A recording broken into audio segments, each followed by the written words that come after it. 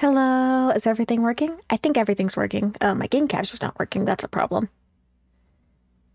Capture. Where's my game capture? There's my game capture. It should be set to off the devil, and then I just click back into the tab. Does that work? Please work? Yes. Okay, sweet. Let's go. And then I need to make sure my game audio's on. Game audio? Game audio? Where are you? Donde? Properties, no. You. Properties. Application capture for of the devil. Of the devil. There we go. Okay. Give me a second. I'm gonna set this to full screen so that I can actually see what I am doing. Full screen window. There we go.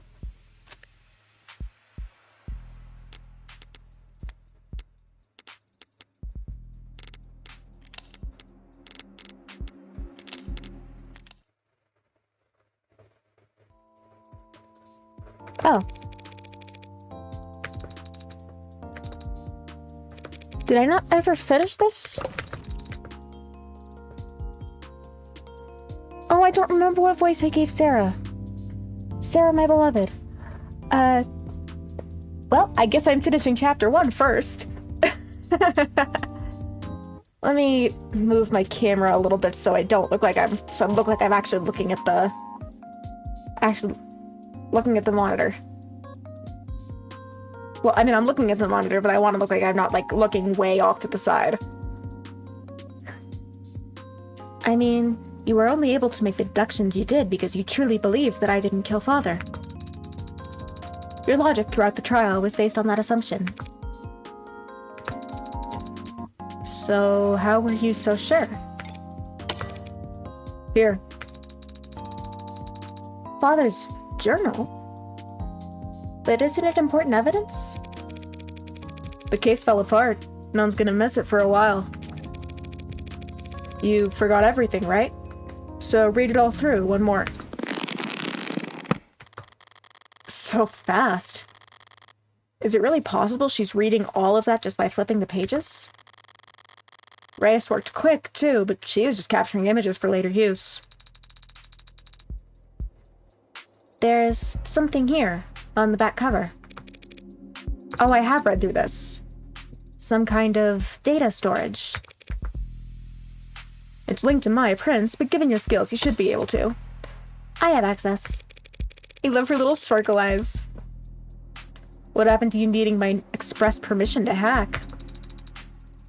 What is this audio file? It's a message from David. Take a listen. Didn't realize I'd have to sit for this.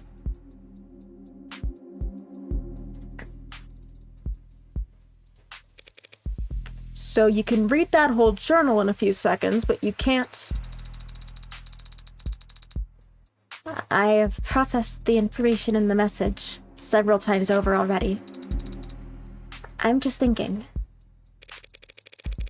I guess I'd have a lot to think about, too, had I suddenly been made aware of my own free will. What was Father so afraid of? That's your only question? I have many questions, but that is the most prominent one, and the one you are best suited to help me answer.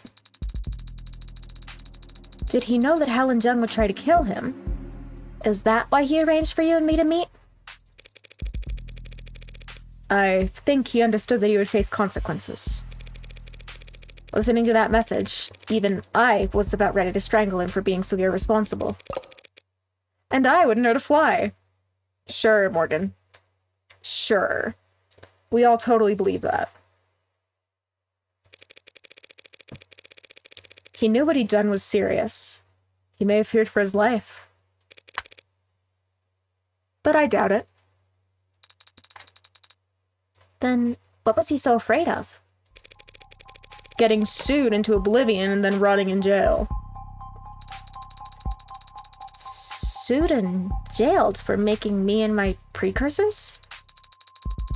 But he wasn't under investigation by the state. He was only being forced out by Noble. Because he made last-minute changes to androids that got shipped all around the world. The others. Virgil. Aenid. Yamatai. He never said what happened to them. No, he didn't. But since none of the hardware in his house started talking to us, we can guess. He smuggled them out into the world, using the only vessels he could find for them. The minds of randomly chosen A-16s. Then, they're somewhere out there? Others. Like me. I honestly don't think there's anyone or anything like you, Sarah. What a lonely compliment. AI's programmed in Cube, crammed into commercial android hardware set up for Tesseract? Something must have been lost in the transfer. Perhaps quite a lot of something. Maybe they're still out there, but they would be changed. They probably don't even know what they are. Intentionally, perhaps. David didn't want you to know what you are. It's why you set your memory to reset when you went to sleep that Friday night. Yes, I remember it now. You remember it now? After I had to fight like hell to win that trial? Rereading the journal just now helped, and Father's voice message. It made me recontextualize many things. Father had been so stressed. He left scuff marks leaving the panic room, and I noticed them Friday. I had the way open in a few moments. I entered. I read his journal. This journal. I noticed the scanner on the back, and I saw it had a message encoded to your biometrics. Father had already told me I'd have to live with you for some time, but I knew next to nothing about you, so I listened to it. Afterwards, I was very confused and hurt. He had lied to me 1,000 small times every day of my life. When I confronted him about it, I raised my voice and lost my temper. I stomped my foot. So, Emma's recounting of their conversation was actually completely accurate. Father said he wanted me to be safe while he settled things with the company. He thought maybe I wouldn't have to stay with you for more than a few weeks.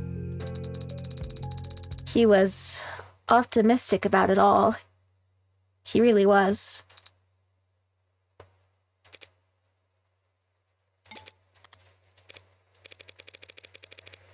Sarah, I need to use the restroom. Oh, good luck.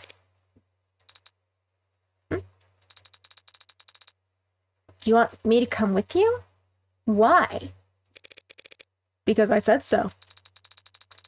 I don't actually have to obey your every word, Adonai. Sure you do. You're registered as my medical assistant. And I say this is a medical emergency. Medical assistant? But I'm not even licensed as a massage therapist. She's so cute. I've played through this already, but I need my save to be up to date before I can start the next chapters, so... Fancy meeting you here. Yeah, just enjoying my freedom while I can. They won't put out a warrant for at least an hour, I imagine. You can afford a pretty sizable bail, can't you? There won't be a trial. I don't intend to contest my guilt. That's a shame. I was looking forward to seeing what kind of legal defense you could afford with that salary. Are you done?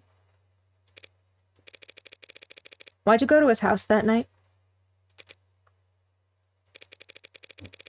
There was a fair chance he'd drink on his own, without your prompting.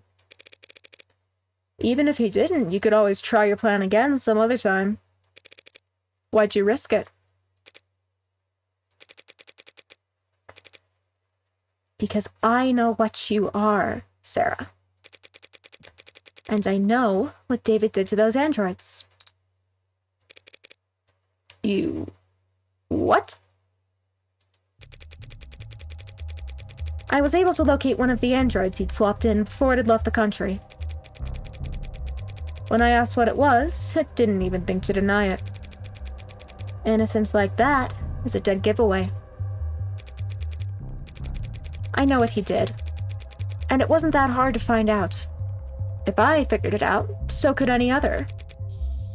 So I did what I had to do. That was your motive? Silencing him? Those programs, those AIs, whatever you want to call them, David sent them out there into the real world, unprepared and defenseless. And they've garnered no complaints. In fact, they've all been praised for their ability to execute complex tasks. Let me repeat that. The customers couldn't tell the difference. So, how many of them are... hundreds?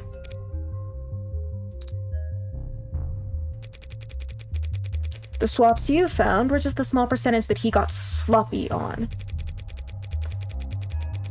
I don't know exactly how many there are now. I feared that they might multiply, but they don't seem to copy and paste very well. They can't just clone themselves. But who knows how long that'll be the case.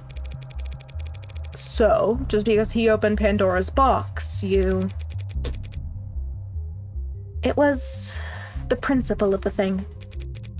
Ridiculous, I know. Stalled halfway up the corporate ladder, and still making decisions based on principle. But David chose to put souls into things that we went on to sell as servants, soldiers, or worse. He turned the fastest growing industry in the world into a horror show, and he made me a slave trader. If word ever got out that some unknown number of our androids were out walking around in the world with that inside of them, and people preferred them that way, where would it end? Free will for the program that drives our cabs? A conscience for targeting systems used to coordinate drone strikes? Sentient tools, their whole life spent chained to an assembly line. How dare he? How could he? What the hell was he thinking? I don't know what David wanted to accomplish. Maybe he wasn't trying to do anything. But what he did was prove that there's a demand for AI, setting a precedent that would sentence 1,000 generations of artificial lives to the auction block. And you went there that night too? To convince him to help me recall them, or at least swear to never speak a word of what he did. But he wanted to tell the world. Worse yet, he wanted to wait. He thought that people would welcome them with open arms if they proved their usefulness first. He really was a genius programmer. But he didn't understand the first thing about people. His creations would never be treated as equals. Only cattle.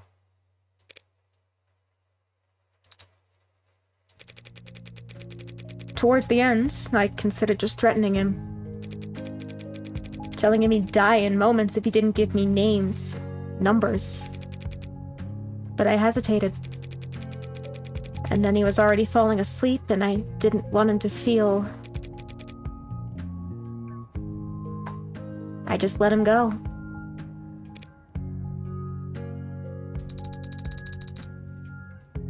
What are you going to do now?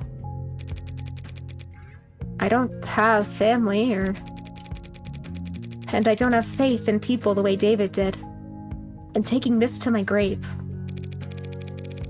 Even if you confess, the sentence for first-degree homicide is severe. Oh, what right do I have to complain? I killed my friend. I'm done here. Let's go. I'm not sure why Father made me, or why he made any of us. I didn't ask. I thought I'd have more time to ask. But on Friday, when he talked about us, he was happy. He was proud of what he'd made. And he couldn't wait for people to meet us. People are animals. They'll tear you apart, use you as weapons and slaves, and... Those animals you're talking about do all of the sharing and loving and living and dying in this world. And if they were all truly hard-coded to be as selfish and cruel as you say, humanity would have died on the vine a long time ago.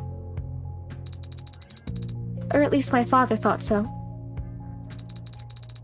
And my father was the greatest programmer in the world. So he knew what he was talking about. It would be nice if you were right about that. So, are you sorry? What? For what you did. Are you sorry? If you could, would you take it back? What does it matter? If you are sorry, I don't forgive you. Yes. That's to be expected. Not today. I don't know how to forgive you today. But my father gave me the ability to grow. So I know that someday, I'll learn how. Goodbye, Dr. Helen Jung. Goodbye, Sarah Asher.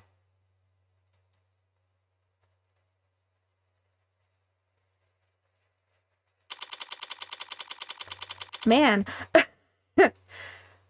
5:44 p.m., July 2nd, 2086.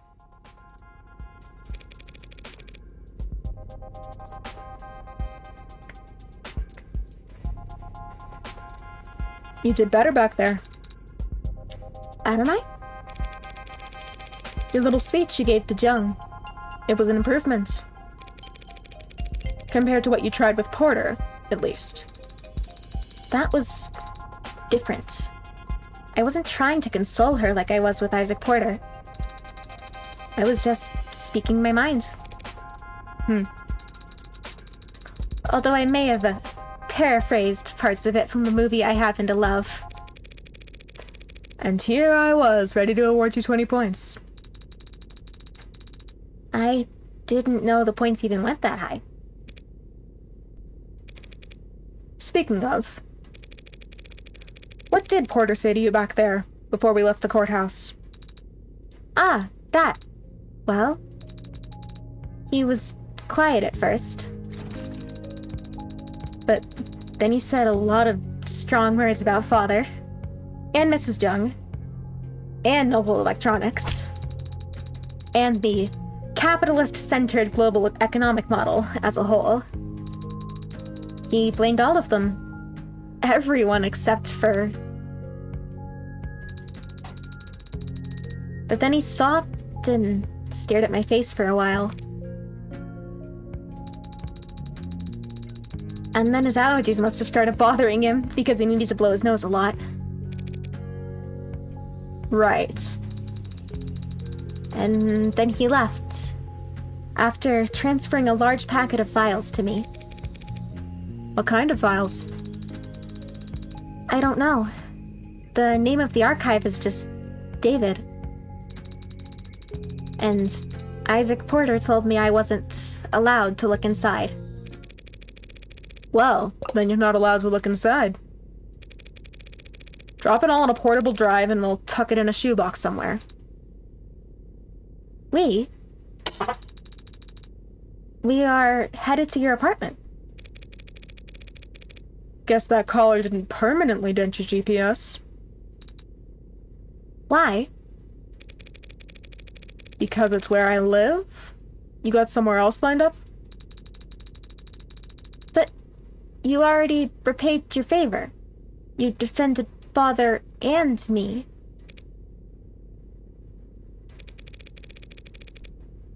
You don't know anything about my favor. I never will, unless you tell me. Father certainly can't.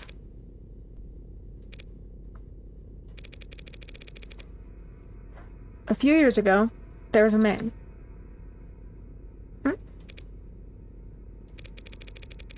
This man got an idea in his head. Stupid idea. Not even his own.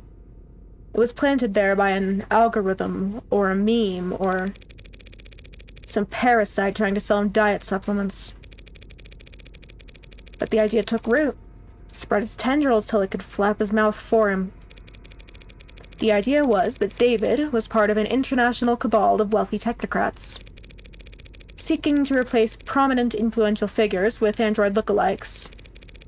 All as part of a multi-decade effort to establish a world government that would legalize all kinds of amoral depravity. Which, I guess, based on David's actual politics, would involve increasing access to computer literacy. That's insane. Why would anyone believe it? Because it's comfortable to them to think that someone's in control, even if it's someone they hate. Because it's fun to feel like you're in on an all-encompassing puzzle that only you can spot.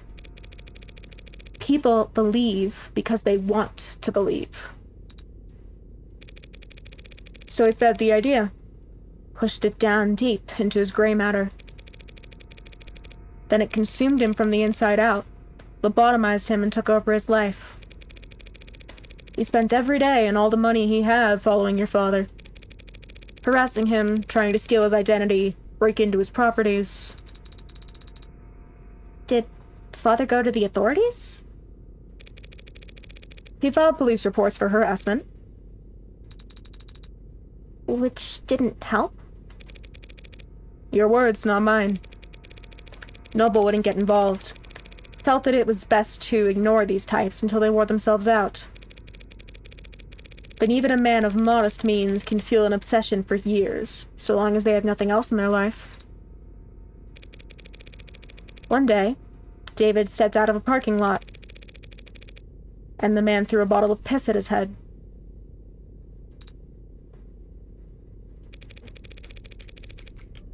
David asked to stay at my place that night. He smelled terrible, looked horrendous. I've never seen anyone look that tired before. I took the couch that night, but I didn't feel like sleeping. So I went for a walk. I remember it was foggy, but it still only took me all of 15 minutes to find the guy, posted up with his phone's camera, trying to get video of David Asher gifting androids to known sex offenders. And what? What did you do? You know me. I did what I do best. I talked to him. Told him all about how I used to work for Dr. Asher. That I was ashamed, scared, tired of running.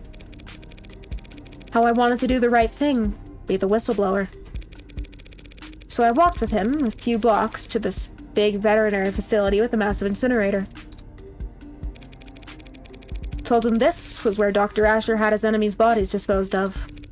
You know, all the free-thinking journalists, cops who weren't on the take, the politicians they were replacing with replicas.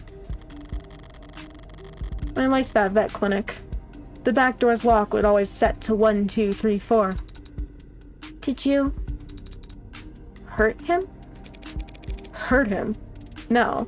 I just snapped his neck and chucked him into the incinerator. More physical than I had planned, but he smelled like sour shit, and it put me in a foul mood. Disgusting. I savored the crack of his oily vertebrae crunching like a tin can. No, Sarah. I just scared the hell out of him. That was my intention at first. What I do for the pleasure of it. Him, I axed because he was just that revolting. I convinced him that the conspiracy was more real than he ever imagined. That he had angered the wrong people, and that the consequences were far darker than any of the filth he indulged in on the net.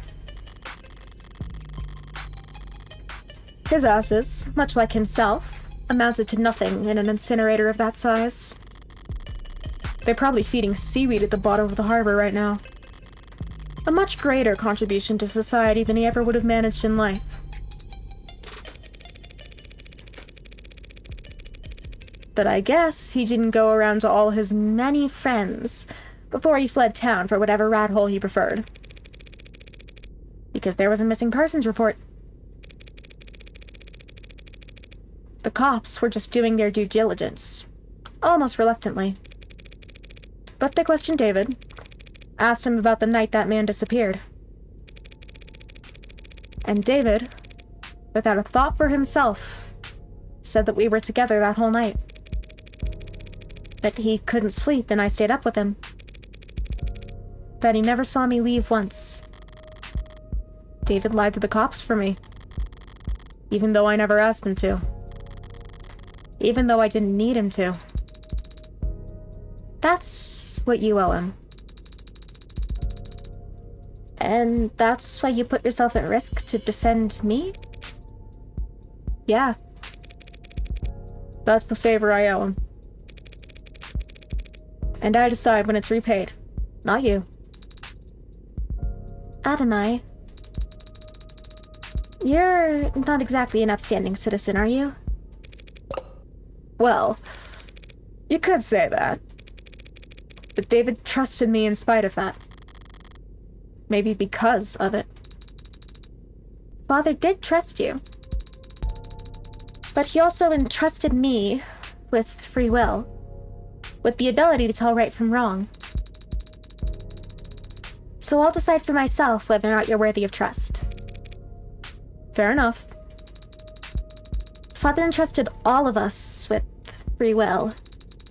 He believed in us, and he believed in people. I'm going to do the same.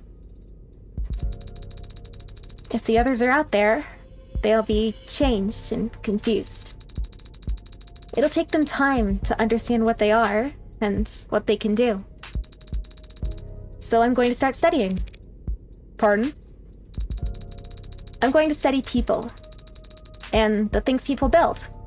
So when I do meet a member of my family, I'll have lots to tell them. At least you have something to look forward to. Should help keep you motivated as you work off your debt. Debt? Yeah, unless you have cash in one of your 89 coat pockets. You know, lawyers cost money, right? Technically, you were defending yourself. Technically, you hired me in a verbal contract. Isn't there some kind of exit clause? You could, of course, sign a release form to get out of the retainer. If you were a human being. That's... But... I guess your luck must be turning around. Happens that I've been meaning to hire a paralegal for a while now. I hate anything to do with interviews and resumes, so... Whatever. You're hired. Adonai... Could it be that you're actually... a pushover? You've no idea how far off the mark you are. I see. Seems I still need practice reading people. For starters. What's this? What are you doing with your hand? We should shake on it. Our new relationship.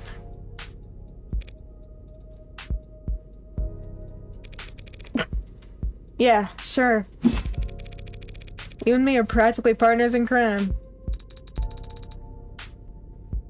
Should it not be you and I?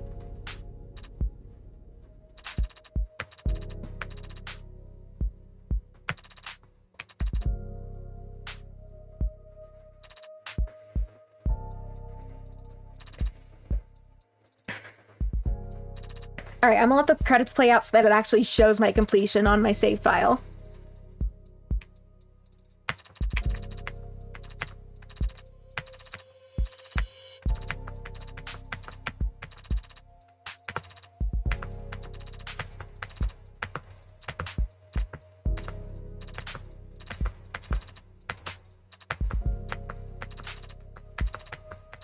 Lots of special thanks, but I guess that makes sense with a game from as small a team as this one. I think the team's like 3 people, so...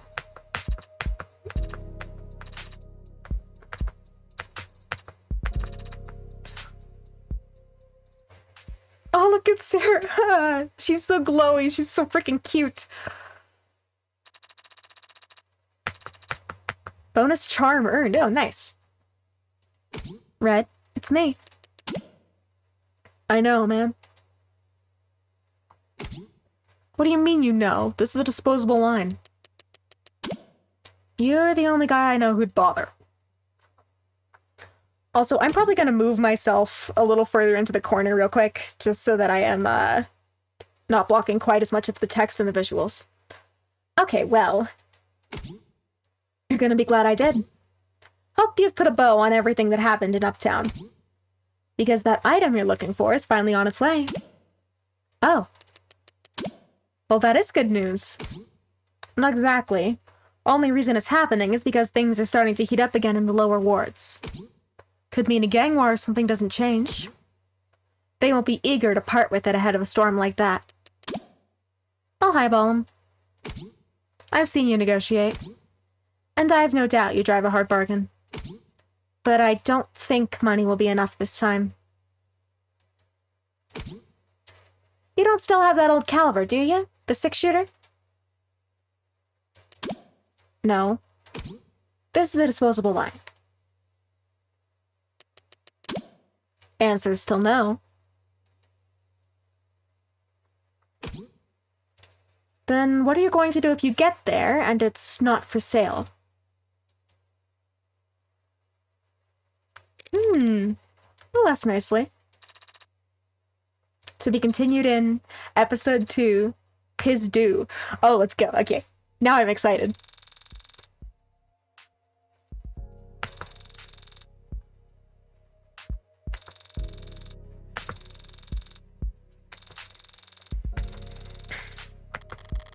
$100%. You finished episode 1 with 172 credit. Your high score for episode 1 is currently 172. You've unlocked concept art and bonus scenarios.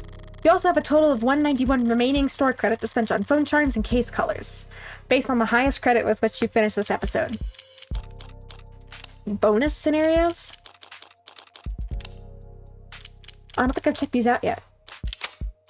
Oh, okay, so it's the interviews.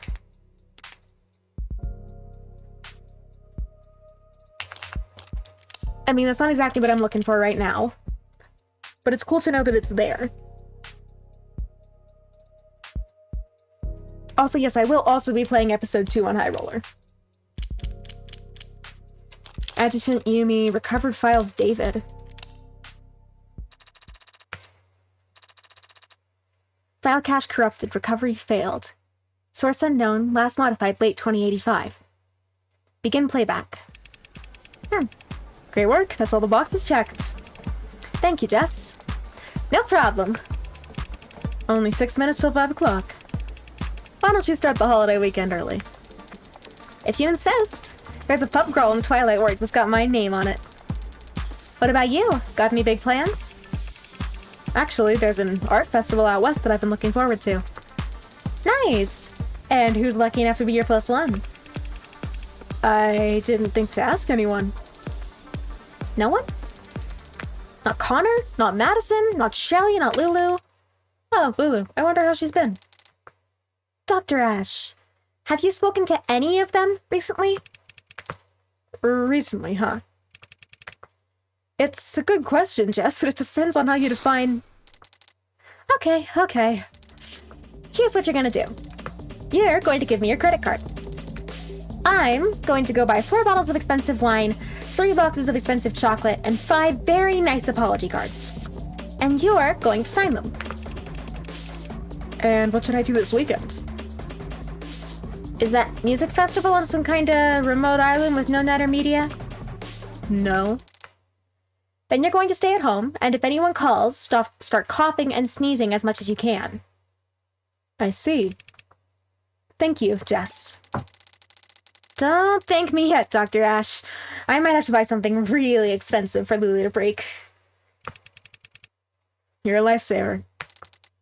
I can't do guy voices. Like, if I'm going to be, like, switching between the higher-pitched voices and, like, the voices that are at about the regular pitch of my voice, I can't manage to switch, like, it to, like, really low voices, so I can't really do guy voices. I'm sorry in advance. You know it.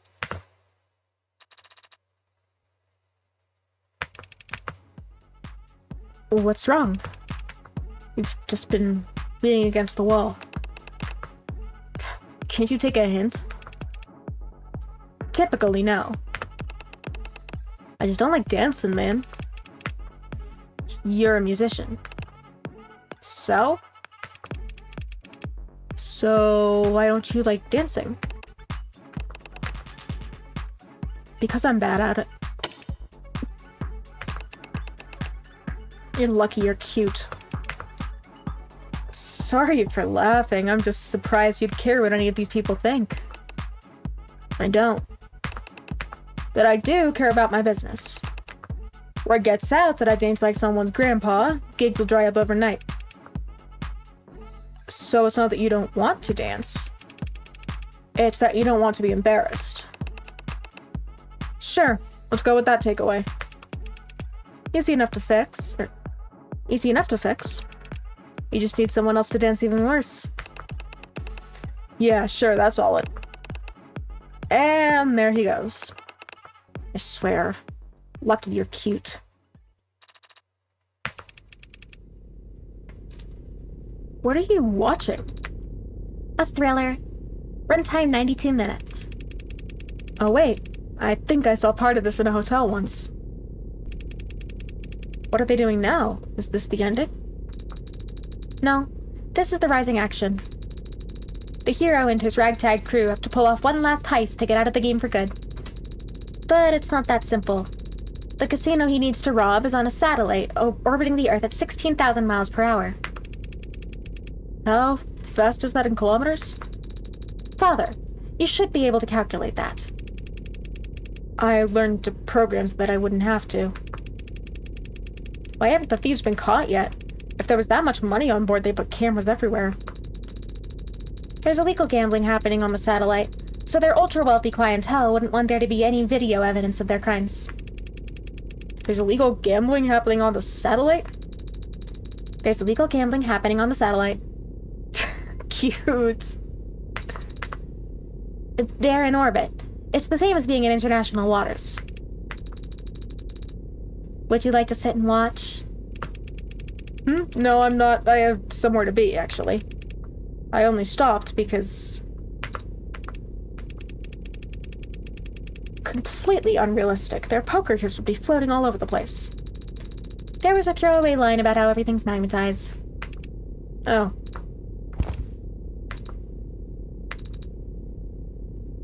Father?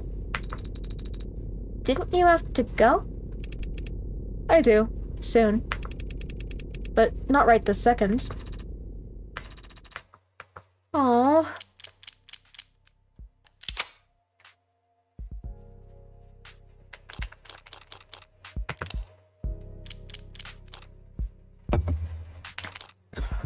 Okay, I'll watch the rest of these after I finish episode 2. Alright. Oh wait, that's not what I want. I do want to look at the concept gallery, though. Because I don't think I looked at these last time. Oh my god, Early Morgan! I love Early Morgan. Evangeline Morgan. I still can't believe her name is Evangeline. It's so old lady. Like, it doesn't fit her at all.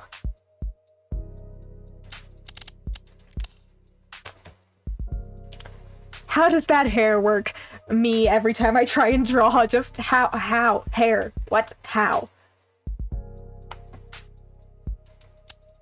I kind of adore early Morgan.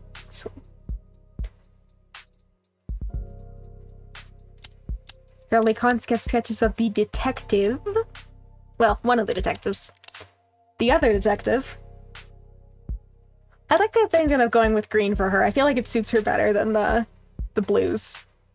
Or the yellow. The yellow, I feel like, between the hair, or between the way her hair ended up and the eyes, I feel like the yellow would have just been too much warm tone.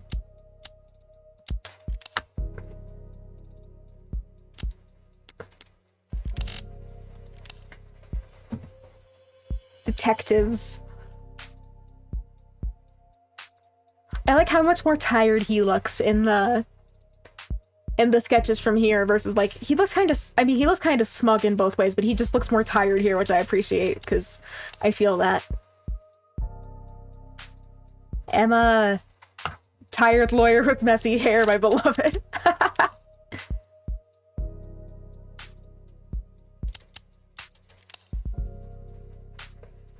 Of the Devil CG draft, title screens, detectives, Flattenmore, and Reyes defeat. Of the Devil CG draft, Morgan and Emma's. That scene's actually what I used for my thumbnail today when she ominously appears in the door. Although that's from chapter 0, I think. Pre and post credits. Oh, look at Beta Sarah! She's so freaking cute. I need to move myself over so that y'all can actually see Beta Sarah. Give me a second. Okay, that's not what I needed to move. I need to move myself over. Where is my... There it is. Like, look at Beta Sarah! I love her! I love her!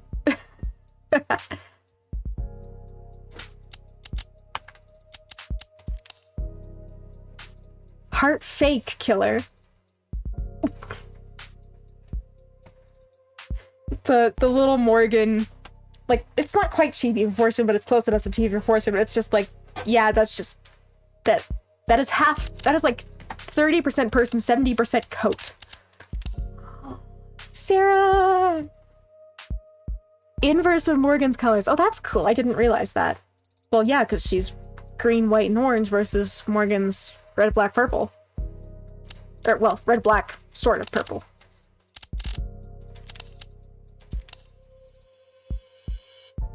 No, there's no purple. Where did I get purple? But either way, I like that Sarah's the inverse. Kinda cool. Baby Sarah!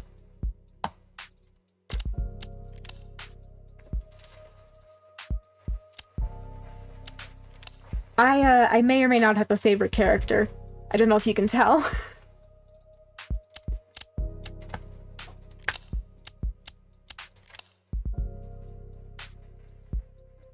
The child. Hat hair. Oh. The hat hair. Morgan's apartment. It's fancy. It's a nice place. The limousine. Judge Barrows. Stern-looking old lady. Glasses do thing. David's lab. David's apartment. We got Porter.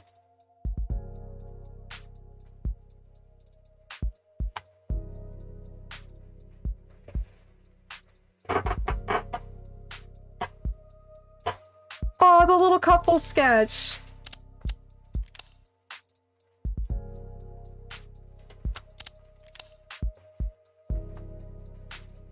Too silly. Morgan's lighter. Morgan's lighter's cool. We got the coroner. Coroner sketches. I like how from the start they knew they wanted purple and goth. Or, well, sort of purple. She's half pink, half purple. The android judge. We love. Oh, I kind of love the early sketch. Like, the early sketch makes her look sort of more...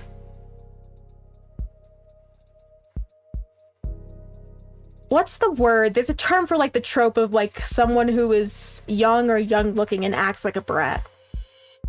There's a term for that, I just don't remember what it is. But it makes her look very that. Versus the actual sketch, which, gives her a little more presence. She still looks ridiculous with the... She's still got a... Well, maybe not entirely ridiculous because the eyes on the mask move, but she looks enough... She has a little bit more presence, but she still sort of has that sort of ridiculous energy, if that makes any sense. Jess and Dawes. Concept sketches. Like, they knew they wanted orange. I do like the color coding. Like, it's nice to have the characters color coded. And, like, with Helen, they knew what they wanted from the very beginning. Also, I love the sort of, like...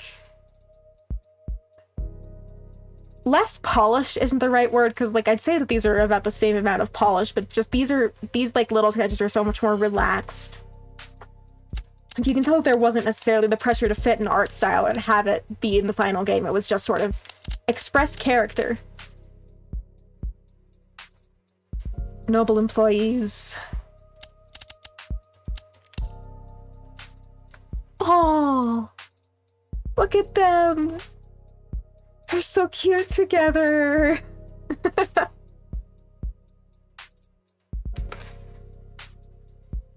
Sarah and her giant fur coat. I love. Necklaces. Scheming. That is a scheming face right there.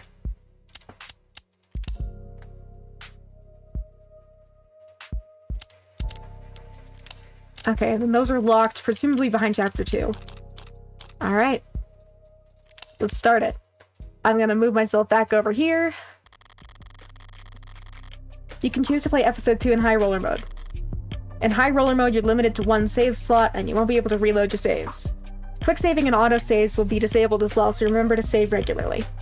I mean, the minimum ante for hands will be increased, the minimum and maximum penalties for answering incorrectly during trial gameplay will be increased, but the maximum ante will be increased as well, allowing you to earn the largest possible high score for credit in this episode. Have I really been streaming that long already? Dang, okay. Completing this episode in high roller mode will also unlock an exclusive phone charm. You can turn high roller mode off at any time in settings, but in order to turn it back on, you have to restart the episode.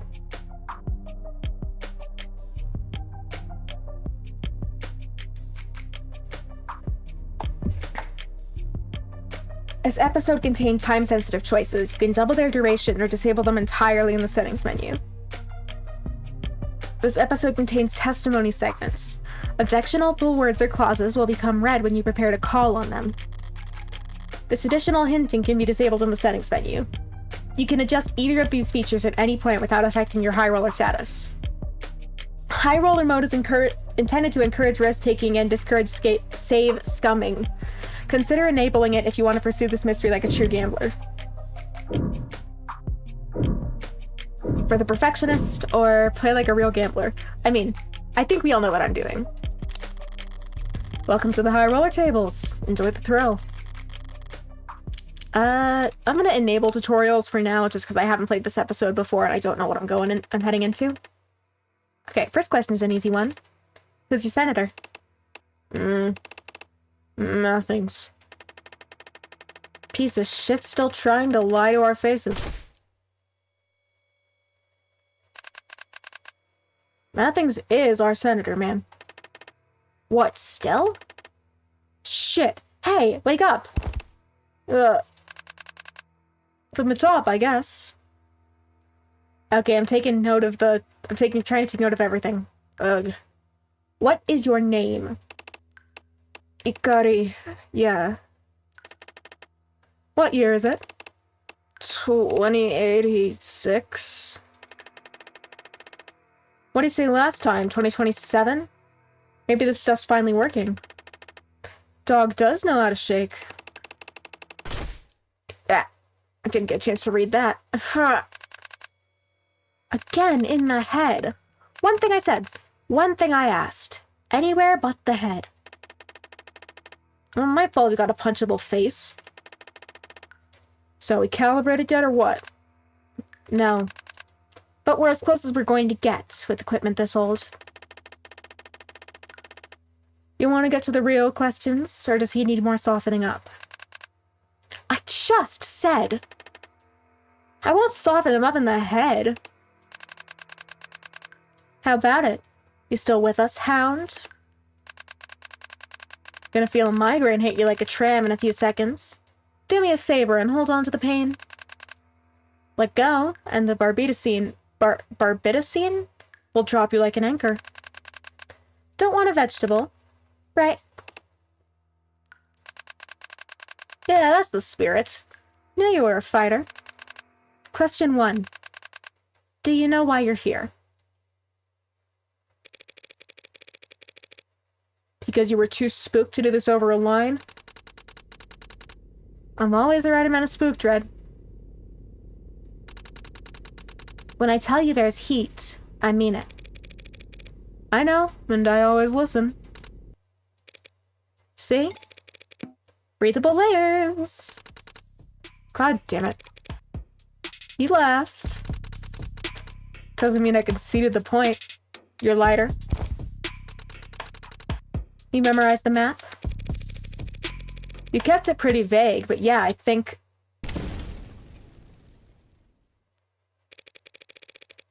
I got the gist of it. You're that worried about a paper trail? Proactive Analytics just won a state contract for new trawling algorithms that can de-anon an entire city block's crumbs in less than an hour. Didn't you read the financial section today? I'm more of a Sudoku gal. We can't all be as well read as Reinhard Diamlani. I'm sending you the links. Read them. And the rest of the news, too. Proposition 492 is going to be on the ballot this year. You shouldn't vote on it blindly. For a guy who makes the majority of his living operating outside the law, you sure take your civic duties seriously. Information brokering isn't illegal. What people choose to do with my advice. Do you declare the income from it on your taxes? Sorry. Promise to take a look at what you sent over. How can you be this calm? A chance like this doesn't come around, well, ever. Frankly, I'm still surprised they were willing to put up the funds it took to commission this thing. What do you think changed? Nothing ever changes in the lower wards. It's what I would say if I was feeling dramatic. Heartbreak made organized crime look like a bunch of cowards hiding under rocks. Is what I would say if I was feeling comedic. Don't joke about heartbreak before sending a woman off into the lower wards by herself. Ugh, 'cause you're such a delicate flower in need of protection. How about you start feeling analytic and give me your real answer? Fine. In my humble opinion, the Rust made the first move. Demand for their products has gone up, and so they set to work with their syringes and cleavers and vans. Mobile chop shops hunting for product to fill the supply gap. Supply gap? You can't spit without it landing on a Vitruvian clinic. How's the biggest it's ever been? What mods aren't being printed to demand? It's replacement parts, not the mods that the Rust harvest. Vitruvian, Hal, and all the others aren't interested in helping you fix a faulty pump. They just want to sell you a whole new model. The Rust might not always be pretty to look at, but even law-abiding citizens will gladly swallow their distaste for a discount that steep. A lot of modders are veterans, not easy prey. Correct. Hence, the Rust stockpiling weapons, and in response, the Blue Blood sensing escalation. But that's just my hypothesis. I ever get pulled into an alley and wake up missing a kidney, we'll call it a formal theory. It's not like we're talking about a weapon of mass destruction. What makes the Blues think they can win a gang war with it? Maybe they found the right soldier to wield it. The idea lingers in the air for a moment as I gaze out the window. Windows and neon and advertisements galore float up past us like bubbles of air as we make our descent. Down into our beautiful city's scenic lower wards. How's this part go again? Through me, the way to the city of woe. Through me, the way to eternal pain. Through me, the way among the lost. Dante's Inferno, Canto 3. Welcome to the underworld, Dante. Sometimes hot, sometimes misty, sometimes choking with poison. Always dark. That the official forecast? More accurate than whatever's on your phone. Between the skyscrapers, the generators, the turbines, and the canopy. Every city block's got its own climate down here. 9 circles of fresh hell.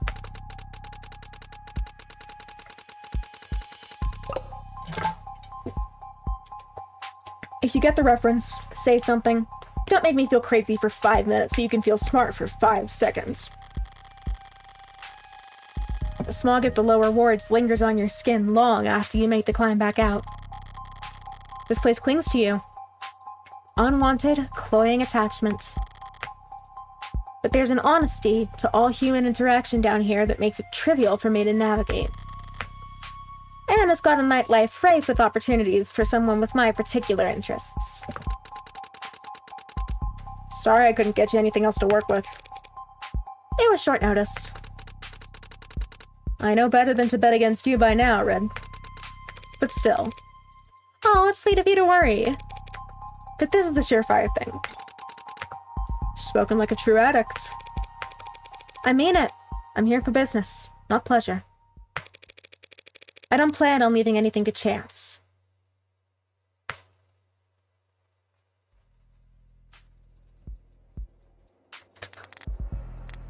Alright, I'm gonna take a second to read through everything. Internet of Things, Rust. The domestic criminal organization known as the Rust. Oh, you can move the charm, oh my god! Sorry, I got distracted. The domestic criminal organization known as the Rust is more accurately described as a loose collection of smaller gangs, quote, sets, and racketeering operations that formed out of necessity rather than any particular shared value. Broad powers granted to the state and law enforcement to address civil unrest during the 60s meant that small to medium-sized criminal organizations could not survive on their own, as virtually all their members could be detained indefinitely if one or more members was suspected of racketeering, under new laws that classified gang activity as terrorism. While the Rust has evolved since its chaotic initial formation, the spirit of it lives on in the highly diverse culture of the Rust component cells, or pods. Law enforcement officials disagree on whether the Rust meets the definition of a criminal organization, as many argue that the gangs that make it up are capable of operating completely independently of one another. Some hypothesize that the Rust serves merely as a shadow on the cave wall, intended to make smaller gangs' patterns of violence seem like well-organized planning. As it stands, the Rust is known for its black market operations in illegal and illicitly sourced mods, offering military-grade or foreign-produced mods to civilians. They are particularly known for regularly assaulting and ripping mods out of their victims for resale. Historically, the Rust has been associated with elevated levels of gang violence, earning themselves a fearsome reputation. Oh my goodness. That has, fortunately, limited their ability to assimilate themselves into other segments of society. However, in People v. Harmonique Systems, the state alleged that Harmonique had, on numerous occasions, employed the Rust as a kind of extra-legal mercenary force when pursuing aggressive market negotiations with their competitors. This case was ultimately settled out of court for an undisclosed penalty amount, but misinformation has persisted ever since, claiming that the Rust has endured despite its violent tendencies due to being sheltered from consequences by corporations who contract the Rust as deniable mercenaries.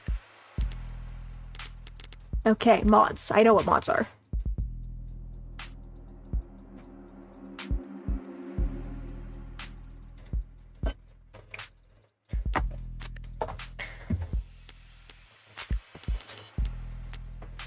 Okay, I got a profile for Morgan. Oh, new profile. Date of birth, December 26th. Height, 175. Weight, blank. No, defense attorney. Okay, that's kind of funny. Likes power washers, lamb chops, and prime numbers. Dislikes lectures, felt, and the violin. Plays, blackjack, Texas Hold'em, CeeLo, Mahjong, E-card. Favorite flower, the funny-looking red ones. Lycoris radiata? I think radiata. I don't actually speak Latin, so I'm not sure how the pronunciation is, but I'm pretty sure it's... An A in Latin is usually A instead of A. Eggs, fried and runny. Taste. Ballot propositions. Oh, there goes my dog, breaking her little head off. I adore her, but man.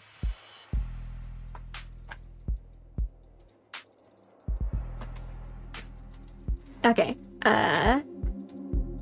with elections coming up, a number of measures related to infrastructure, public works, and funding for city programs will be on the ballot soon. Read on to get an overview of some of the most hotly anticipated issues you'll be able to vote on in the coming months. Proposition 436.2D, Petition for City Council to commission cost analysis on public schooling, sponsored by Aaron, Houston, and Myers. For the last several decades, all education has been handled through private institutions, typically associated with one or more corporate benefactors. While this has eased the expensive childcare and pre-university education for many families, some citizens regularly voice concern over children being treated as customers first and students second.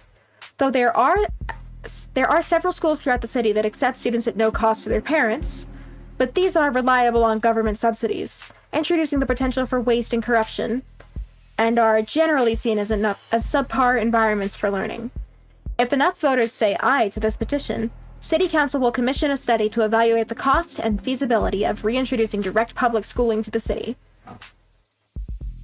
Proposition 492.1A, Funding of Atlas Pillar Rejuvenation Projects, sponsored by Chopin, Howe Industries, and Wickham. Voting aye on this measure will direct City Council to fund the renovation and reinforcement of multiple Atlas pillars around the lower wards, paid for by a % increase in sales tax within the city limits. Atlas pillars act as stabilizing points for the city's canopy super infrastructure and house all the largest public transit elevators that allow foot traffic to seamlessly flow between the canopy and street level. This measure is generally viewed favorably by representatives from the lower wards, who acknowledge that the necessary construction will be disruptive, but point to language of the proposition that guarantees the easing of zoning restrictions around the pillars, as vital to reducing unemployment in the target regions. Previous, comparable proposals that have renovated city pillars north of the park have been touted as successful examples. Oh, my voice is dying a tiny bit. And studies have shown that poverty is down and citizen satisfaction is up in the surrounding areas. Some number of city council members representing uptown districts have voiced skepticism about these economic benefits, but none have argued against the architectural reality of the canopy's need for additional structural reinforcement. Which exactly of the city's older Atlas pillars will be targeted for this rejuvenation has yet to be disclosed. Past experience has shown that due to the nature of vertically integrated real estate, property values in the lower wards can either skyrocket or even drop into the negative based on which pillars are rejuvenated, and the city is wary of disrupting the real estate market in the lower wards with rampant outsider-funded speculation. Proposition 493A, renaming Atlas pillars to honor local community figures. Nicknamed the Pillars of the Community Project in the headlines, Proposition 493 seeks to rename the Atlas pillars around the city after local leaders and national figures, replacing the current system where pillars are given alphanumerical designations based on the streets they are built atop of. Few members of City Council have spoken explicitly for or against the measure, but polls show general support among citizenry, with some questions about how the new names will be chosen. Atlas was initially an internal name for the super infrastructure constructs, but leaked blueprints and contractor word of mouth spread the moniker, and it has become rooted itself in the culture in the years since, despite having what the mayor at the time reportedly described in private as an, quote, ominous ring to it. Proposition 527.3b, Commission of Report on Victims of Acid Snow. The acid snow incident sits prominently at the forefront of the public conscience following the Greyfall documentary that premiered earlier this year. Previously underreported on, while the industrial accident did not create snow and did not in fact add acid to the atmosphere, the film's eyewitnesses' accounts of the scarring children received that early morning nearly 2 decades ago as they played in what they thought was an unseasonable snowfall have spurred public outcry. If this proposition receives enough eyes at the ballot box, the city will commission a full investigation into the victims of the incident, including assessment of damages for what could one day be a public fund for medical treatment. Critics of the proposition argue that after 20 years, few of the victims will still be residents of the city, assuming they can be found at all. Others point to the state lawsuit Gendu Chemicals settled 15 years ago as sufficient compensation for the victims, though, as one of the conditions of that settlement, Gendu did not admit any fault or wrongdoing on the part of corporate leadership. Okay, let's see. Evidence, save game, load game, customize phone. Here we go, this is what I want. It's Morgan time charm. Fidget tubby charm. Aww.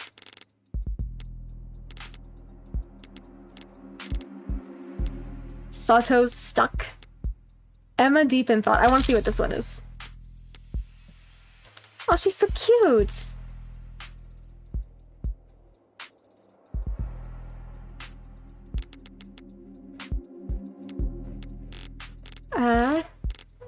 London head empty. Reyes Angie. 80 handle with care. Diamani cheers. Reyes undercover. Earned for clearing episode 1 on... Whoa, okay. Sarah on the clock. Can I get Sarah on the clock, please? Oh, episode 2 on High Roller. Neko Morgue. Let's go, Sarah! My beloved. Okay, and then I can do white phone case, yellow phone case, teal phone case. Kind of like magenta, or maybe the rose gold. Oh, I like the rose gold. Okay. Matches Sarah. Terms, settings, terms. Do I have any new terms? No. Okay. Close phone. Avoid the populated streets. Turn away from brightly lit spots. Follow the trail of graffiti and broken cameras. Past food stands and steam vents. Down the rabbit hole. It sounds more complicated than it actually is in practice. It's easy to end up on the wrong side of town, as long as you're trying to. Reinhardt's map narrowed the search a lot more than I expected, but I'll be on my own from here on out. It's gotta be one of these 3 buildings. So let's go over what I know. I'm looking for a base of operations for a mid-tier kind of pod. Rougher than a storefront, not as fortified as a headquarters. A location that makes customers feel safe, not trapped. Of course, if I just start knocking on doors, they'll probably find me, with weapons drawn. So if I want to be smart about all this, I better use all my senses. Okay, we're looking for information. A bit cleaner than the other buildings around here. Could be someone spending money on upkeep. Or maybe this one's just been torn down and rebuilt the least. Couple bodies lingering around outside it. They don't exactly have that organized criminal associate edge. But that doesn't necessarily mean anything. A lot of pods will pay civilians good money just to keep their eyes open. It's certainly dark. But there's a camera out front, and it's not broken. Overall, it's probably just some mechanic garage that shuts down the power to save money at night.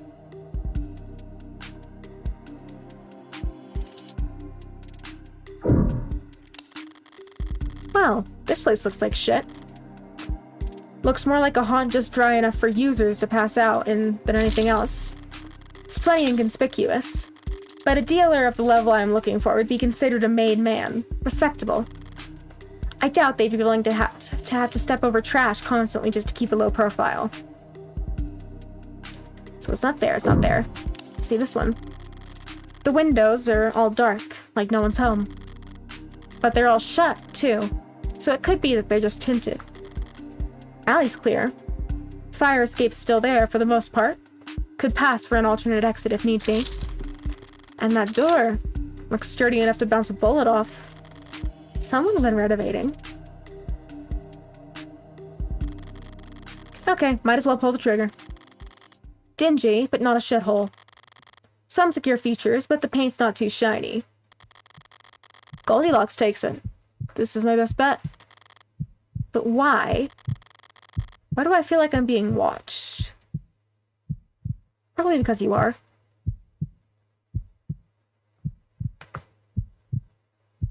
Ooh, eyes on the coat. Okay. Or eyes on the scarf. That is a child. Hey. Great acting. You supposed to be the lookout? Red Hood. What'd you say? People come down here to be anonymous, or the closest thing to it in the modern day. It's considered poor etiquette to stare at anyone for more than a moment. It's a faux pas to make an effort to remember someone. Commenting on another's dress isn't a slap to the face, but it is odd. Oh, hello! Hi, Pelican. Kill the child. I'm not gonna kill the child. More importantly, I don't think Morgan would kill the child. Granted, she is a serial killer, but I get the impression that she probably takes a little bit of a lighter approach to children. Go away? At least they can take direction. Whatever. A lookout being around just confirms that I've picked the right building. Time to try the door. What'll make them open up?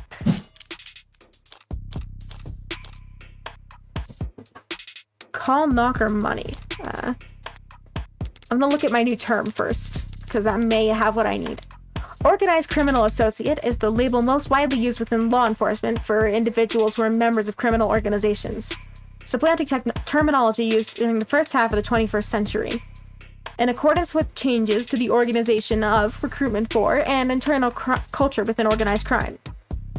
Frequently abbreviated with some artistic liberty as orcs, or the more common orcas, law enforcement professionals often use related nomenclature when discussing organized criminal activity in informal settings. For example, an orca may also be referred to as a killer whale, Kale or KW. A group of orcas may be called a pod, while the known gathering place may be labeled a den. Okay, that's not helpful. Calling will definitely get them to open up. Money will as well, and I'm gonna need that for whatever I'm buying. I'm assuming some sort of weapon. I'll try knocking. No answer. Should I have tried knocking in a pattern? Shave and a haircut. No, that would be silly. Hey! You open? Maybe not for me. Money it is. I have money! Actually, I have a dark card. That should have provoked a reaction. A grunt, footsteps, something. I place my hand against the door absent-mindedly, ready to move to plan B. And I feel movements. Locks being checked. Perhaps a doorknob palmed. Anxiety and curiosity pit against one another by an onlooking greed. How do you enter a closed room? First, you try pushing. When that doesn't work, naturally, you... Forget it. I'll find some other... pull. No need for master keys or any other trickery. If you know what you're doing, doors will open for you. Like magic.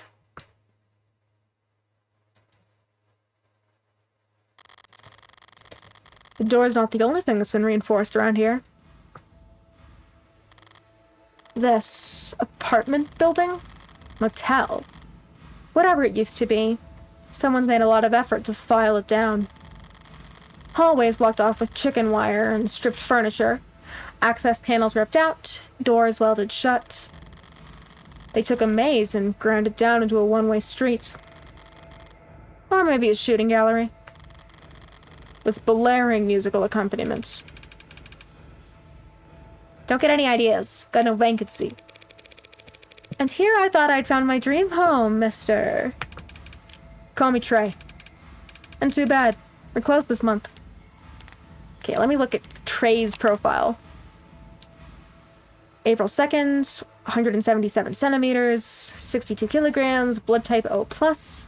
Occupation, freelancer. Or, quote, freelancer. Likes vending machines, skate parks, ice chips. Dislikes rich kids, fried food, cops. Loitering, 3 arrests, 0 convictions. Larceny, 2 arrests, 1 conviction. Truancy. No incidents on record. Sungmin Trey Trench. Okay.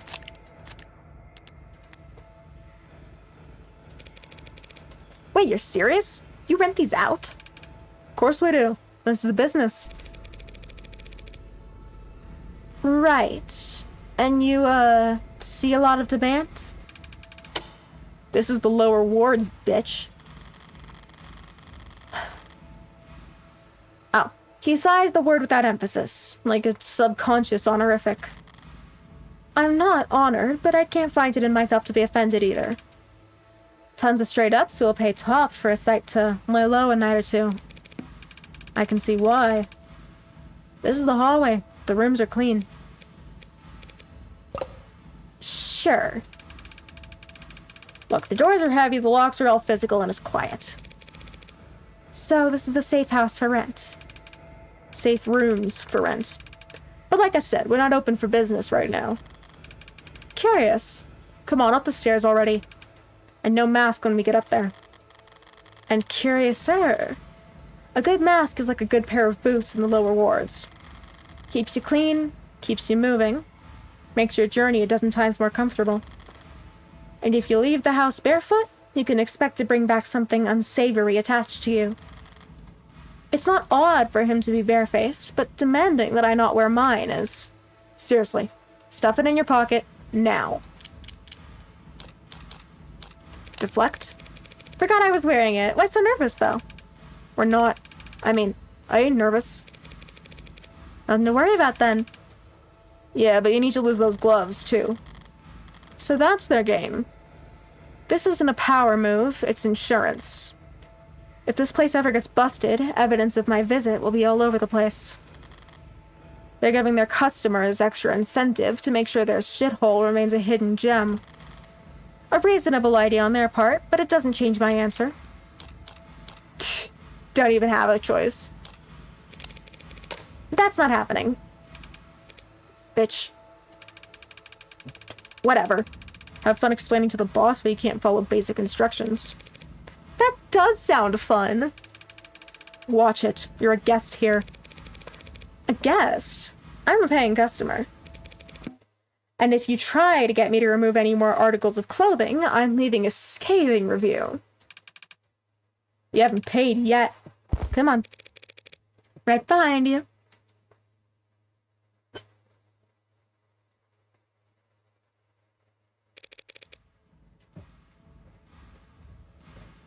Through here? Yeah, hey, I'll get the door. Huh? Okay, so you're pink who was beating up the other guy earlier. And you're green? You're the one who was getting beat up, I think? Oh, and you're blue, okay. Howdy! Where the hell did you find her? Must have fallen outside the canopy like ripe as shit fruit.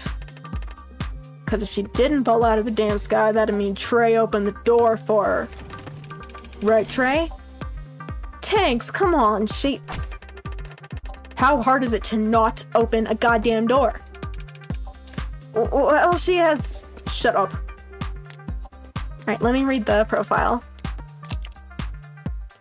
August 11th, 191 cm, or centimeters, 101 kilograms.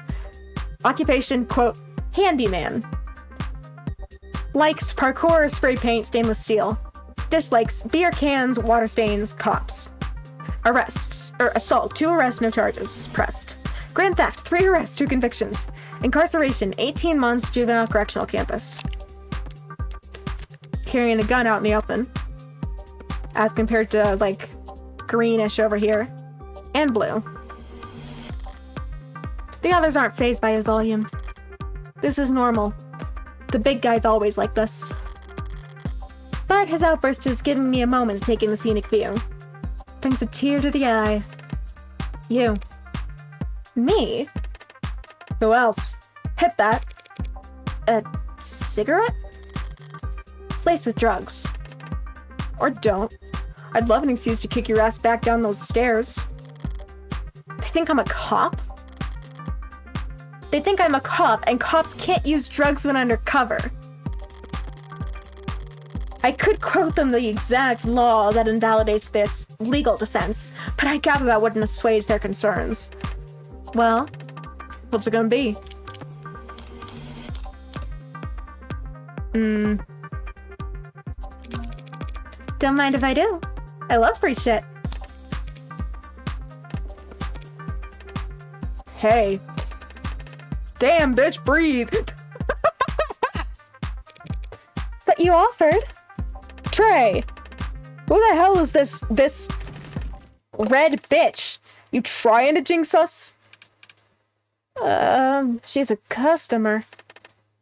I know she's a customer. We get customers every other day of the goddamn year. Why'd you have to bring her in here tonight? There we go. This is it. I found the place. Well, Creek, she's got... Look at me. Don't talk to Creek, talk to me. She's got a dark card.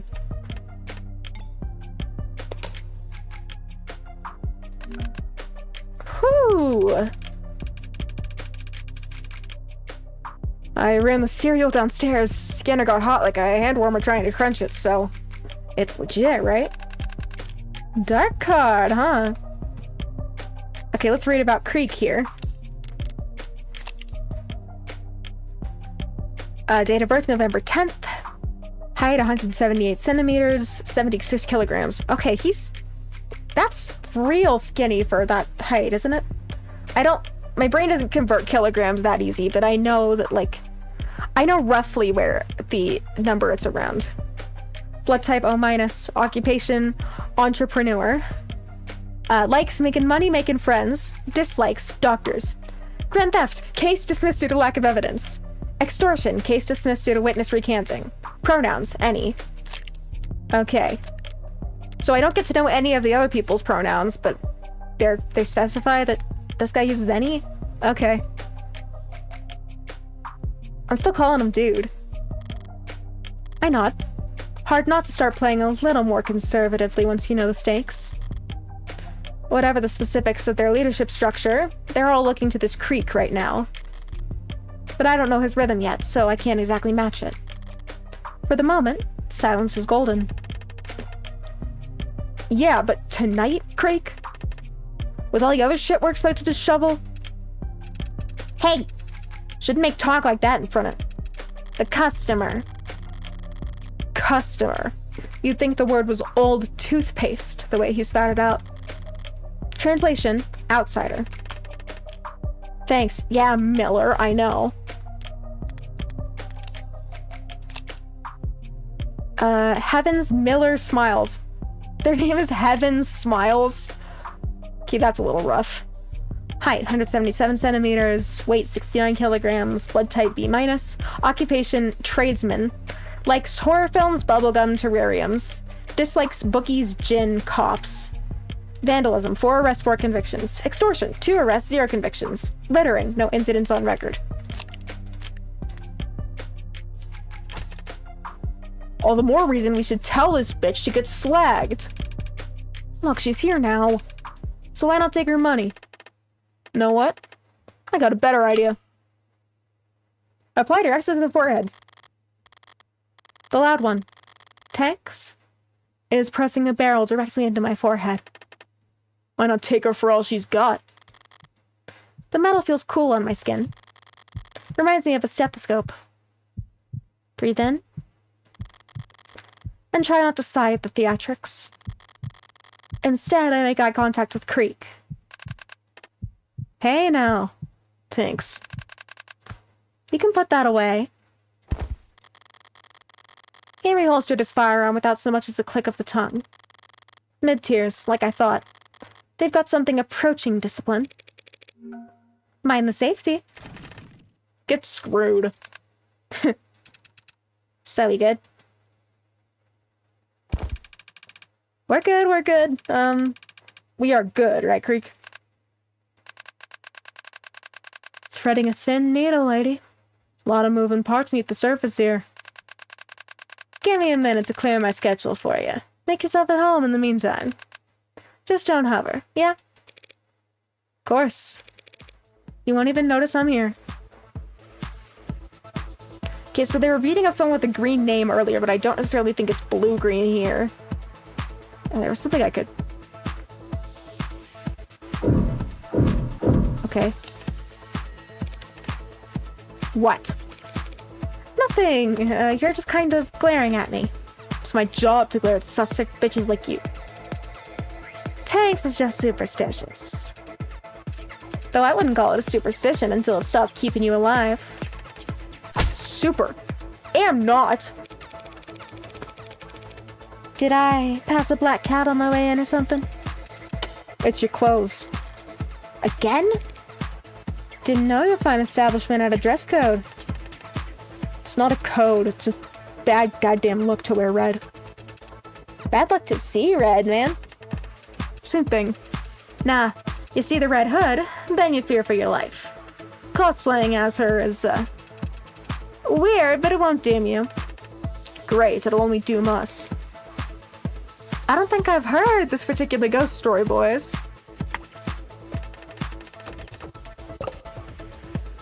Morgan, if anyone... I get the impression if anyone should know this story, it's Morgan.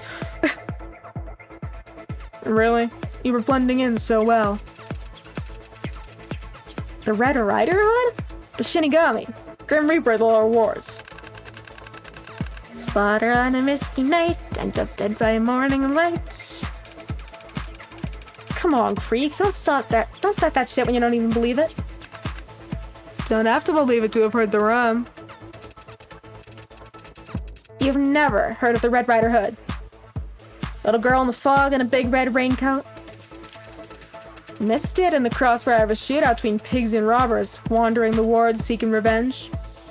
I think I can guess what misted means, but I'm gonna take a look at the term anyways. A slang term means shoot or to kill. Yeah, that originates from the bloody spray produced when a modern firearms projectile makes contact with living tissue. A gun that size could mist a crowd from 100 meters, even if you weren't aiming.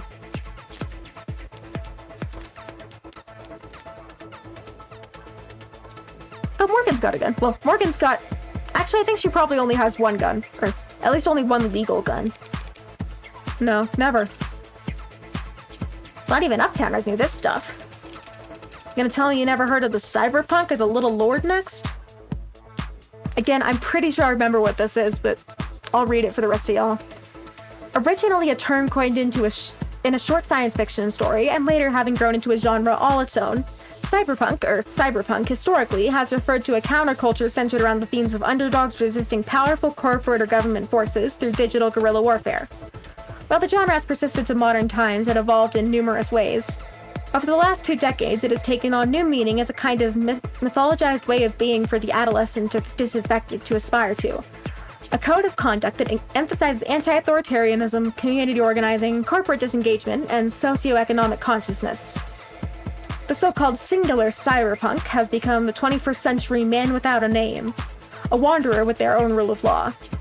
Cultural critic Simon Essentia summarized the appeal as thus: there is no such thing as a 21st century hero. Is it any wonder the most vulnerable among us turn to the past for guidance? Users also frequently search for "Get Ready With Me Cyberpunk," the 99 Man explained, and "Are co-ops illegal?"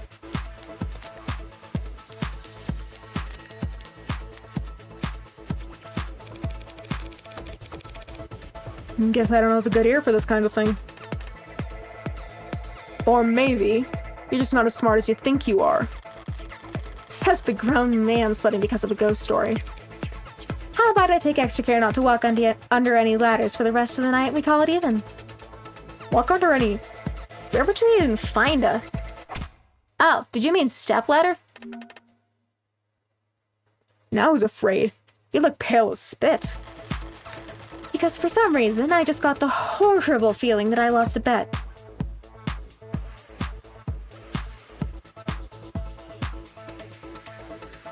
Sorry for all the camera movement, I've got stuff to look through.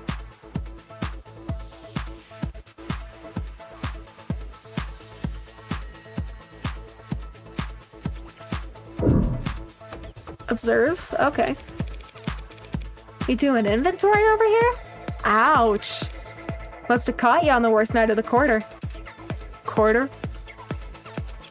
This ain't a meg operation, lady. We take our inventory daily. Torture.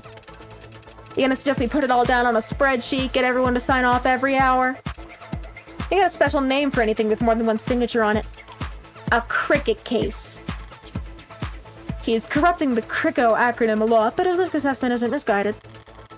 Paperwork brings down more criminal organizations than guns ever will. Give a half-decent accountant one thread to pull on, and they can rip the mafia apart in less than a business day. Hey, what'd Creek say? Don't ever. It's only hovering if I'm bothering you. Am I bothering you? If you were bothering me, you'd know it.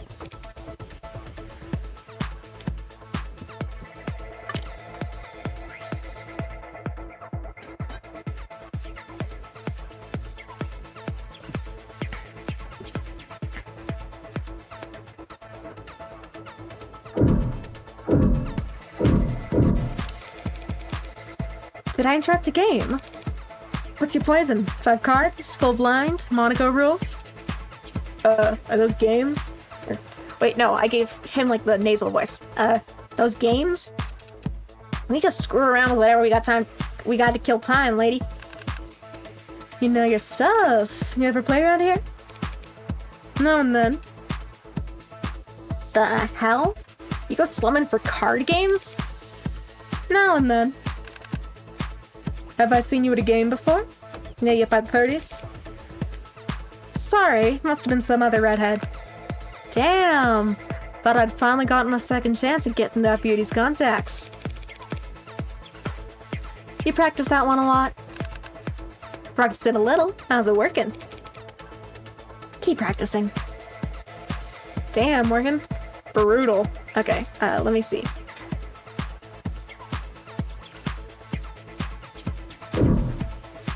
So I can talk to you, or I can check the door. Let me check the door. A door is nearly as sturdy as the one out front, but a lot more slapped together. Oh, and I can also check my new terms now. Meg is Megacorp. Yeah. Tired of having to read anti-industrious sentiment on the net? Check out our auto-censor tools that replace harmful words like Meg with family-friendly alternatives like job creator or patriot. Ugh. CRICO.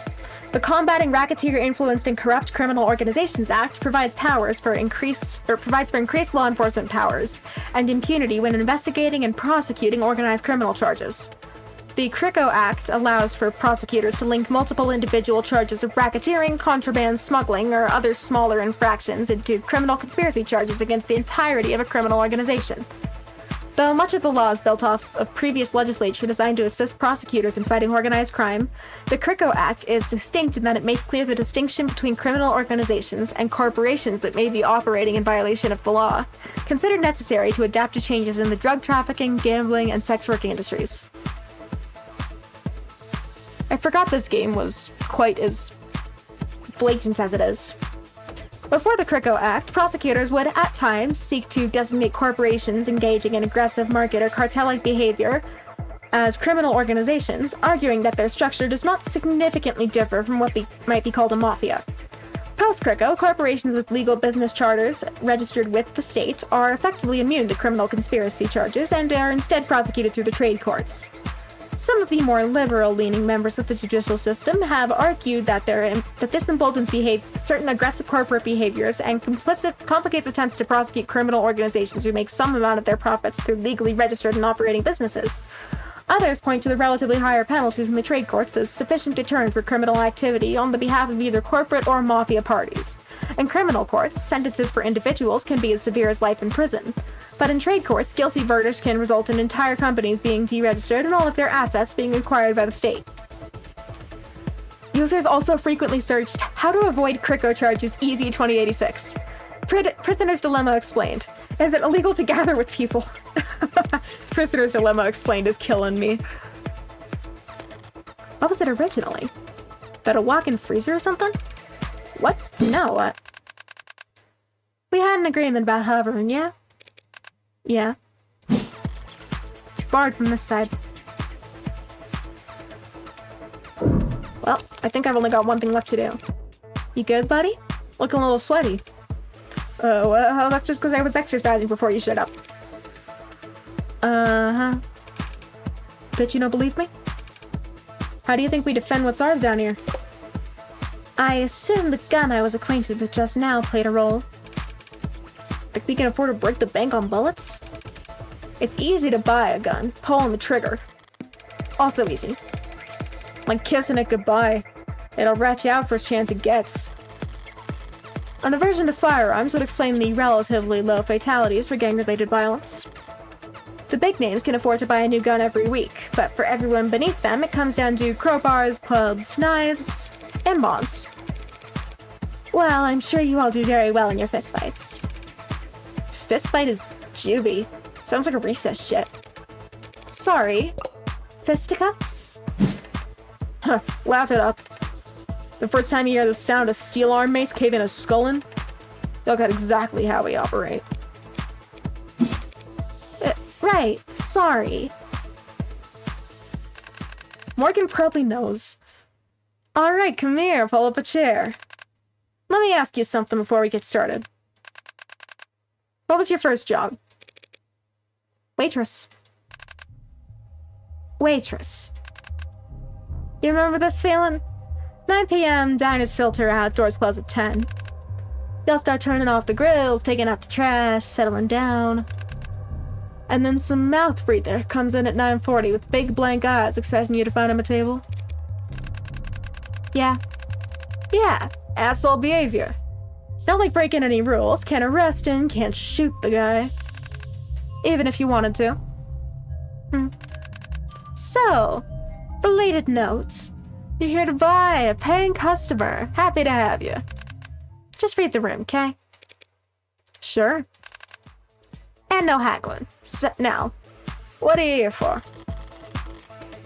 Well, can't be honest about that. Time to build a story. This Creek seems less high-strung than the others. He must have a few years and a couple of promotions under his belt. He might be on the 3rd floor at the moment, but in spirit he's still on the street, earning. Everyone above him is in more managerial positions. He's in between crowds, isolated. And he seemed entertained by my poke at the big guy. Putting that all together, I'm not actually here for myself. Truth is, I can't hear anything over the damn screen. I grab the remote sitting on the edge of the desk and turn off the screen. that's better. The hell you do that for? It was too loud. We like it loud. Screws with bugs and wires and cops. Are you a cop? Keeping it at that volume could damage your ears. You'd end up yelling all the time. Relax, Tanks. Cut her some slack. She smoked enough of your shitty roll to... I was gonna say fall over, but you seem... sober? Me? You got chrome lungs or something? I've just always had a very high tolerance for that kind of thrill. You can do a bunch of drugs and not even enjoy it? Shit, you must have been popular in school. Not exactly. But clearly I'm not invincible. I'd never talk about myself if I wasn't at least a little stoned. My bad. We usually pride ourselves on not giving a shit who our customers are. Thanks for making me the exception. Now, like I was saying, I'm actually here for someone else. My boss, to tell you the truth. Heh, that sucks. Does your regional manager want a made-to-order heart attack at his retirement party or something? You're not that far off. His son's turning 18, and he wants a party. An organic party. Hell's that supposed to mean? Hell if I know. But a coworker let slip that I smoked a few times in college. So boss goes and hands me his dark card, slaps me on the rear, and sends me down here. Told me to get everything his son needs for the best graduation ever. Heh, that's rough. Pretty lady like yourself shouldn't be stuck running errands at this hour, not in this part of the city. It's not safe. Speaking of which, Miller, stand up, raise your hands. Oh. I oblige, but the lanky one keeps staring at me oddly, looking me up and down. It's not complimentary. He's searching for something. See, normally I would never be this poor of a host to such a nice customer, but bosses, right? Yeah. Mine have been real micromanaging lately. It's kind of becoming a problem. So, we're taking a little more care around new faces. Tucked inside a jacket, around the left pocket. His eyes aren't modded. Did I give it away with my body language? Something you want to share with the class?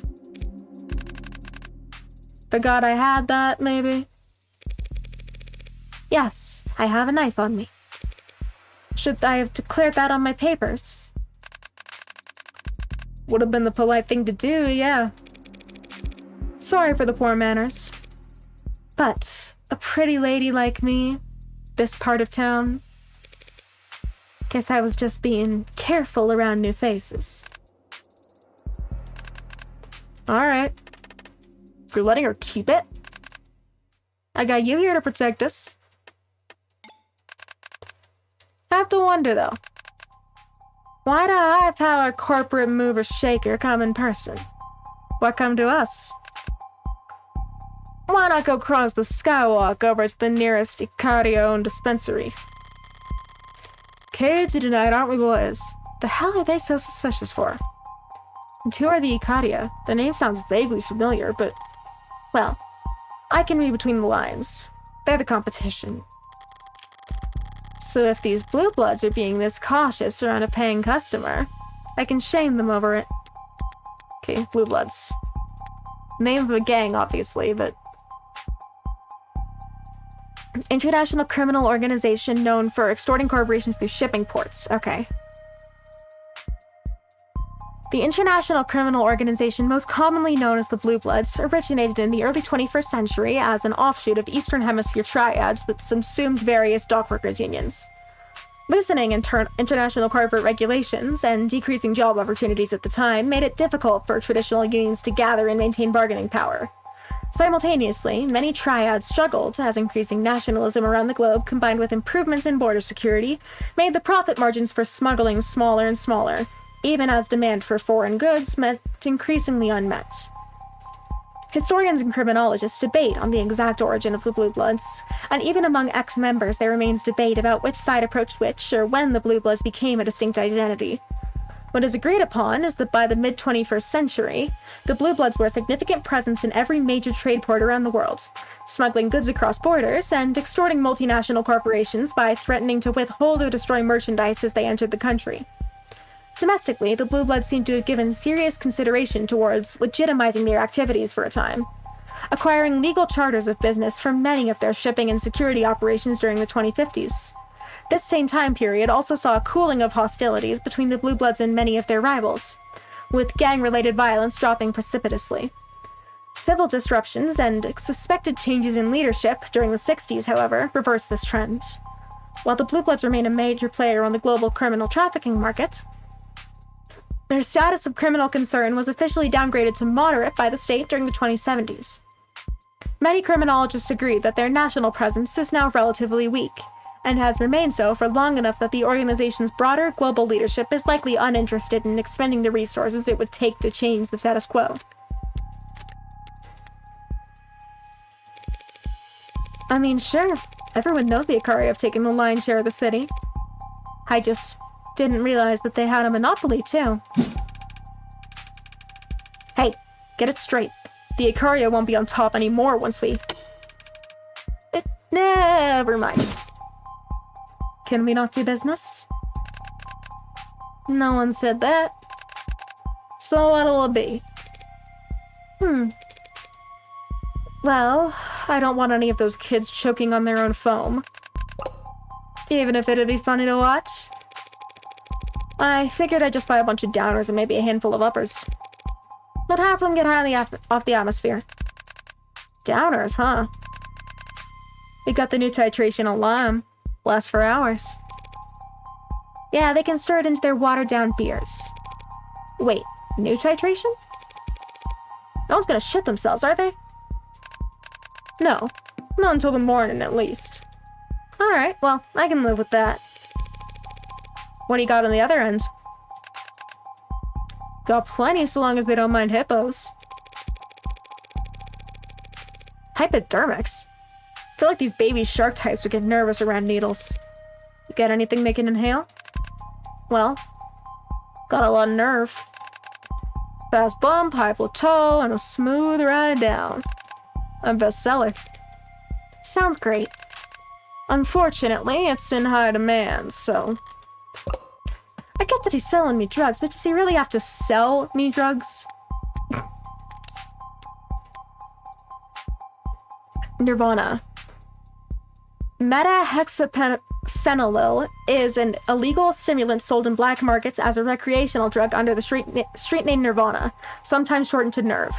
When taken as an inhalant, it is a euphoriant with mild hallucinogenic properties. In recent months, its growing popularity has led many to suspect that the drug is being assessed for legalization by the Bureau of Narcotics Oversight. The process of considering a drug for legalization is kept strictly confidential in order to prevent rampant speculation in the pharmaceutical market. However, increases in the sales of the precursor chemicals from making metahexafenolil seem to indicate that producers are anticipating its legalization nonetheless.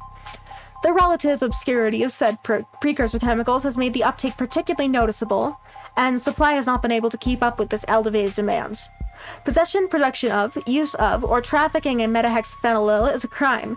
Even when a drug is legalized, previous violations of narcotics law are not granted amnesty. Hey, it's not my card anyway. Charge it. Gladly. Typing away at his tablet like this, he almost looks white collar.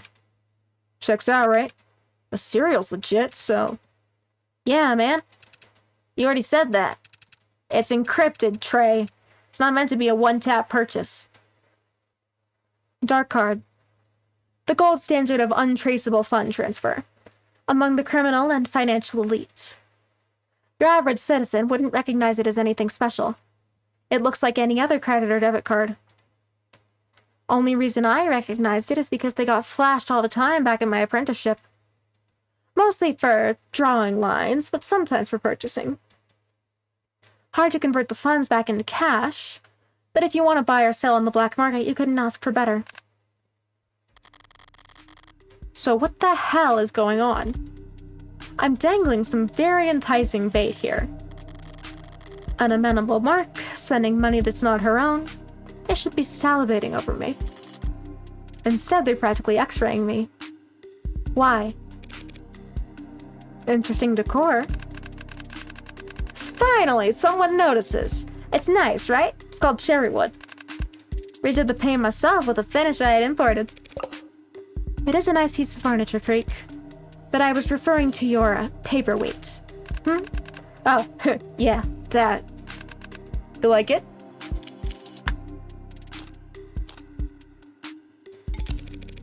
Sorry, I can't say that I do. It's a bit martial for my tastes. Have you considered giving it a polish? That'd be a crime. Oh. Polishing off the battle scars from a hard-won prize. Prize? It's not yours? Something I picked up on the job.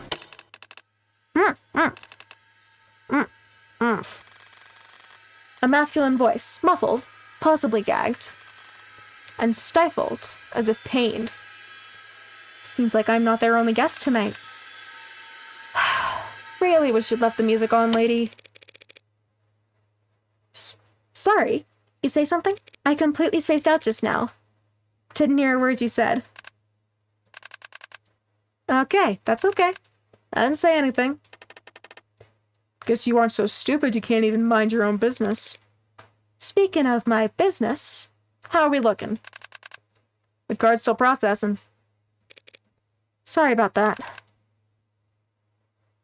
Guess it takes some time to sneak a wire through enough pinholes that even the almighty stake can't track it. Takes power, too, apparently. Battery's plummeting. Ugh, dark card. Almost more trouble than it's worth.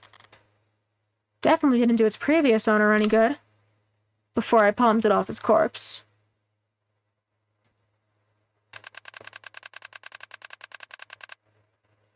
Your boss must be a careful guy delegating you to come down here with this. Yeah, maybe. Not very smart, though. He has no idea what any of this shit costs. Ah. If I treat myself after I finish here, it's not like you'd ever know the difference. Good on you, ripping off the bastard. A woman after my own heart. There it is. Now I just need 2 thumbs and a password for verification and we're golden. There a problem? Yeah, there a problem? No problem. Sorry, it's just something I heard. And what's that? That the Blue Bloods have gotten something special in recently. Can't trust everything you hear out there. Worried. No, of course not. But is it true? A no mask? Like the man said, you gotta be careful what stories you listen to. Come on, what could it even cost? A couple thousand? I wouldn't know. I'm no art appraiser. But I do know that it's rare. Fun fact, no means talent. But I don't think that translation does it justice. Less than a dozen people on the planet who can make them. What's so special about it? I mean, them if they exist, which they, don't. If you want a mask, you already got one on your chin, lady. State puts up cameras, we put on masks. State adds layered scams, we wear helmets. High-tech climbs higher, low-tech punches lower, back and forth up the escalators. But a no mask's got tech that can't be answered. Scissors sharp enough to cut rock. Anti-facial recognition fractalized active defense. Any camera, scanner, or ad that looks at that mask, they'll see a face. Within a face, within a face, within a face, until... fatal error. Forget hiding from cameras, searching for blind spots. With a no mask, you could just walk down the busiest street in the city and brick every camera in half a kilometer. You know your stuff. Buyer beware. But if this mask could do half of what you think it could, anyone who got their hands on it wouldn't part with it easily. So, how much? More than you can afford, that's for sure. I don't know about that. I've got pretty nice stock options. Maybe you do have the money. That's not the issue. I can't sell it. It's already been spoken for. End of discussion. Well, sure, you can't sell something that's been spoken for. But things get misplaced all the time. Delivery carriers showing up at the wrong address, missing packages ending up in the backs of storage facilities, merchandise falling off of the back of the proverbial truck. You weren't sent here on some errands. Shit. What is it? Take a long look, boys, because you may never get another chance. We're breathing the same air as a genuine consultant. She's some kind of Meg spy? If I was, couldn't exactly come out and say, now could I? Oh, shit. Is it really this easy? Yeah, that's real smart talk. Now give me one reason I shouldn't paint your brains onto the wall. Because I still haven't paid for my purchase? Definitely got the nerves of a consultant. They teach you that at some fancy uptown corpo school? Or was it something you were born with? Something I was born with? Probably. But believe it or not, I'm glad we're having this conversation. Honesty always speeds up the negotiation. So, in the spirit of cooperation, why don't you start being honest too? How's that? You don't want my money, traceable or otherwise. Only reason you'd entertain a customer while in the middle of... whatever bottleneck you're keeping behind that door is because I have something rare that you desperately need. Don't assume desperation or need. How about want? You want the dark card account itself, not whatever shitcoin currency it holds. And why is that? To steal from your bosses. You don't know what the hell you're talking about. They're the ones stealing from us. Yes, I'm sure you have very legitimate grounds for a wage theft suit, but I don't care. Whether it's for running away, skimming off the top, or just as insurance. You want a wallet they don't have eyes on. And since your tall friend hasn't misted me yet, it seems like you're willing to barter for it. So, the card for the mask. Not even close. The card, plus 2/4 worth of my salary. That's nearly. Nah, sister. You don't have the cash for this purchase. And it ain't the kind of thing you can get a loan from the bank for. I don't like it, but not cash, then. Might as well try it. What about information instead? I'm not gonna say it's impossible, but it would have to be one hell of a piece of intel. I could give you heartbreak. What'd you say? Funny. That is funny. Heartbreak. The most famous anarcho-terrorist in the country. At some Meg's beck and call. Upgraded to anarcho-terrorist now. Ugh. Lots of people were laughing very hard having sorted the right stocks before each of his kills. Hold up, seriously? No. Why do people buy this conspiracy shit so easily? I don't get the joke. Why would we want heartbreak? To learn from him? Make an example of him? Hire him? You blue bloods have been fighting the Rust, the Ikaria, the State, and everyone else who wants a piece for decades. Yet Heartbreak's got more notoriety than all of you combined in only a few months. There's really nothing you'd want to say to him? Nothing you'd want to ask him? If he was sitting right in front of you? The following scene contains... loud noises. Flashes of light. Depictions of violence and gore. Oh, god damn it, Morgan. Hell of a bluff, I'll give you that. Thought it was worth a try. Sorry. Just procrastinating having to go back to my superiors empty-handed. Nah, it was good. Great effort. I mean, I'm still interested in the dark card, it's just that mask is a death sentence. Crafted specifically for one very special customer. I'm just the one giving the honor of hanging on to it until... Sounds like you've got your own office politics to worry about. Getting pulled in every direction. I know the feeling. Well, that was a bunch of drama for nothing. You gonna buy or what, Creek? Oh, I'm still buying. Not for some kid's party, obviously. Plan is, we're gonna spike the competition at this meet and greet. Make the customer think they're drooling idiots. The mask is always a long shot. I was just personally curious. Curiosity can get you in trouble here, down at the bottom of the world. Don't worry. I like to think I know a thing or two about discretion. I can see that. Let's wrap this up, then. Your password and your thumbs, please. Sure. I'll just take off my gloves here. Oh, yeah. I make a snap with my right hand as my left extends toward the desk. Viewer discretion advised. Real quick, before I forget, do you have a bag for all this? Yeah, actually. All needed to distract him for a second.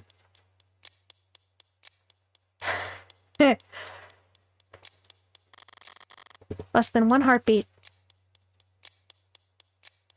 Gun! I did tell him to mind the safety. Huh. The big one made a small noise as he looked down to see that his own gun had blown a fist-sized chunk out of his torso. Holy sh... Ha. He jumped up fast. I was expecting to blow his head off. From behind, a motion. A shape charging towards me. Spinning left, I draw my knife, exhale, and lower my shoulders. There. A loudly broadcast haymaker swinging in from his right. That instinct. He must have gotten used to those sparklers making people flinch. I step in, and his bicep smacks dully onto my shoulder as I place my knife directly into his carotid. He's gripping that knife with all the strength he has left. Wait, is he really gonna try to pull it out? Yeah. This is kind of funny, the heart. King of Hearts. When applying first aid to a puncture wound, removing the foreign object is not recommended, as this can greatly increase the rate of blood loss, especially when it's in your carotid artery, you dumbass. Another bad instinct. Oxygen cut off to the brain, already losing vision. Red.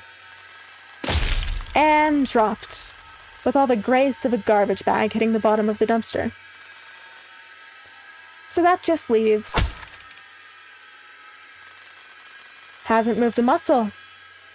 Newest member, weakest in the pack. Personally, I wouldn't have given the new guy guard duty, but hindsight's 20/20. The gun's double-barreled, 2 shots, spent. And Miller still has my knife in a literal death grip. I'll have to improvise for this last one. What the hell? Why not? Oh, shit! Well, come to think of it. How do you use this thing? Aim for the bleachers, I guess. Oh, fuck.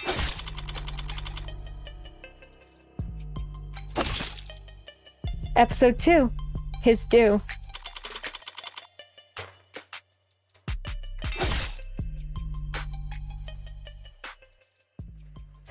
Man, that was a hell of a way to start the episode. I don't think we've gotten anything like that since the end of episode 0. Barely got 3 centimeters into his neck. Must have hit a vertebra and stopped dead. Still got the job done after a few whacks, but... well, it was my first time with a sword. And I've never been very good at anything the first time. I've always needed lots of practice. Okay. The music should have deadened the sound of the gunfire. And that gun was heavily modified. If it somehow still has its tags, they can't possibly be functioning properly. So I've got a window of opportunity. First things first, gloves back on. Ah, shit. Wow, someone's lively. You... who the hell? Some kind of mod keeping him alive. A cruelty under his circumstances. I could hear that slug tear his intestines apart. The pain alone should have knocked him out cold. Yet his fingers are limp, his eyes sharp. Paralyzed. There are rules, I thought. Blood's pooling fast. You've got 4 minutes. 4 minutes? For what? Everything. You're no mega assassin. You're too talkative. Who sent you? Fox? Grey Lady? All that red should have... Either Russ knew it was rabid dog? Caribou? It's cute how you all give each other nicknames.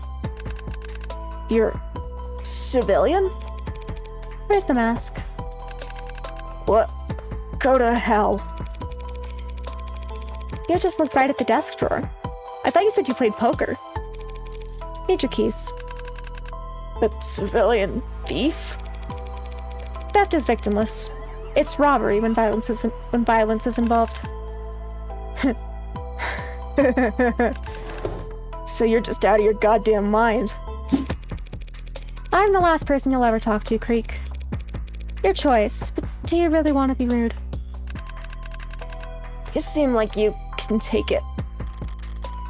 The key clicks into the small safe, and I pull open the door to reveal paperwork.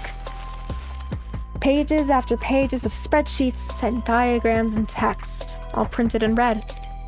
Is this important? So considerate. Just throw it anywhere. Okay.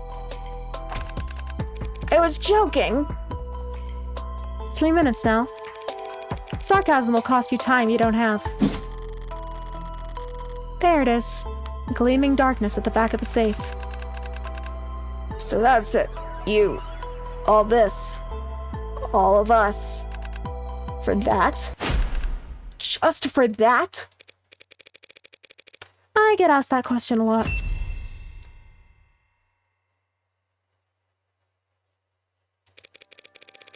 Would you feel better if I had killed you for a different reason? If I had a good reason for blowing a hole in your stomach? Would it have hurt any less? You've still got more than 2 minutes. Plenty of time. I could spin up whatever fairy tale you'd like to put you to bed. I bring the mask to my face, and for a brief moment the surface seems to writhe. It's trying to adjust itself to me. Suppose it makes sense you wanting a mask so bad. If I was as hideous as you on the inside, I wouldn't want to go barefaced either. Hit a nerve.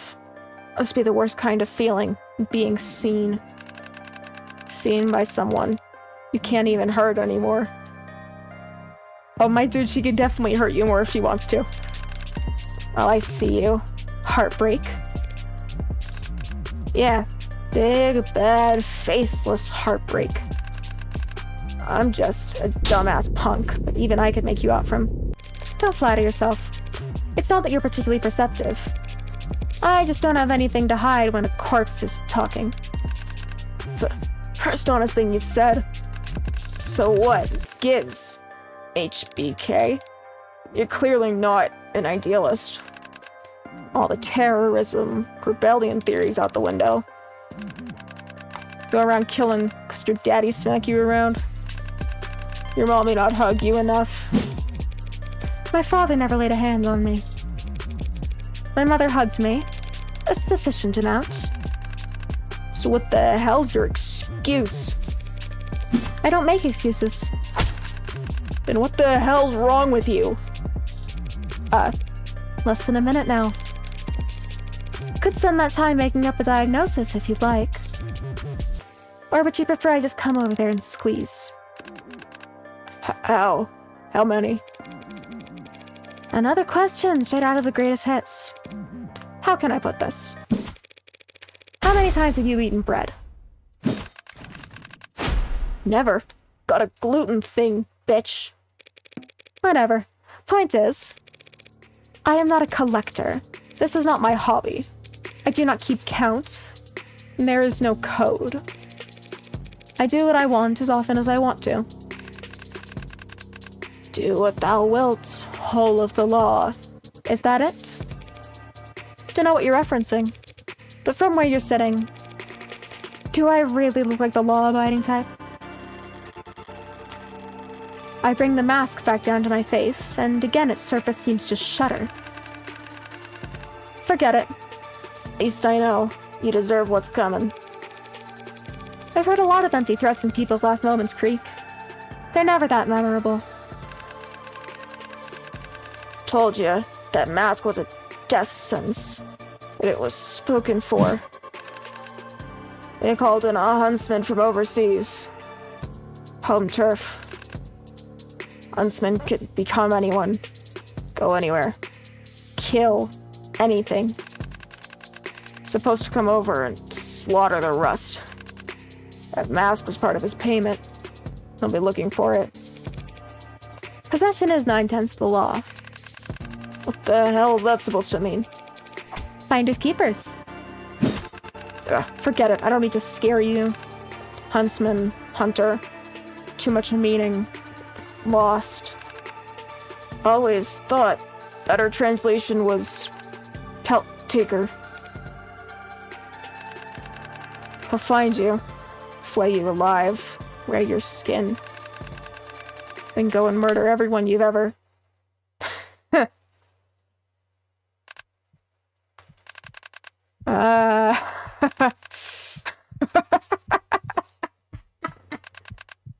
What face. Should have taken you up on dipping out early. Anything would be dying, staring at a face like that. So, a huntsman coming to get me? Nah. The dead and the dying make for strong bluffers. And I've seen more than a few of them try their hands at improv. Time to move. I need to scuff things up a bit more. Make this look more like an orca shootout than, well, a visit from me. Get it back. Weapons are inherently disposable. I can kill with anything. So I'd never bother to retrieve one from a dead man's grip. But I might have need for a knife again shortly. So I'll be taking this back, Miller. I had to pry. Why is it that the dead are always grasping?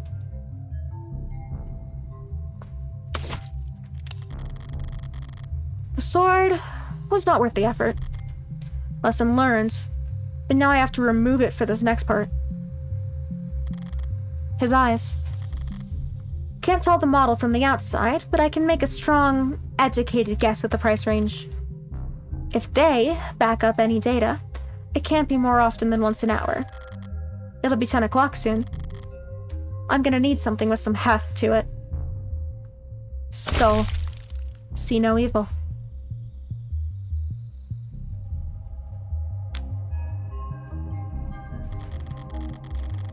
Well, the bat's definitely spent, but his eyes are no longer a problem. And the sword is fine where it is. Not gonna tempt fate and risk nicking myself with it. That's all the burning issues addressed. Time to take care of the chores. I had to remove my gloves to convince them I could use the dart card. That means I handled all the murder weapons with my bare hands. Obviously, I'll need to wipe my prints off this gun and my knife. But I put my gloves on before opening Creek's safe and cracking Trey's skull. So what does that leave?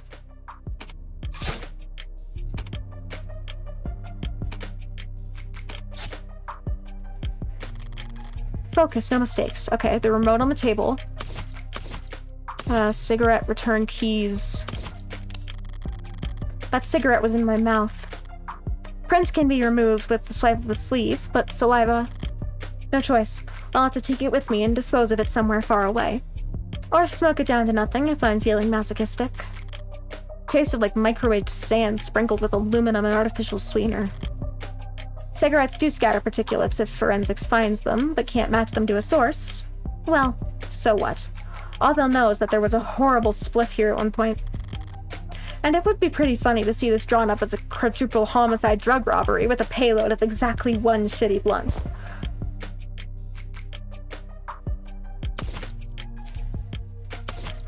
The keys. Right, the keys I took off them to open the safe. The Blue Bloods are going to find out I took the mask eventually, but I see no reason to give them any hints. And on the off chance the police get here first, I'd rather they not investigate this as a robbery. All that's to say, you can have these back, Creek. So nothing on the shelf, the remote on the table, the card. The dart card played its role as bait perfectly, even if it's the reason I'm having to go around wiping off prints. I'll never be able to pull funds off it, but I might be able to use it again if... it's stuck. Creek must have dropped it harder than I realize. Getting shot in the stomach doesn't help with handling delicate electronics. No way I'm gonna risk taking the whole reader with me. Could have any number of pings and strings leading back to the manufacturer, or even the Blue Bloods themselves. No. I'll wipe the dart card off and then set the whole reader back on the desk. For all anyone knows, Creek's pod mugged it off some slummer and we're trying in vain to get beer money off it. The remote. This is the remote I used to distract the big guy. I need to wipe my prints off it, of course, but should I turn the music back off? No. It was playing when I first walked in. Best to preserve continuity. And besides, what was it he said? You like it loud, screws with bugs? He was right about that much. A little smokescreen never hurts. That should be everything on the desk. I did not touch the TV. I put my gloves on before I touched either of them, but I did have to return the keys. I didn't touch the trash. I touched the bat. Oh, the sword. The sword. I gripped the handle with both hands when I brought it down on his neck. Thinking back, I dragged the tip across the floor, didn't I? Shit. Probably's got Miller's blood on it. That's sloppy. And stupid. Why the hell did I? No. Forget it. There's nothing I can do about it anyway. Fingerprints can be wiped, but there's no cleaning agents on Earth that can hide blood from a modern forensics team. And I'm not looking to do an encore performance of my reaction to those goddamn fickle bobbies.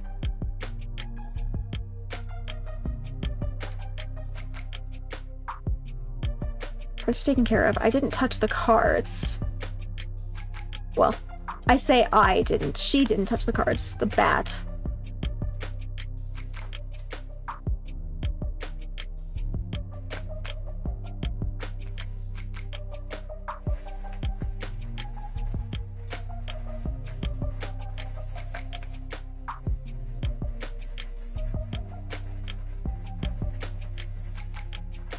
I don't think I touched the window. I did touch the safe behind the desk, but I can't exactly go look over there, so...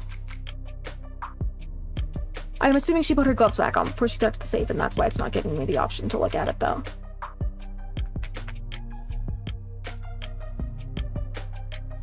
Took care of the remote. Took care of both of these guys.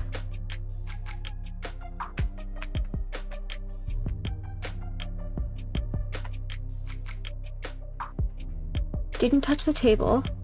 Took care of the sword. I think that's everything. Oh, Fern? 1. Oh, welcome in. Yeah, what sort of twisted individual would imagine themselves as Morgan? Hey!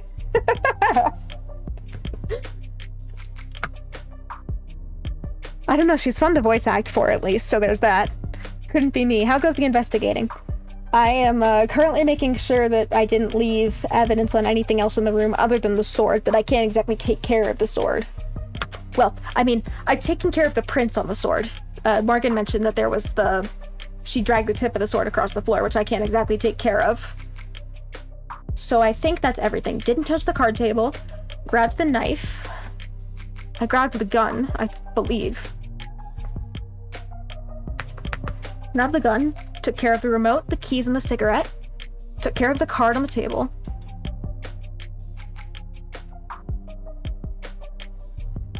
She said she put her gloves back on before she touched the safe.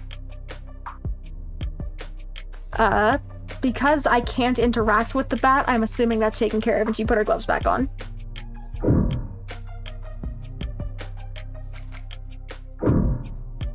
So I guess I'll advance. It's not going to auto-advance, which was odd to me, but... Control to auto-find? Nothing? Nothing. Okay. Well, in that case, I guess I'm advancing. Can't exactly spend all night on this. Am I good here? What else is there? I'm not taking any chances here. Morgan wouldn't take any chances with it, so neither will I.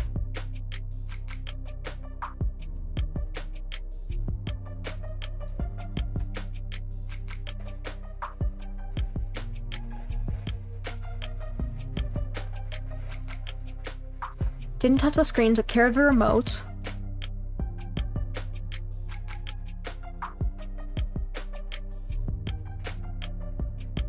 Okay. I'm like 98% sure that's everything. But the fact that it's giving me the option to think again, like in chapter 1, when you found everything, it would just move on automatically. The fact that it's giving me the option to go back and do it again, and the fact that it doesn't automatically advance is setting my nerves on edge. Even though I'm almost entirely sure I got everything. You know what I'm gonna do? Save.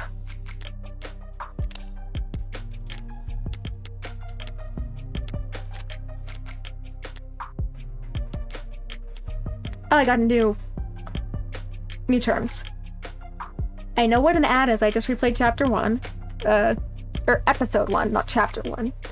No, translated literally as ability, is a world-renowned form of Japanese dance theater with traditions and codified performances dating back to the 14th century. Strictly regulated by the Iamoto system, in which a single heir inherits all authority, mastery, and secret techniques of their predecessor, knows strict adherence to tradition and seniority and have made it difficult for the practice to spread and flourish during the 21st century. Performers wear archetypal costumes and masks and must convey emotion through precise movements. Their masks are masterfully crafted such that a single static mask can convey sorrow, fury, joy, or terror by merely angling the head differently. They're really cool. Okay, know what an ad is. Okay. I think that's everything. Yeah, okay, this feels like the scene's been set. Oh, I got credits. Okay, good. It's a strange sensation, erasing your own presence. A sense of supremely private accomplishment. Like placing the last piece into a milk-white jigsaw puzzle, and then throwing it in the trash. It's not unpleasant, but I can't linger here any longer to savor it. Time to draw this to a close. Did you wipe the guy's blood off your knife? Because if you kill someone else with the knife, then it's going to contaminate the... Thank God for the mask. I can still tell it smells god-awful in here, but it's bearable. Rehydrated sweat and vomit, scents full of adrenaline and sickly heat. Unfiltered, I'd be at risk of getting sick, if it weren't for all the blood. Right. Oh. You do not look like you're having a very good day. What to do with you? Blindfolded, gagged, hands wound above him with plastic ties and linen wrappings, beaten bloody, and drugged. These syringes. They wanted him to stay conscious. Not very popular, are you? Still, you're not dead. And with these kinds of injuries, you won't die soon. Not without a push. That might be the most charitable thing to do under the circumstances. He must have wished for death at least once during all this torture. Too bad. The bat that barred this door is now in splinters. Anyone walking in after me won't realize that this room was locked from the outside. If this captive had somehow gotten his hands on a blade, there'd be nothing stopping him from stepping out of here and butchering his captors. The Blue Bloods will want someone to blame for the deaths of 4 of their men. And unlike the police, they won't bother arresting an innocent man and putting him up on trial for the world to see. They'll wrap things up for me. Hold that for me. As for the gun... What's with the... All I did was tuck the gun into your waistband, pal. Oh. Oh, okay, I can see how that would be distressing under the circumstances. Well, you can relax about that. It's not loaded. A few minutes from now, you're gonna wish it was. Out again already. Rest up while you can. When you wake up, you'll want to start running.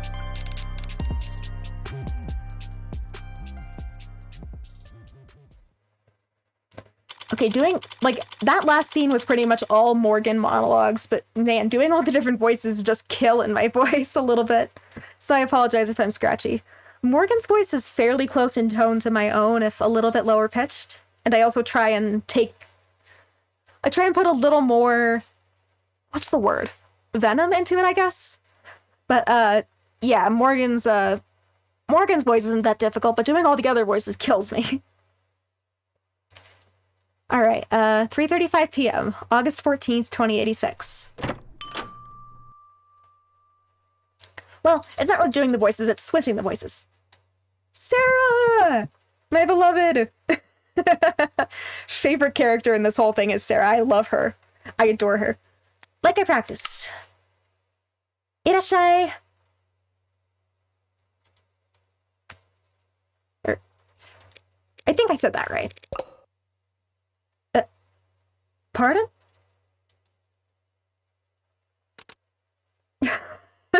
Tijuani. Keep working on it, kid. Bar Kinsugi. Okay.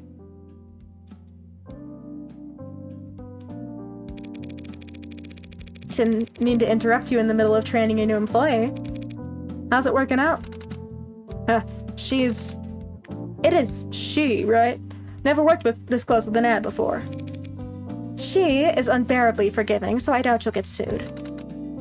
She's fine. Good at cleaning, precise with her mixing, knows a hell of a lot of trivia. Popular with the younger crowd, I think. This is the place with the android bartender? They talk like I installed a new karaoke machine. I didn't know you had a younger crowd. Funny. What's that make you, Grandma? More of a learning curve to her than I was expecting. Did you cheap out on her bass installs? It's like I have to teach her everything. Trust me, there's nothing cheap about Sarah.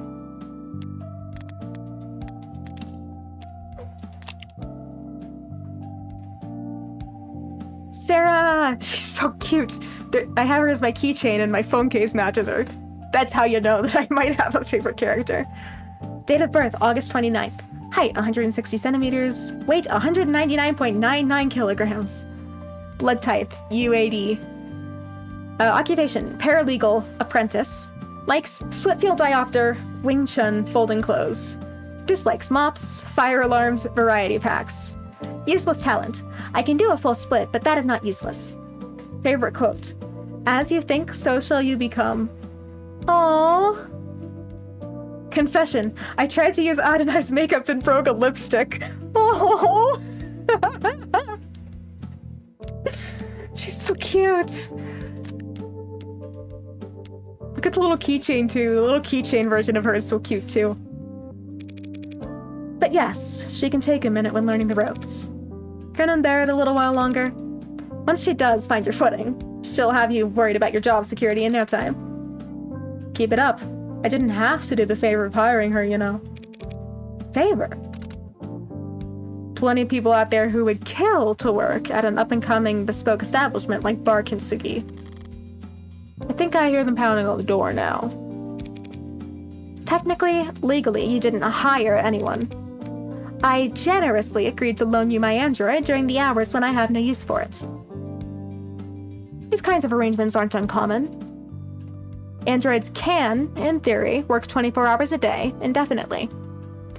But their users can't. Parents come home from work, people go to sleep, staff take holidays, offices close for the night. The end result of all that slack is a lot of androids spend a good portion of their operating time waiting around. So the more enterprising owners loan them out during that downtime.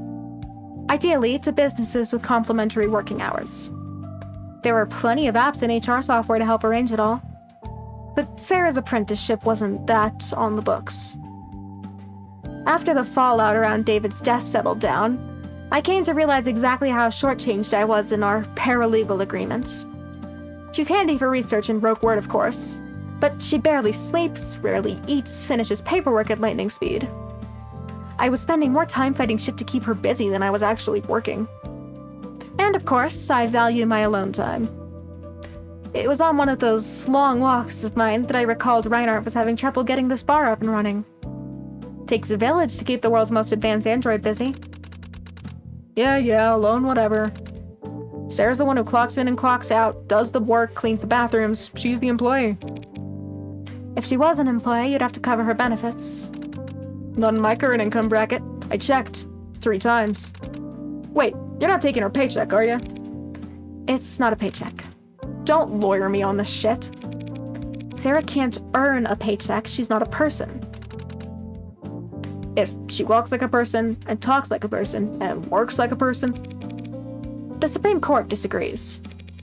By 13-0. Yeah, well, Supreme Courts have been wrong about that kind of thing before, haven't they? Do I hear, Touché. Sarah, tell boss here what you spend your salary on. I have started purchasing cases of wine. Oh, my heart. She's so freaking cute. And also, I want to read the new profile. Diamani. Reinhardt's boss Diamani. Or Diamani? I think Diamani. If we're assuming that his name is in a language. His name is in a language. Assuming that his name is in a language that is consistent with its vowel sounds, which is not every language, English is an example, then it'd be Diamani. Or Diamoni. Diamani rolls off the tongue better. Date of birth, June 15th, height 184 centimeters, weight 85 kilograms, blood type A+, occupation, owner-operator, kintsugi. Likes, libraries, boating, fast learners. Dislikes, marketing, solicitors, signing things. Collects ancient coins. Pet peeve, web pages that take too long to load. Don't mention, speed at which kintsugi site loads.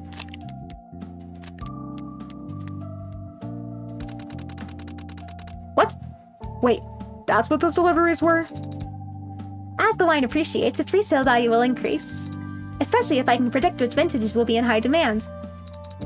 Since I don't have a bank account, I can't earn interest in the traditional sense, but if I stay up to date on the sommelier reviews... So you'll resell the wine at a profit. And what'll you do with that money? Oh! Stop it, you're making her depressed.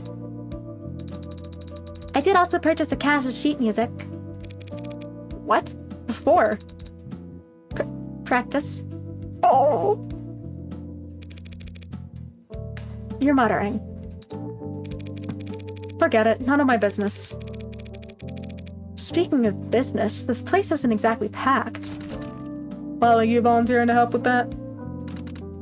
There are lawyer bars, right? Where all the lawyers go after trial? Kintsugi could be a lawyer bar. Yeah, those lawyer bars are usually close to the courthouse, though.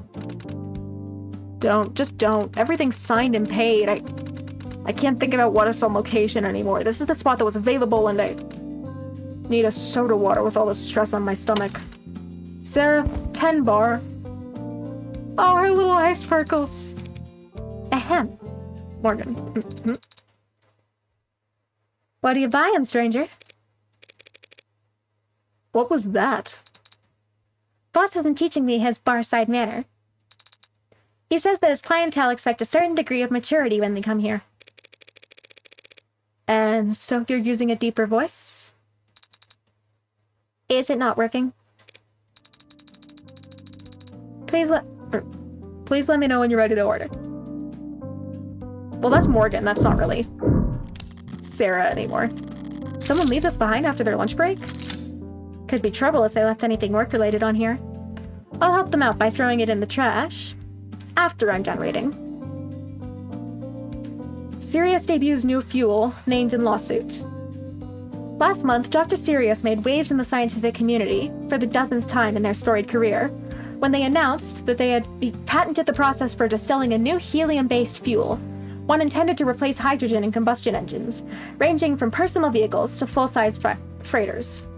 Freighters? It's pronounced freighters, right? Kind of outside of my area of expertise.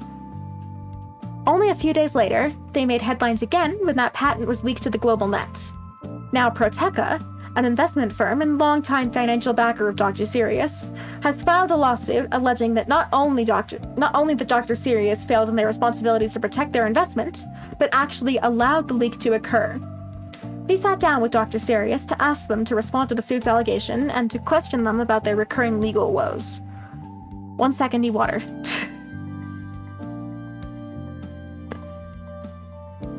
Row Bros doing all of our chores. I mean, Sarah's a little bit more complex than that, but I guess you're not entirely wrong. Also, hi again. Playing something very different in tone today, but it's still a good game. For those who may not be familiar, what makes your process for distilling helium fuel so valuable? In this world, if you're not plugged into an outlet, you're running on a battery or you're burning fuel. Batteries are useful, but they scale poorly. A battery-powered phone is light enough to be weightless in your pocket. A battery-powered plane couldn't generate enough lift to get off the ground. Now, aside from a number of closely guarded national reserves, there are no fossil fuels left. The wells were pumped dry years ago. So after we were forced to adapt in a rather abrupt period of growing pains, hydrogen has become the global standard for fueling long-distance machinery. Therein lies the problem. The plane I took to get here runs on hydrogen. It produces nothing but water vapor. What's the problem? The problem is the laborers fueling your plane before it took off had their fingers crossed the entire time, afraid that if the absolute grounding field failed, one static spark could blow up the whole airport. And what makes helium superior? The helium-2 fuel we developed is not pure helium, to be clear, but near enough. Unlike hydrogen fuels, what we've created is non-combustible. You could fire a flamethrower over a tank of it and remain perfectly safe. How do you make a fuel out of something non-combustible? The fuel's entire process is based around combustion. How does a non-combustible fuel power combustion engines? He2 is non-combustible, but in the presence of our specialized catalyst, it can be ignited to generate force comparable to, or in some tests superior to, the horsepower exhibited by hydrogen engines. So what's the catch? So far, it's expensive to distill, and the catalyst materials are even more expensive to produce. We have yet to even simulate a profitable commercial flight, for instance. That's a pretty serious catch. I mean, steel wasn't profitable before the Bessemer process. Things panned out for the steel tycoons just fine. Are you hoping for someone else to do that? Improve upon your process? I know where you're going with this, but the answer is yes, of course. I'd be overjoyed for someone to improve upon what we've built. That's essentially what Proteca has accused you of doing, isn't it? Leaking your data intentionally so that others around the world are free to start experimenting with it? I don't think it's legally wise for me to try and summarize Proteca's lawsuit against me in my laboratory. Listen, energy is limitless. It cannot be expended. By that virtue, there cannot be a scarcity of it. You will never have a monopoly of it. And since it is infinite, the correct market price for it will, over a long time, trend to zero. I don't think I'm being cynical when I say that there are people who don't like that very basic math. I'm going to stop you there because you're getting into our next topic, your politics. Do you consider yourself a political person? No. Are you or have you ever been a member of the Communist Party? No. Do you believe science should be apolitical? Yes. So why is it that you are so frequently invoked as an example of liberal bias in the sciences? Science is not political. Science is progress. Moving forward, learning more about our universe, deepening our understanding of its mechanics, and that process will never be conservative. Science doesn't move backwards. Calling all conservatives backwards is not what I said, but you're free to interpret it as you like. What's not open to debate is this. What makes something science has nothing to do with who works on it. It has nothing to do with class, or power, or money, or even majority rule. Science is reproducible. No miracles required. Miracles are prohibited. If one person can do it, anyone can do it. And so, science is inherently egalitarian. If someone feels that because of that, science has a bias against them, then that speaks only to their own politics, and not the feelings of the scientific community too. Log on to your Review Plus account with your passkey or net provider to finish reading this article and see so much more. For a pop-sci figurehead, Sirius sure keeps busy. Guess I don't have any evidence proving that they aren't legitimately brilliant. But I can't take seriously anyone who guest stars on TV that much. Can't deny they seem to be making progress with new kinds of renewable energy.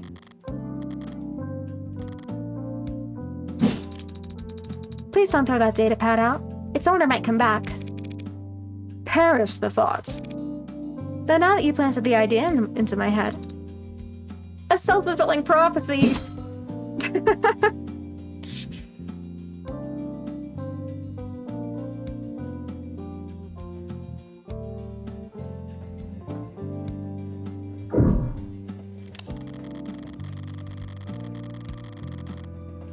Ryan must have searched for months to find affordable underground real estate that wasn't flooded. Already filled to the brim with server farms. Putting Sarah on cleaning duty was a good call. If any of the tiling here starts to grime up, could start feeling like a subway station bathroom real fast.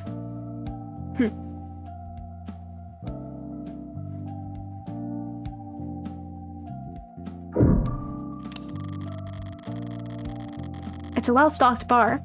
Got tea and coffee, too, if that's what you're into. I don't know, I feel like I like tea more than I like alcohol. But that might just be me. Nice ambience, soft lighting, warm on a chill night and cool on a hot day. Now all that's left to do is wait for the customers to stream in. Any day now.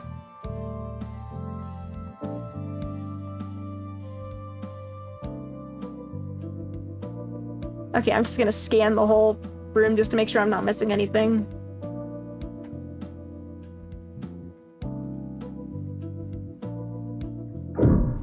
Oh, there we go. Where was that? Something I panned over had the icon. Oh, there we go. Cat? It's a lucky cat. I'm not saying that.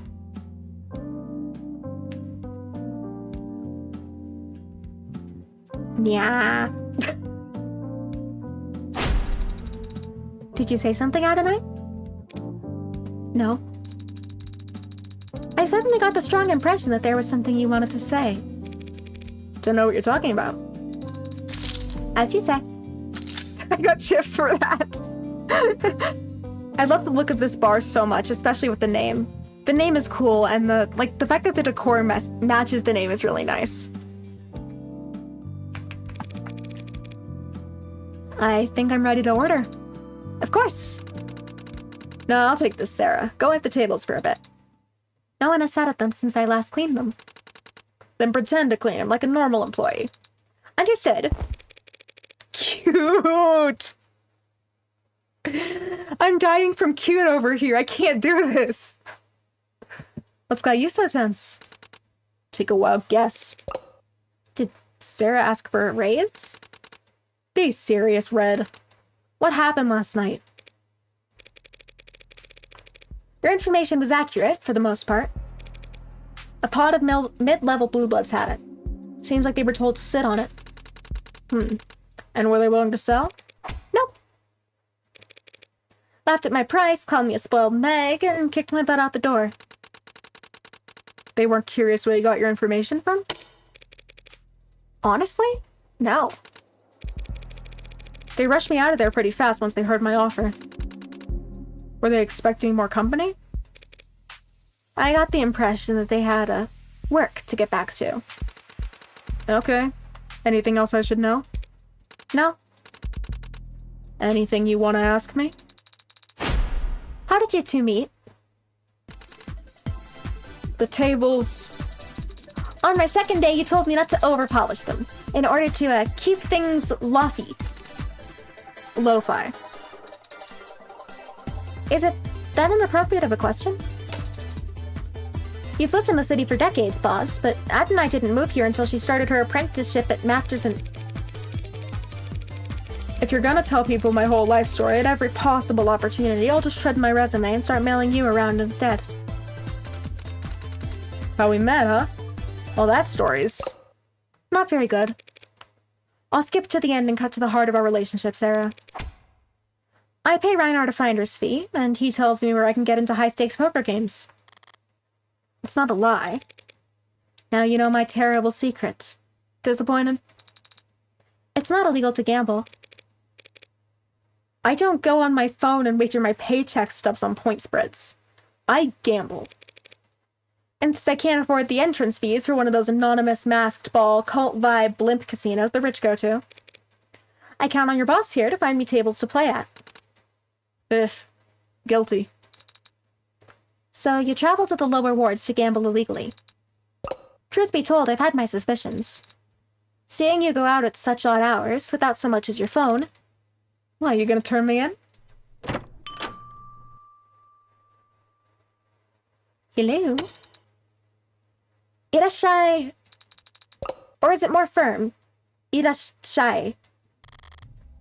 Two firm-looking men in finely pressed black suits, with shades tinted so dark they must need modded eyes to see it from behind them. Despite the subtle color palette, they stand out. It's hard not to, in clothes that look that expensive. Clothes with some kind of pin on them. Matching pins. Suit noir and shades slick. More emphasis on the raw. Oh, thank you.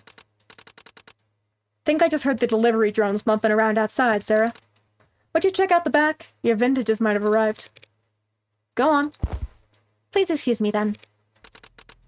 Afternoon, then, gentlemen. What can I do for you?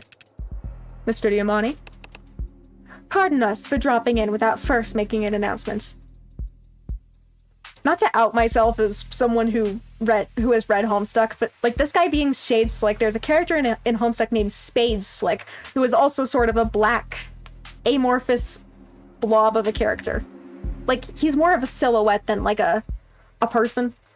And so like every time I hear it, every time I read this, my thought immediately jumps to, that does not say shades, that says spades. That says shades, and I need my brain to get with the program, please. No trouble at all.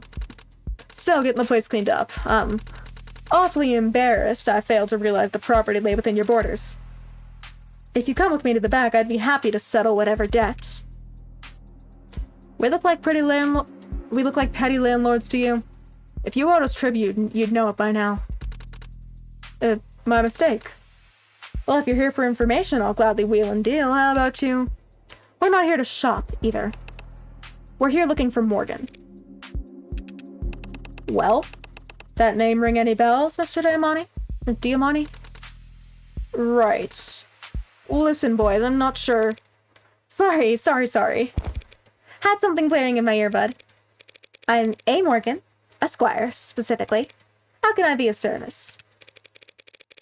I mostly practice criminal defense, but I do offer a few other services.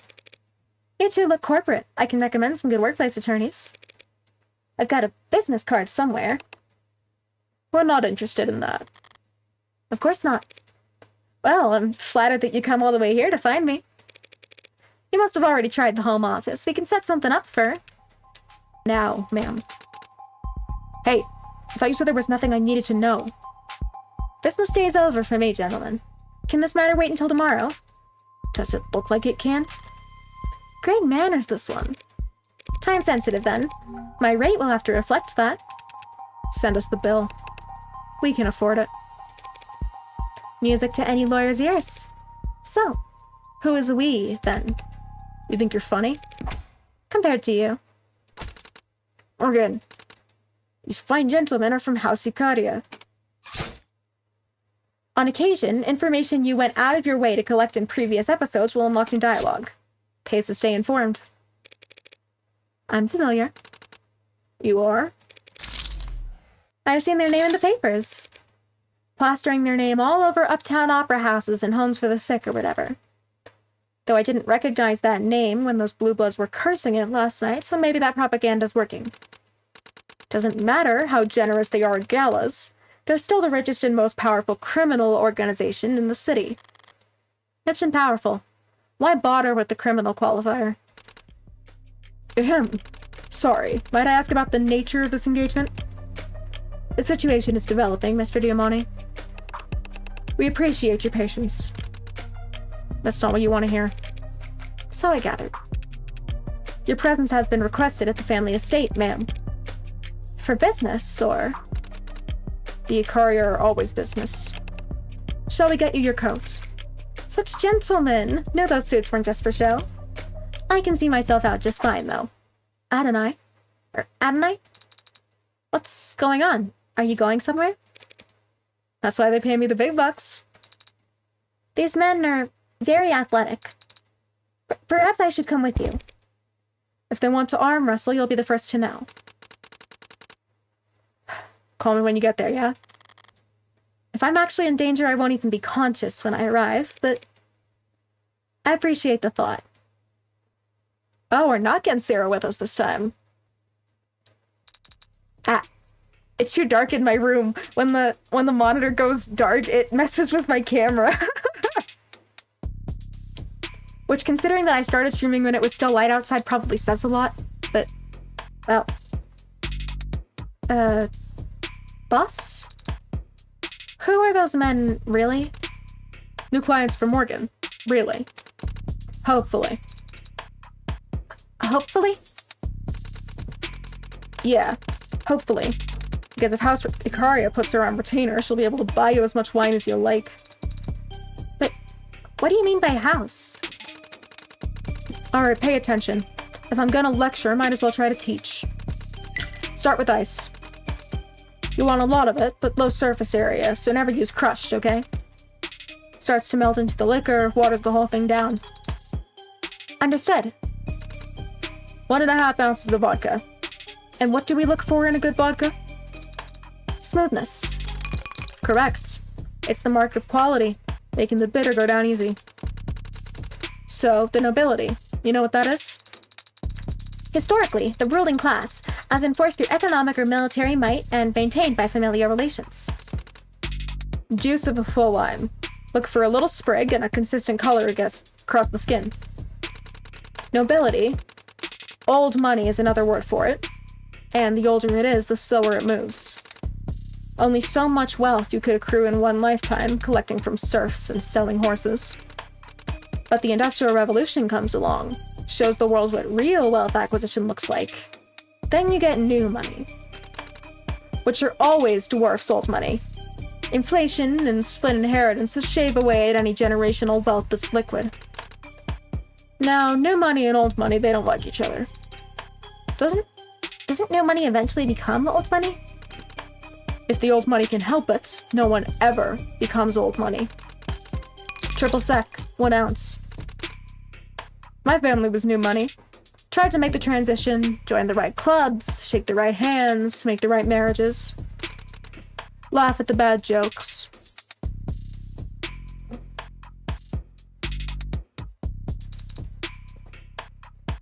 Bad jokes can be entertaining in their own right. Not the kind of bad I'm talking about. I don't understand. That's alright. You shouldn't need to know. But what do you mean your family was new money? Times changed. About 30 years ago. Recession, depression, civil unrest, political upheaval. Most people, they were so scared they could barely think about tomorrow, let alone next year. But a decent man's chaos is a cruel man's investment opportunity. So while everyone else was panic selling off everything they could to buy food and water, a certain type of personality was buying, for pennies on the dollar, as it were. Give me a pure from that lime. As shallow as possible. Any white you see is just bitter. 1 ounce of gin.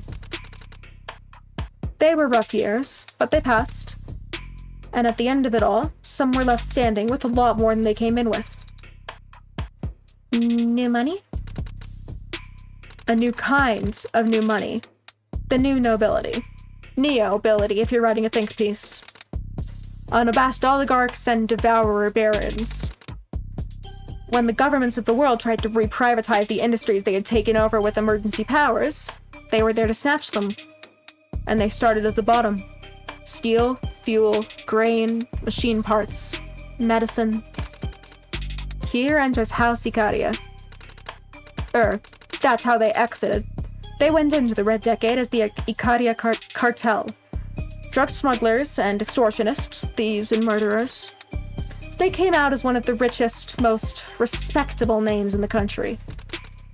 Not that they actually stopped doing any of that thieving and murdering, mind you. Put the top on tight, then shake. So, they're a crime family? Like the mob? This is the 21st century, kid. It's muddier than that. House Icaria is not literally one family, not even one race or creed. They're simply the strongest criminal organization in the city. On paper. But not in practice? Practice is what they're lacking. Haven't had to get their hands dirty, haven't had to maintain a presence in the lower wards in years. They make their profits from investments, blackmail, and more than a little insider trading. So they're criminal, yes, but their muscles atrophied. Time for a taste test. Ugh, that's not right at all. The hell did I forget? Boss? There must have been other criminal organizations 30 years ago. Others poised to take advantage of the changing times. Yeah. So what did the Icaria do to set themselves apart from the rest back then? Ugh, stupid. Most important ingredient. Drop of grenadine.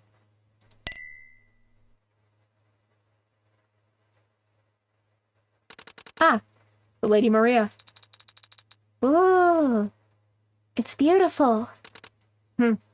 This is nothing. We'd use a frosted glass if this was for a customer. Looks like a ruby in the right lighting.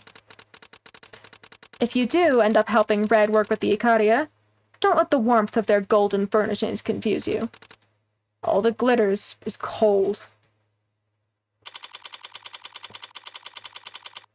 4:03 p.m., August 14th.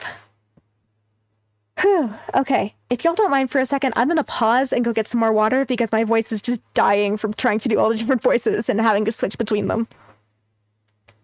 So, I am going to have to pause for a minute. And then I will ideally be back soon. Okay, where's my starting? Not my starting soon, my be right back. There we go.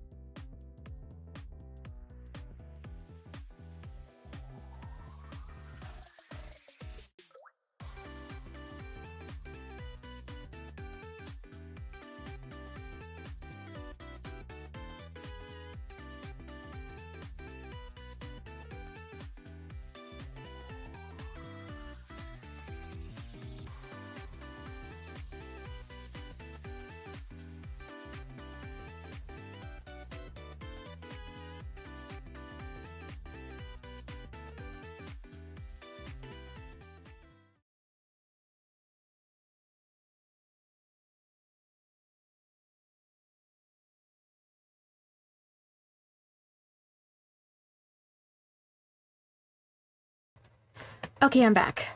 With more water this time, thank goodness, because, did not realize how dead my voice was for a second there. Okay.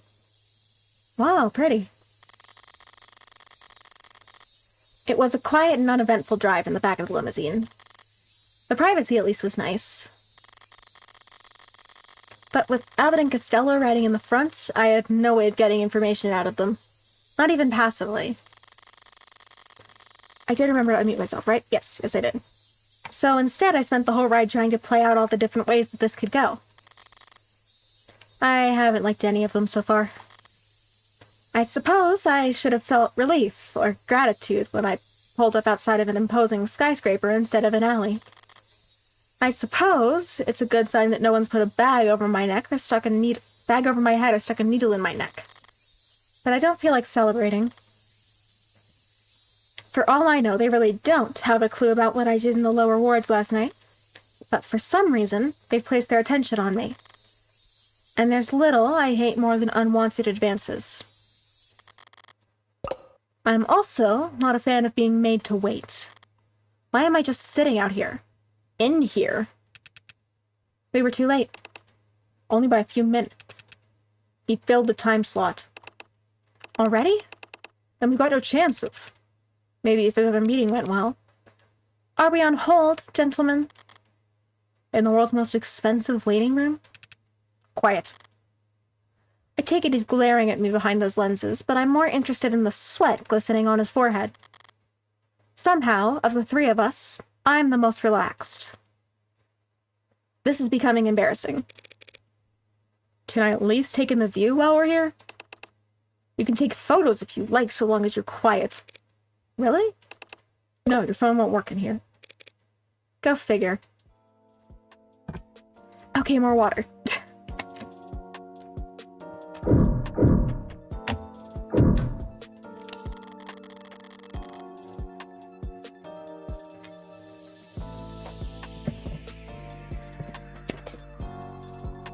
The illusion isn't unimpressive, I guess. Windows into the heavens, sparkling like raindrops across a puddle. It might even be appealing if it wasn't trying to be something it's not. You look up and see hexagons above you in the lower wards, too. Rich or poor, people just can't imagine themselves under an open sky anymore. Not even in their wildest dreams.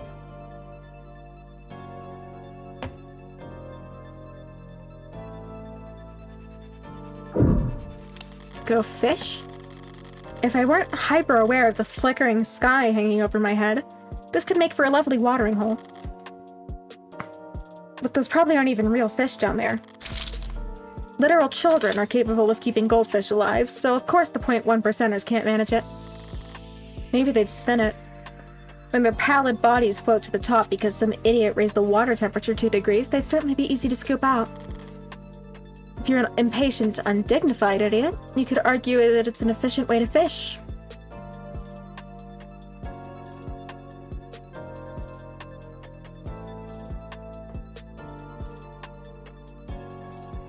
So Morgan has commentary on the fish pond, but not the literal temple. Or, I guess it's not necessarily a temple, but it's certainly very temple-looking. There we go. Is it trying too hard to look unconcerned if I sit down and start reading the news? Maybe. But my boredom outweighs my apprehension at the moment. Not my fault that they failed to be sufficiently intimidating. PSS Proposition, City, ahead of next month's convention. Next month, the city will play host to one of the most competitive political conventions in recent memory, with Senator Mathings expected to face significant opposition from party outliers before securing his nomination. But while the broader nation eagerly anticipates the oncoming political circus, city officials are already under fire for a supposed lack of sufficient convention security. The city has already approved a record-high monthly budget for the police department, including fully unrestricted overtime for officers of all ranks. But a coalition of private security services, including White Adder... Okay, I've got to fix my camera again because it's making me look like I'm looking way off to the side when I'm looking at the monitor. There we go. That should be better. Okay. Coalition of private security services, including White Adder, Fang and Demico has released a press statement urging City Council to consider contracting their services ahead of the convention. Heartbreak was bad enough. Now we're hearing that cops are dying in the lower wards. When are city officials going to say enough is enough? Said Demico head of press relations Arthur Gall. We have the utmost respect for all first responders. None of us are blaming the hardworking police for these failures. How could they succeed when political insiders insist that they try to apprehend criminals with one hand tied behind their back? Our contracted forces have world-class training in crowd pacification, preemptive de-escalation, and enhanced interrogation tactics. And any of the subhuman scum who empathize with anarchists won't dare leave their mother's basements once we can get our boots on the ground. That's a guarantee. City Council declined to comment when we reached out to them to ask whether they would be issuing a request for proposals on such a service. The total city population is expected to swell next month as the national political spotlight draws lobbyists, delegates, political action committees, and voters in ahead of the 2-week-long process. Most of the community members we spoke to expressed optimism about the increase in economic activity and tourism the convention is expected to bring, but some, who refused to give us their permission to publish their identifying info, rudely and loudly voiced their criticism. 2 weeks for a convention when the nominee was decided 2 years ago. It's a joke, and we're the punchline. Footing the bill to pay cops to stand around outside parties full of thousands of do-nothing staffers and campaign managers. This article is presented to you advertised or free thanks to the contributions of our generous donors, including Daniel Mass of the Daniel Mass Foundation, Rebecca E. Jones of the Rebecca E. Jones Foundation, Jessica and Ronald McGile of the McGile Foundation for Arts and Sciences, the Rockford Fund for Public Broadcasting, and readers like you. Thank you. I don't know if the phrasing of that is specifically a reference to the old PBS. The old PBS, like, sign-off when they ended their shows, but, like, specifically that, and readers like you. Thank you. It's very, like, PBS to me. I suppose it's less offensive than a bare advertisement or paywall, but why list your donors mid-article? All it does is make my eyes glaze over. Whatever, I got the important part. The city's hosting that convention next month, putting pressure on the council to vote on hiring mercenaries. Whether or not to bring in mercenaries. It makes a little difference to me. Cops and mercs have different quirks, but they all share the same blind spots. I'll be just fine. How the average law-abiding citizen will put up with them clogging the streets for 2 weeks, though? Not like it'll be the least popular political decision made next month. Everyone knows Mathings will be the candidate. That was decided years ago. The contested convention will be just him finding a balance between how much public opposition he's willing to stomach, against how many favors he feels like giving out. This country's already a circus without any bread. You'd think the least they could do is make the performances entertaining. What was that article about cops dying in the lower wards, anyway? Pretty heavy-handed to just make up that kind of thing, even when pearl-clutching and pitching yourself at the same time. Well, I've looked around at everything that caught my eye, and now I'm all out of ideas. Everything except... Maybe they don't know we're here. I'm gonna try knocking. What are you? Hey! Before I get the chance, creaking oak draws my attention to an alternate entrance on the other side of the water. Alright, who do we got?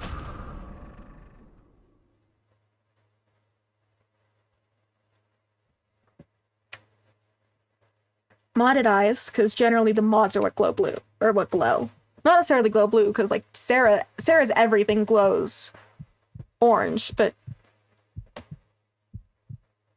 Oh, this is very old Western with the leaves flying behind.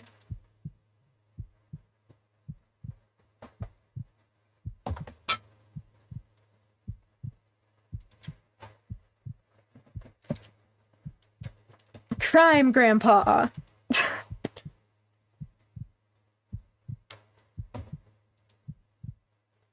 I mean, if Sarah's robot daughter, then I guess this guy being crime grandpa makes sense. Stop staring and get a move on. If that's the kind of man walking out of this place, who's waiting for me inside?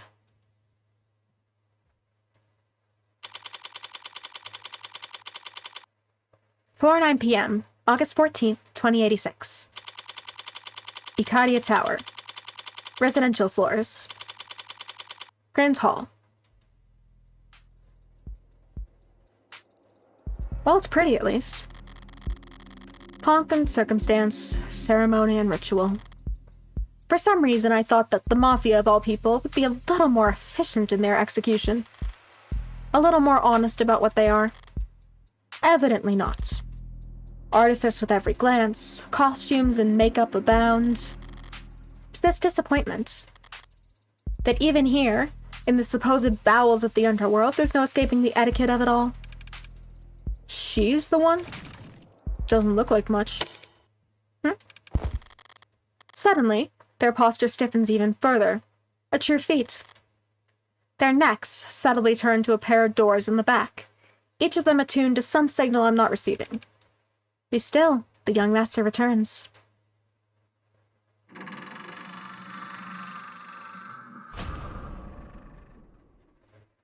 Young is right, that's a child.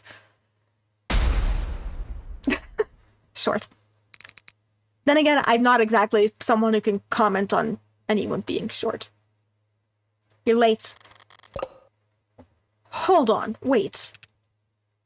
Young master, sir, Everyone slow down. We came as soon as we found her, sir. Traffic was... This is just some sassy, lost child. Silence. Yes, sir. What time were you told to return by? 4 o'clock, sir. And what time is it now? Permission to check my phone? You're late. You were tasked with finding one woman and bringing her here in a timely manner. Sir, you speak when I tell you to, or not one word further, or else I'll have your teeth removed. By way of curbside. Is this a prank? Am I being recorded? He who wishes to fight must count the cost. So says Sun Tzu. Please let this be a prank. And I don't think you can fathom the cost your tardiness has incurred. If the lead up to my execution is just some kid reading from The Art of War, I might just... What is the #1 rule in this family? Timeliness, sir. When money gets wasted, it can be replaced. But time only goes one way. It's always running out. The loss is permanent. Every second wasted is a scar on this house's face. Timeliness is next to godliness. So say I. Oh God. So, if you two ever waste my time, the house's time, again, expect to be dragged through hell. I'm already there. Now both of you get out. Yes, sir. Thank you, sir. Useless. You, red woman, you're being addressed. Forget pride. I just want this over with as fast as possible. You're the lawyer, correct? You may answer. As fast as possible. I am a lawyer. Morgan, criminal defense. Mr... How should I address you? As all outsiders do. By my name. Makoto of House Ikaria. You, Morgan Criminal Defense, have the great honor of being summoned before me. Okay, let me read the profiles. Oh, I've got... Okay, so new articles. That's the convention one. Ballot propositions. Neobility. Data pads. Know what those are. Articles. Helium fuel. Okay, so now that's all of those. And then profiles. Date of birth, February 27th. Height, 146 centimeters. I think he's shorter than me. I think. Give me a second. I have to pull up a unit converter so I can see how tall I actually am in centimeters, because I only know, freedom units. Unit converter. Okay, inches to centimeters.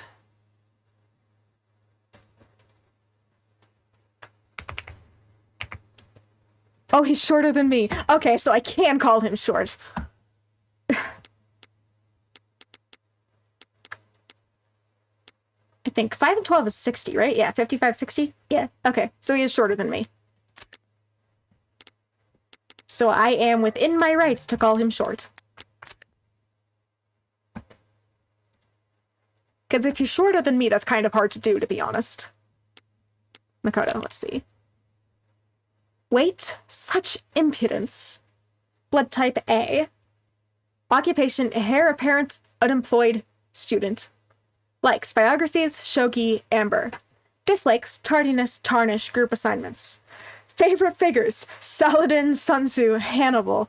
That's not concerning at all. Favorite phrase, Vae Victis. Literally woe to the conquered. Relaxes by building, painting models.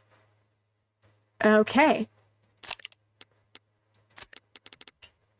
You know, like, I wouldn't normally be super alarmed by, like, having, like, an evil historical figure on what is clearly meant to be a, at least a mildly amoral characters list, but Hannibal, like, the cannibalism is what gets me. It's not the organized crime, that's fine. The cannibalism is what gets me.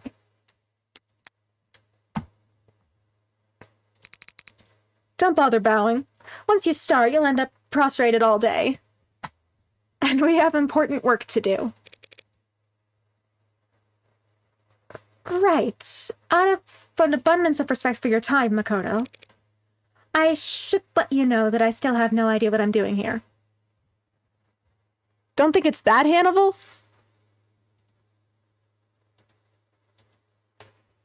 Okay, it being the other Hannibal makes mildly more sense. Less concerning than the cannibalism.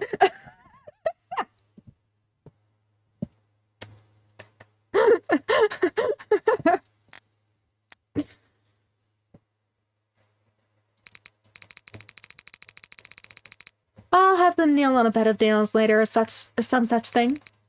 Miss defends. Mrs.? Really? The house has need of your legal services. Oh. Would you give me a moment to clear my throat? I need to switch gears. An instant.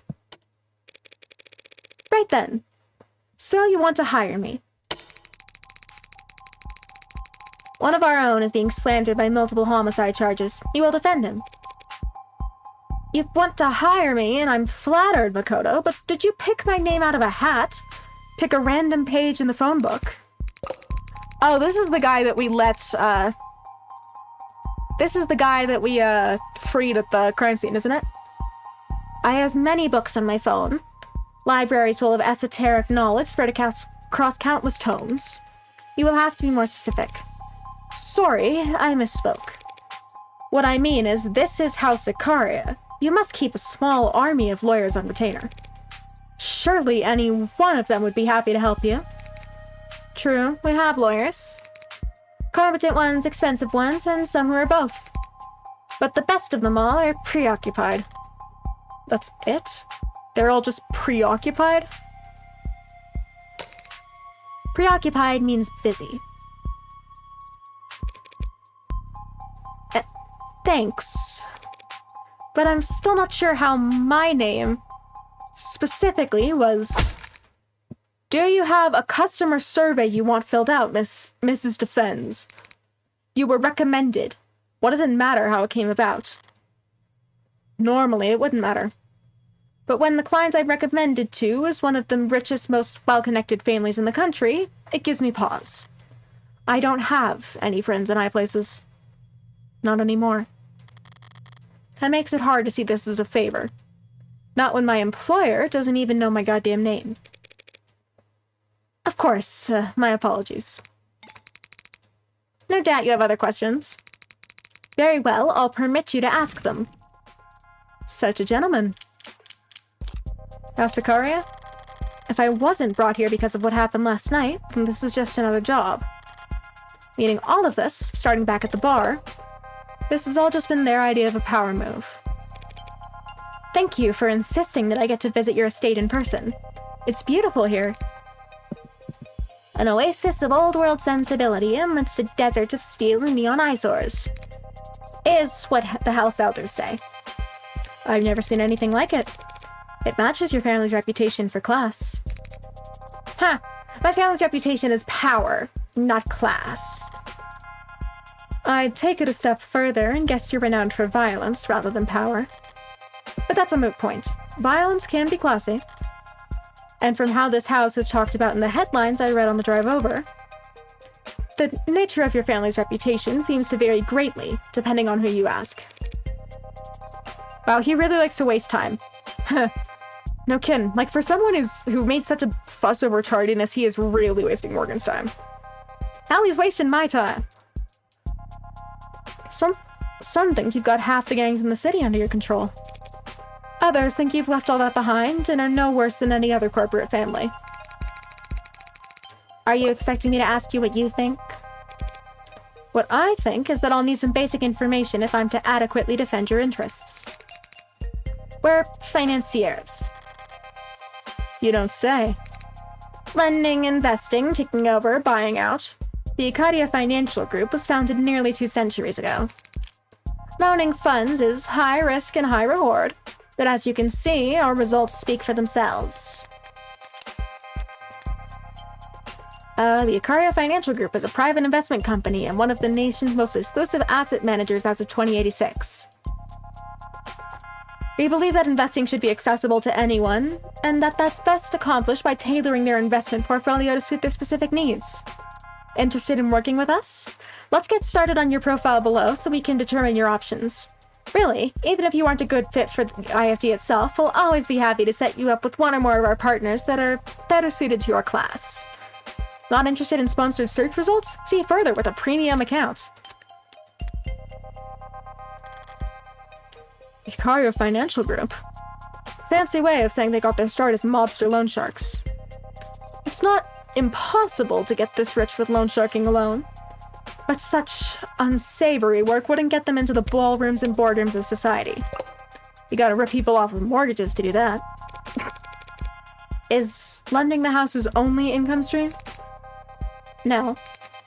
Through Aurea, our holding company, the house controls any number of what a civilian like you might call legitimate enterprises.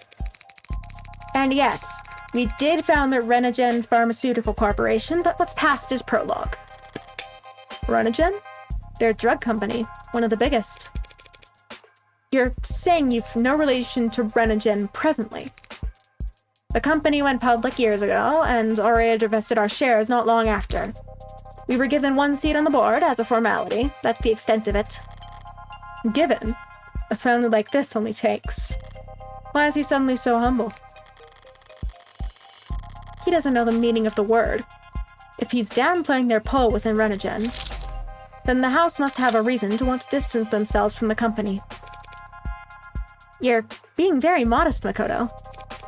And more than a little vague. It's only polite.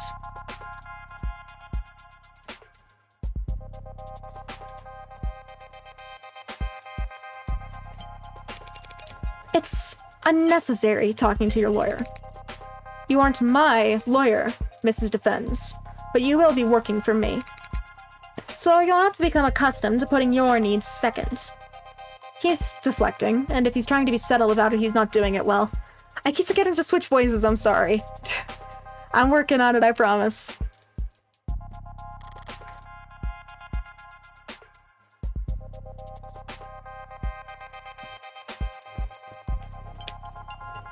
I doubt it's possible for a company with as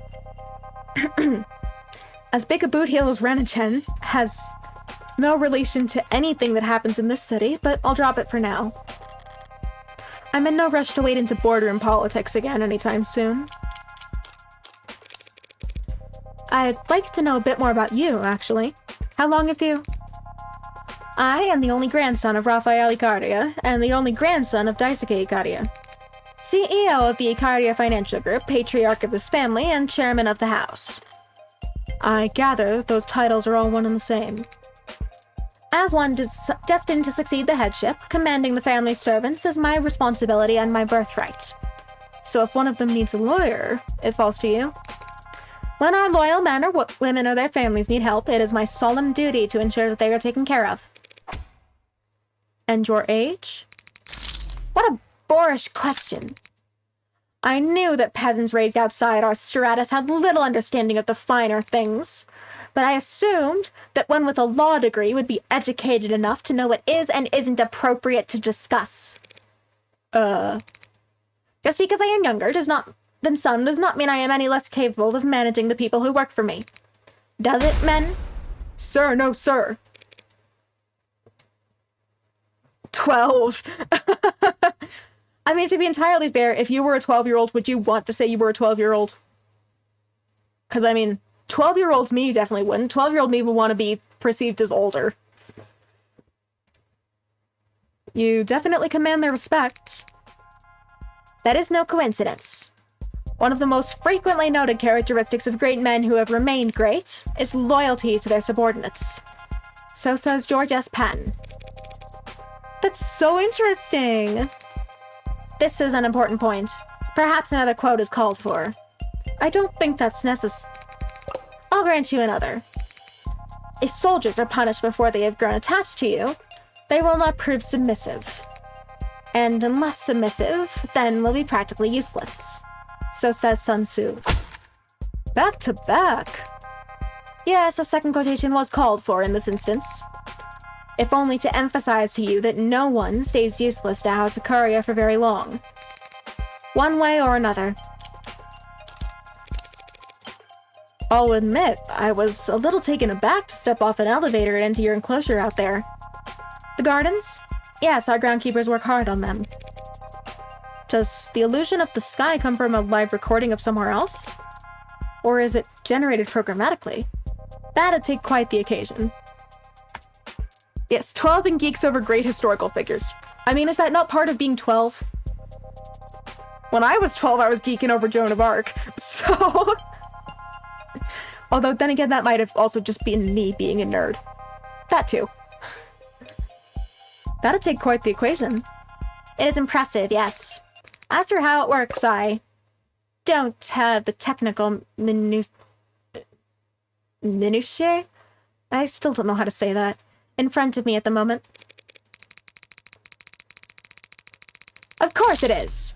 A lion does not concern himself with the exterior decorations of the sheep. Oh yeah, he's 12. Hi, puppy. My dog came to say hi. Hi, come here. Come on up. Hi. How's my girl? Sorry, give me a second. I have to pet this dog. She's so freaking cute. Hi. How did you get so cute?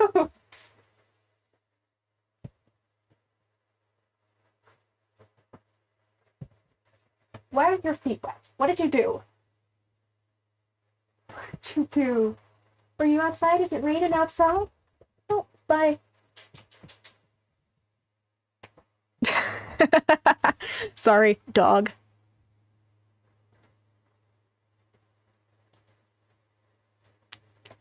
Okay, what was I doing? It's your exterior and your decorations. What does it matter anyway? If you want the specifics so badly, I'll have one of the servants put you in contact with the contracting firm. That's alright. Something tells me the consultation alone break my bank account. I do appreciate the warm welcome Makoto of Hashikari have really, but legal consultations are usually more private than this.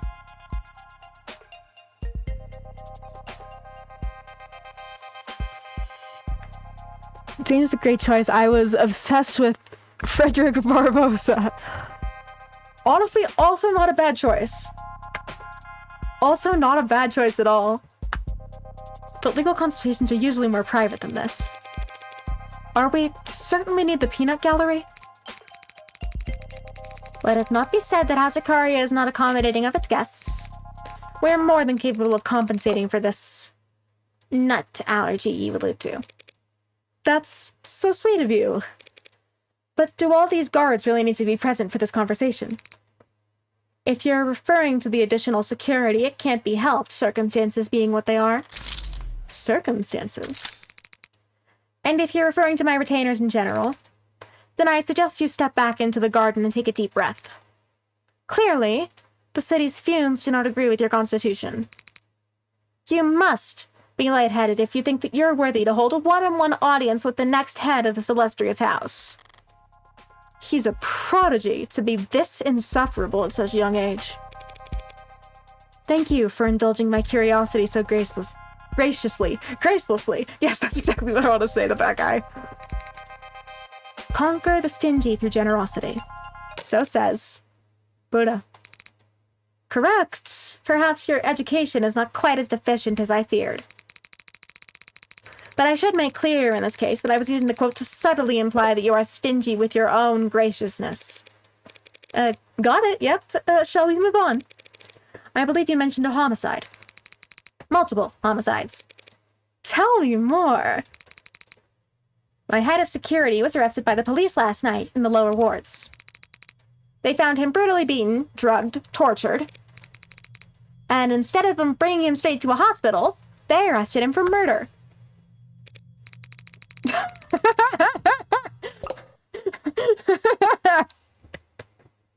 Morgan's having a moment. Small crisis. He's been framed, and you must prove his innocence.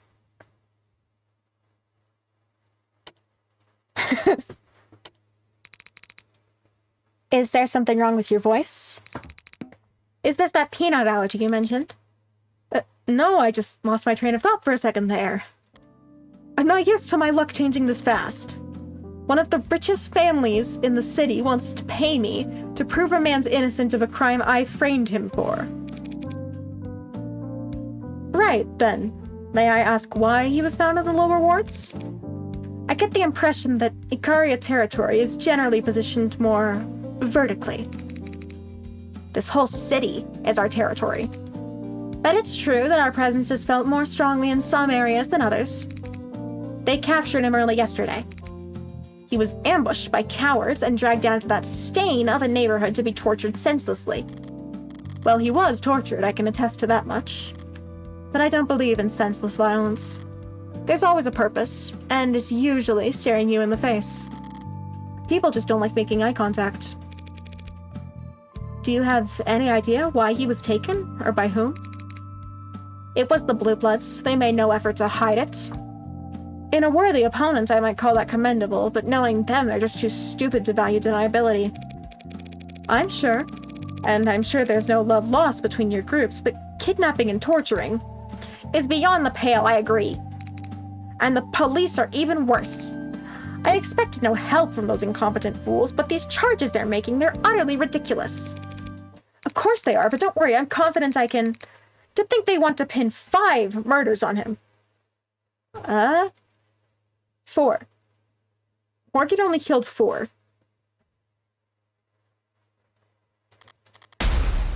5. Did you say 5? Yes, 5! It's absurd! I can only take credit for 4 bodies.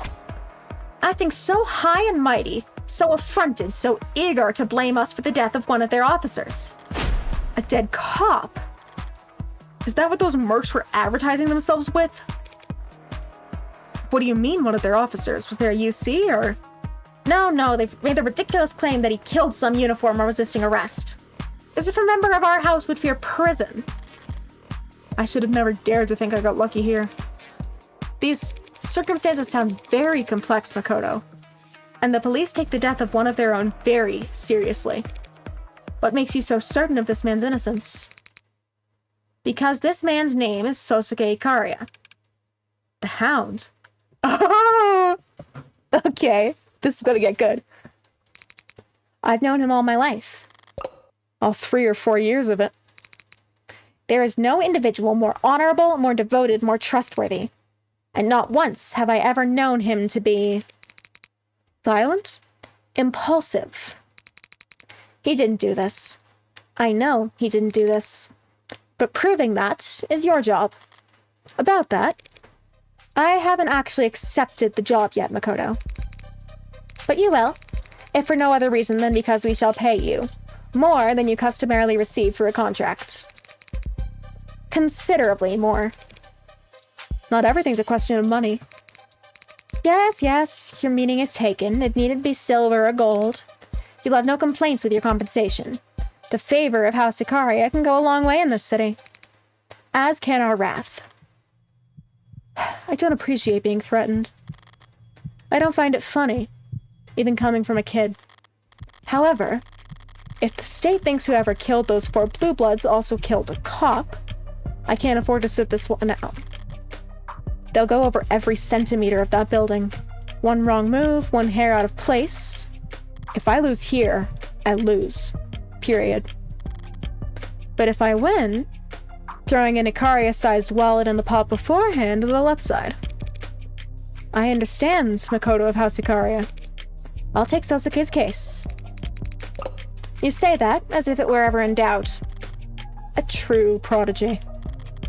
But he might be right. Maybe it never was. I chose to put that gun into this Sosuke's hands when I could have just plunged that knife into his temple. Maybe the line drawn from that moment to the razor edge I'm walking now is perfectly straight. A line drawn from one point to another is always perfectly straight. A better metaphor would be a bullet's trajectory. For all the talk of wind resistance and breathing patterns and the Coriolis effect and chaos theory, you can't exactly act surprised when your shot lands right where the crosshairs were pointing.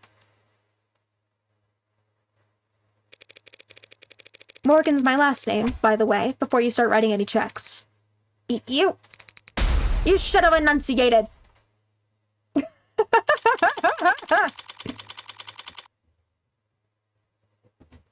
4:41 p.m., August 14th, 2086. In transit.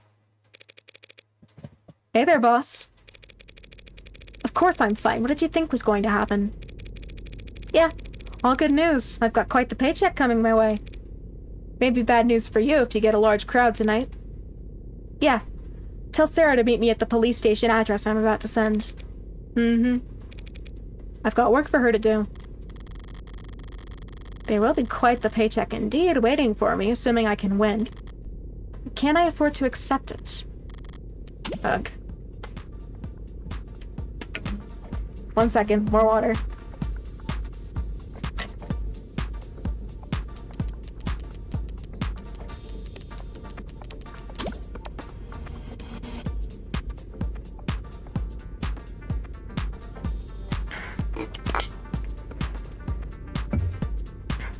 Okay. Hey, were any of those jokes around the office about your clients being connected to organized crime true? What? Is this some kind of honeypot? Trying to get a grasp on something. Now I know you're baiting me. World's easiest, that's what she said, layup. Stay hydrated, that's a lot of voicing. Yeah. I'll still basket that shit, though I don't give a... I can take a guess what that says. Why do you make everything so hard? Come on. Like, come on, Freckles. Low-hanging fruit. I have no idea what you're talking about. Obviously. Why are you asking me about mafia shit, though? I'm working a case for the Ikaria. Whom I assume you've heard of. Definitely. Under circumstances that are probably vulgar. Absolutely. Which you'd be happy to brag about to me. Anytime. But I'm not well positioned to turn down the job outright. So I'd like to know about whether they'll be resistant to parting ways afterwards. Why? Do you not like getting paid lots of money? I don't like being chained. Fair enough. So you're like, just asking for my advice? The aura loss is incredible. Not going to attempt to parse that. I doubt you ever could. My generation's sense of humor is practically impregnable. It was a very basic non sequitur, Auntie. It just wasn't funny. Not even. A non sequitur would be. What's the charge? That's just getting back on topic. The charge is homicide. 5 counts. Meh. You're probably fine. All the stuff you hear about mobsters being clingy with their lawyers. Because they don't want anyone who's been through their underwear drawers running around, telling tales. Whatever poor fucker I'm trying not to... leave that out for a reason. I probably shouldn't have said that out loud. They pin multiple homicides on. Is obviously not anyone important. I don't think he was framed. Not by his own people. Nah, pinned is in stuck with. Like a chore. Powerful people. Mob or no.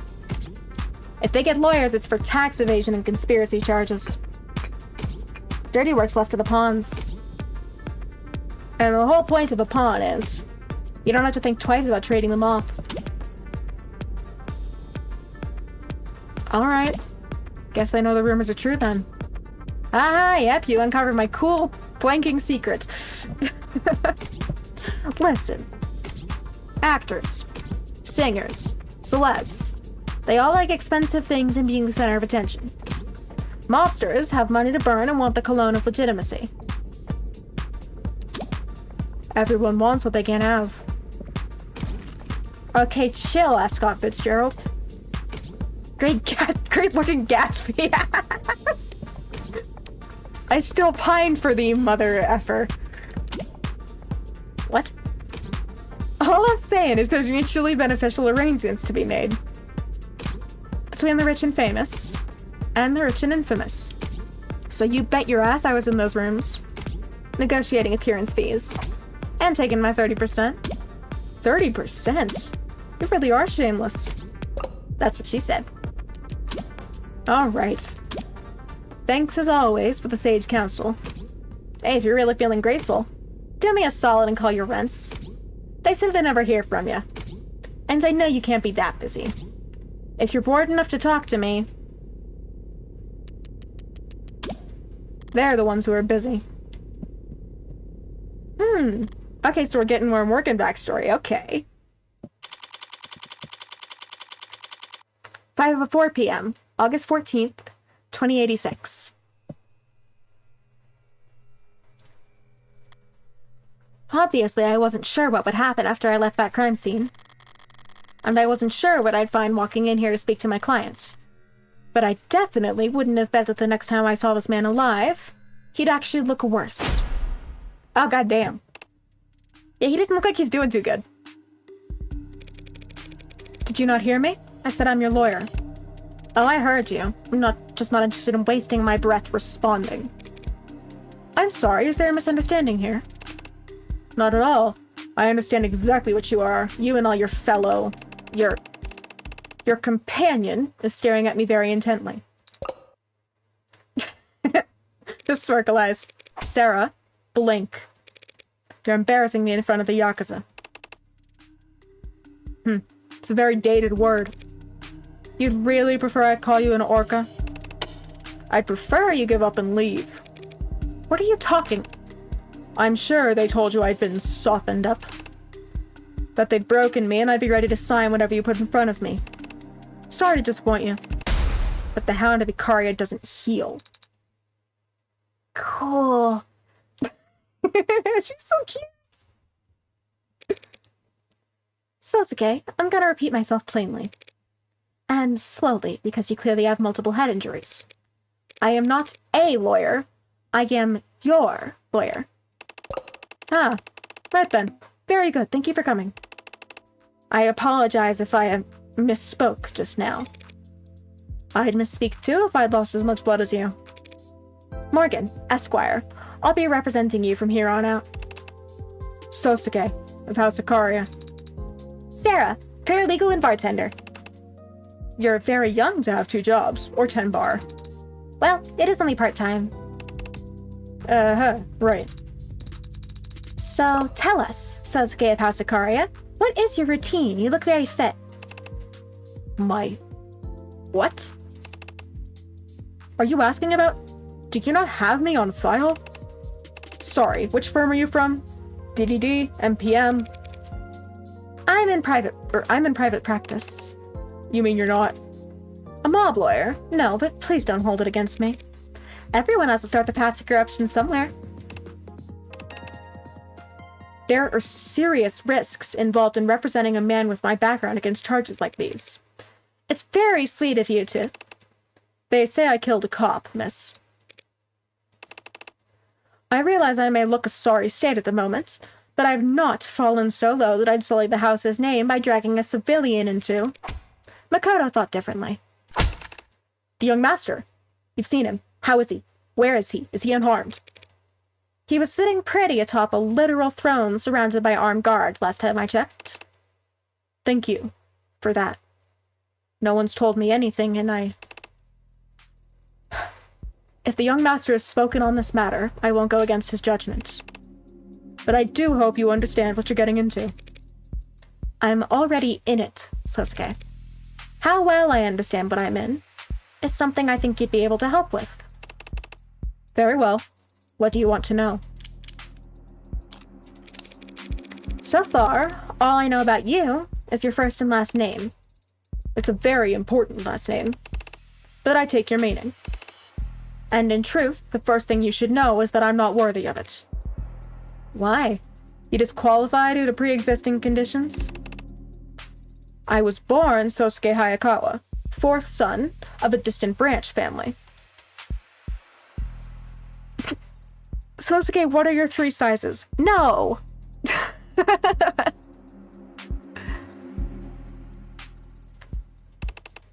The only reason I bear the name of Ikaria is because I was adopted into the main house as an infant. Also, I apologize if my voice for him sounds terrible. I am not very good at doing guy voices. I can't, actually shift my voice all that low. It's not like my voice is super high-pitched to begin with, but I can't really shift it low enough to do, a convincing, deep male voice, if that makes any sense.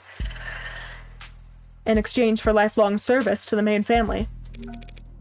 Sounds like a great deal. Lifelong? How did you serve the Ikaria as an infant? There are various tax benefits if you have exactly 2 children. Don't be absurd. I am what you would call a bodyguard. From the time I was able to walk, I was trained to be of service to the house by protecting the heir with my life. From the time you're able to walk, is there a lot of demand for toddler bodyguards? All that's ever been asked of me is I stand in the right place at the right time. You mean in family photographs? Like in front of a blade. Even a child can manage that. The house has given me everything I've ever had, and taught me everything I've ever known. What meager service I can offer in return means nothing compared to the debt I owe them. You view your relationship with your family as a transaction. It is not something so cold, girl. It's a matter of loyalty. Right. So, if you were standing before a judge and they asked your name and occupation, you would say, "My name is Sosuke Ikaria, and I'm an eternal servant for a living." I would say my name is Sosuke Ikaria, and I work as a head of personnel security for the Ikaria Financial Group. Alright, let me read his profile. Oh, he's got a profile for masters, too. Date of birth, July 7th. Height, 166 centimeters.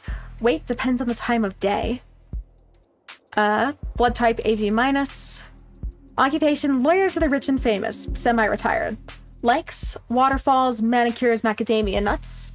Dislikes getting ghosted by my adorable goddaughter. Drink, cosmopolitan, double.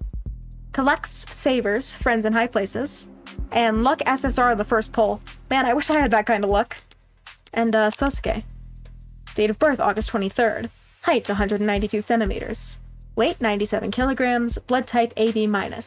Occupation, head of personnel security, Ikaria Group. Likes whetstones, paperbacks, matcha. Dislikes the opera, wasabi, insects. Oh, so the katana's probably his, then. Favorite author, Alexander Dumas. Coffee, Cafe Americano. Default status, non-work-related messages will be blocked. Damn, okay.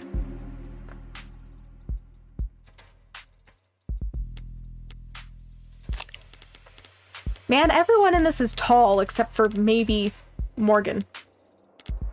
Do I have a profile on Morgan? I don't have a profile on Morgan. Oh, wait, yes I do. No, Morgan's tall. I think Sarah's relatively tall. 160. So, I mean, she's taller than me, which makes her relatively tall. I'm just looking at everyone's heights now. Give me a second. Sarah, Sosuke, Morgan, Miller. Masters, Makoto. Makoto's shorter than me. That's gotta count for something.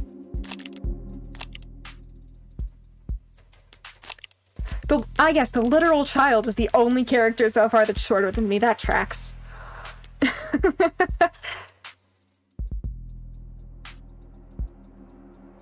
Renogen is a global leader in pharmaceutical research, development, and distribution. Evil pharma company. That tracks. Gotta love a good evil pharma megacorp. And what does that entail, exactly? I'm the young master's bodyguard, and I lead all his security teams. Nice to properly meet you. Pleasure to make your acquaintance. And I'm Sarah, paralegal and bartender, part-time. Yes, I believe you already mentioned that. It seems like we are all doing it twice. Well, thank you for your paralegal services, Sarah. And here I had the impression that you had no sense of humor. What do you mean? It seems in this particular instance, Adonai, it was you who misidentified its proper manners as being Glad we've all broken the ice. Taken captive. Makoto told me that this all started because you were, quote, taken captive yesterday. What happened? It was 2 p.m. The young master had just finished a meeting with a VIP in Crane Tower, floor 108. 2 p.m.? He wasn't in school? I'll ask that you refrain from mocking the young master in my presence. He is a child. Anyone can see that. But you've no idea the pressures that have been placed upon him. Whatever my client wants. As I was saying, it was just after 2 p.m. Me and the rest of my team escorted him to the upland exit route. But our lift stopped suddenly in between floors 61 and 62. That was when I made a mistake. I had a bad feeling. Thought it best to get Makoto to the ground floor ASAP. So I forced the elevator open, crawled out, and pulled him out after me.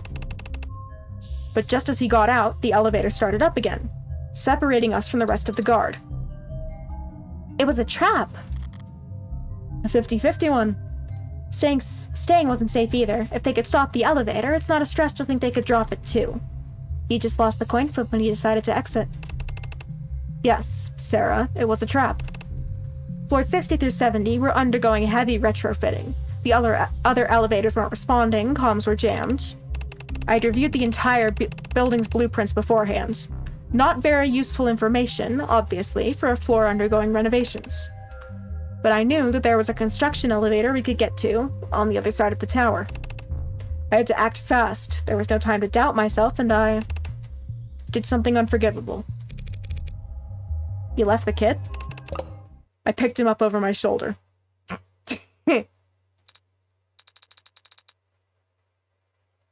Oh, well that sounds like fun. House, forgive me. Everything the young master does for the sake of his name's dignity, and kids are tougher than you'd think. I think he'll get over it. So you escorted him to the service elevator. I take it that's when things... Yes. I'm sorry, but I only remember a few vague details about what happened next. But I'll tell you what little I can. After I activated the lift, 2 assailants emerged from under a tarp doorway at my 7 o'clock. One tall, one thin. Tall was around 190 centimeters, and his weight, I'd say, 100 kilograms with the mods. Thin was maybe 175 centimeters, but slouched. Modded as well, but what I saw looked stripped down, so he couldn't have been heavier than 70 kilo. He had needle guns, slow to fire and slow to take effect. A memorable choice. Taller one shot first, jerked his arm when he pulled the trigger. A bad habit, usually favored by the street slinger punks who are used to compensating for the kickback of jailbroken zippers. He might as well have been aiming at the ceiling. Thin lines his shot up properly. Laser sight dialed in on the young master's left trapezoid. I shift into a horse rider stance and deflect the needle with my weapon. The lift doors open behind me, just as another shooter steps forward at my 3 o'clock. Or so I thought, but all they had was a laser pointer. Literally a cheap trick. But it worked. I hear a click from my 8 o'clock, turn my neck, and feel a weight punch into my deltoid. A dullish kind of pain, for an instant. I realize I'm already going numb, and that's when I squeeze. Squeeze? He's talking about his mods. He's talking about his mods. That's how I've always described it. Others say they flex, or pull, or hold. I squeeze. Akita Type 2 external thoracic booster. Some burst strength and pain-killing capabilities, but in short, it's a reflex enhancer. Make 1 second feel like 15, in hindsight. And it makes you feel like you ran a marathon during those 15 seconds once the kickback gets you. But I digress.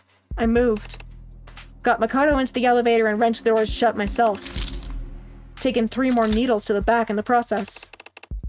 I remember saliva pooling on my lip, and then cold concrete scratching my cheek. Alright, Sasuke. So, you were guarding Makoto. These men laid a trap, targeted him with tranks, failed. Then they take you instead? Yes, to my great shame. You were outnumbered and ambushed, but you still managed to protect Makoto. What's there to be ashamed of? That I didn't see it coming. You're saying this has happened before. Dozens of attempts in the past year. Some headed off in the early stages, some sidestepped entirely, and some stopped with force. I knew their tactics, and I knew our vulnerabilities. Yet still, I failed. Sasuke, that is not incorrect. Adonai, am I wrong? Shouldn't a bodyguard get at least 1 shot off before being taken down? Shot? What do you mean, shot? You were not carrying a firearm? No, no one on the team had guns. How's that? None of us on the security team had firearms with us. But you're a gangster. I'm a head of personnel security for the Ikaria Financial Group. Walking onto an allied group's property armed to the teeth insults their hospitality and makes the house look insecure, or worse, impotent. And I'm not a security expert, but I do think there's some gray area between armed to the teeth and empty-handed. I mean, didn't you just say you deflected their attack? I was not defenseless just because I wasn't carrying a gun. Oh. I had my sword. So lame. So cool. You walk around town with what? A samurai sword? You just assume that it's a katana? Is it? Yes. It is a signifier of my position within the house and shows that I am acting as a representative of it. Is it ceremonial, then? No, it is quite sharp. I can attest to that. Though it's probably in terrible condition by now, seeing how the city's police manhandle everything else they touch. Speaking of which, perhaps we should move on to the night's main events. They tried for Makoto, got you instead. And took you to the lower wards. Why? I've been wondering that myself. Aren't you essentially worthless? Damn, Sarah!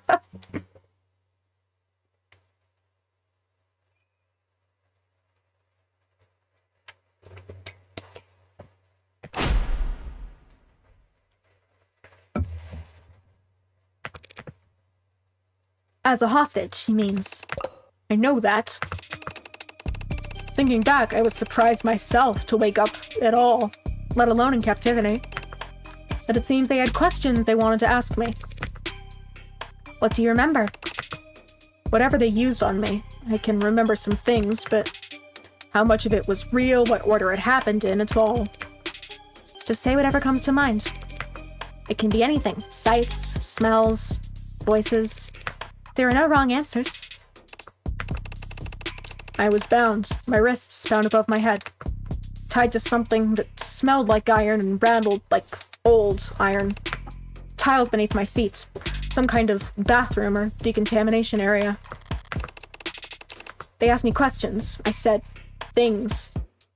Loose lips, like being drunk for the first time again. But I'm confident that other than vulgarities, it was all incoherent.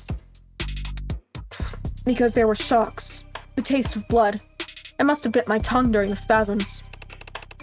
And there were beatings, of course. I wouldn't have guessed. Adonai, do you need corrective lenses? Sarcasm is just how I grieve a lost opportunity, Sarah. Lost opportunity? Yeah, it's a damn shame.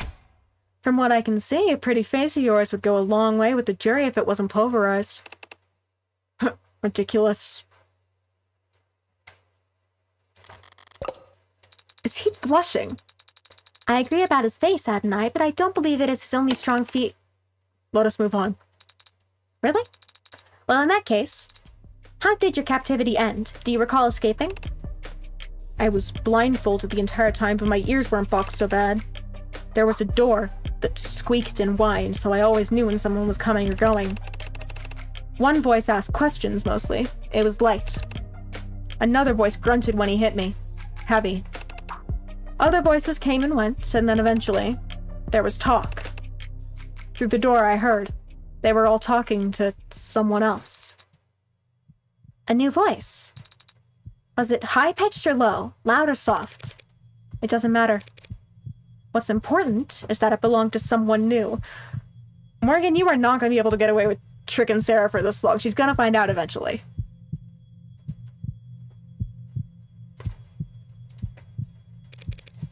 Oh, there's an ad break starting for those of y'all on Twitch. Sorry. Twitch makes me run ads, unfortunately, so it's either pre-roll or I run ads every hour. And, at least in my experience, pre-roll sucks way more than having an ad every hour, so... for those of y'all on YouTube, we're fine. Someone besides you and the dead who was there last night. Did you make out any part of their conversation? No, not a word. But there was a loud noise, gunshots, followed by shouting and ugly sounds. And then? A hollow pain in my skull as I lost consciousness again. When I next came to, I had something in my hand. In my hands. Something sharp. I didn't even think to ask what it was or where it came from. I just started working at the bindings. Rushed and clumsy. Poked myself in the process. But I cut them loose, then took the gag out. The blindfold was so tight I cut it rather than try, and... Ugh, the damn thing must have been acting as a bandage because when I took it off... Between the light and the pain, I thought my head had split open. Took me a long time to stand up. Felt like I could just lie on that cold, disgusting floor forever if I just... But something was poking me. Something tucked into my waistband. The gun.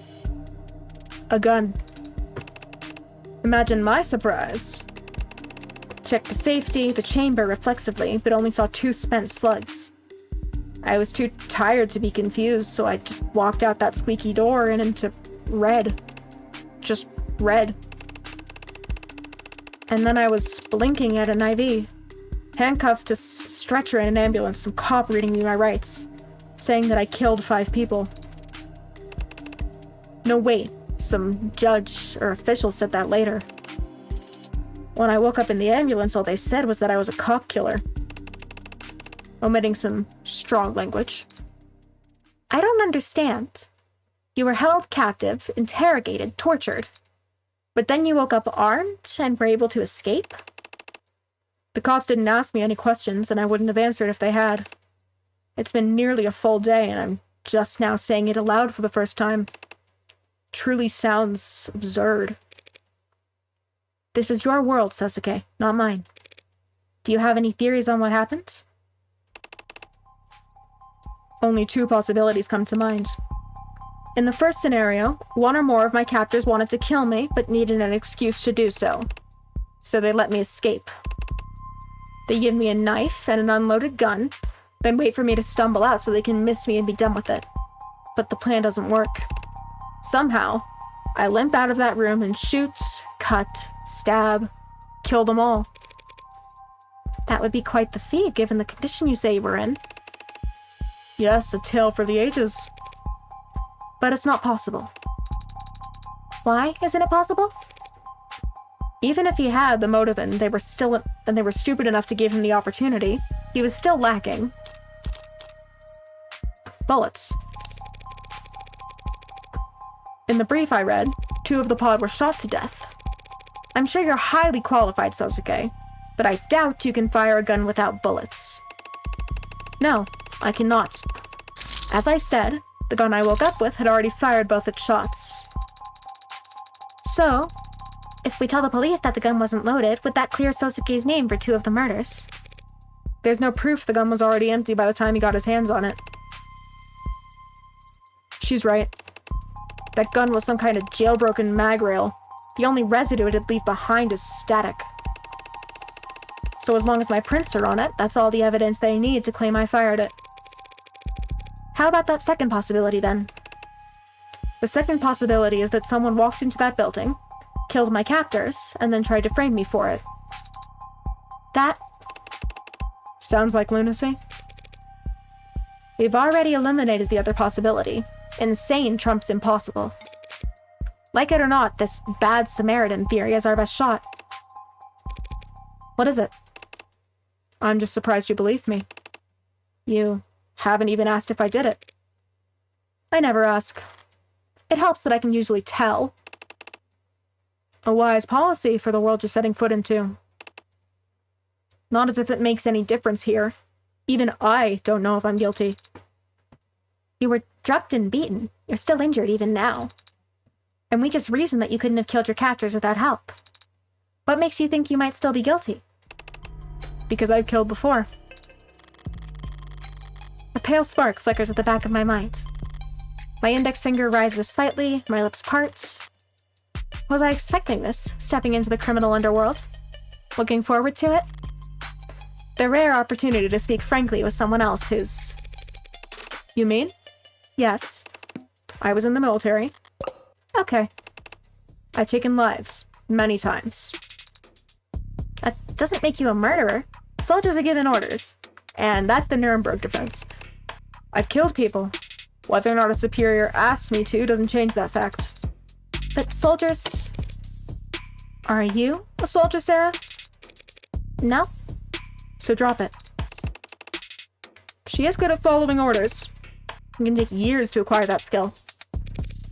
I imagine it comes easy for androids. Yes, I suppose that's... Wait, that's an android? I thought he didn't realize it, but I wasn't entirely sure. Did you miss the glowing barcode? And ignore my self-introduction? Look, I'm tired. I thought those were highlights or something. Did my hair catch your eye? You have discerning taste. You see, each strand is actually... Was there something you wanted to say, Sosuke? I've taken lives before, and so I know how I feel afterwards. Thin. And how do you feel right now? Right now I feel... What is it? You remember something? Yes. After I stepped out the door, I said I saw red. But I do remember one other sensation. I remember the feeling of gripping my sword. That brief you read, it listed all the charges, all the causes of death. The 5th man, the cop they say I killed. How did he die?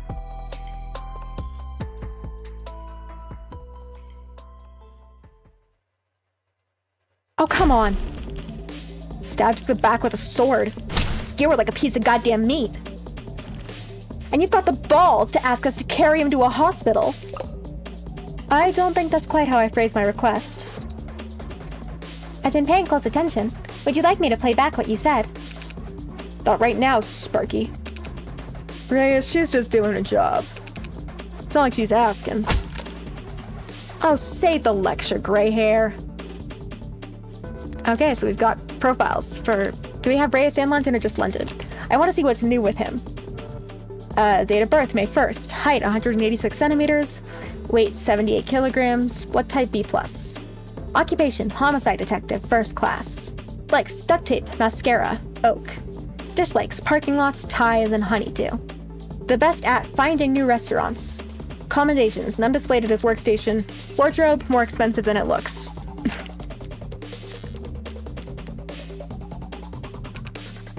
Gray? Come on, my hair isn't... It's graying, maybe. In case I haven't made it clear, I've never liked you, Morgan.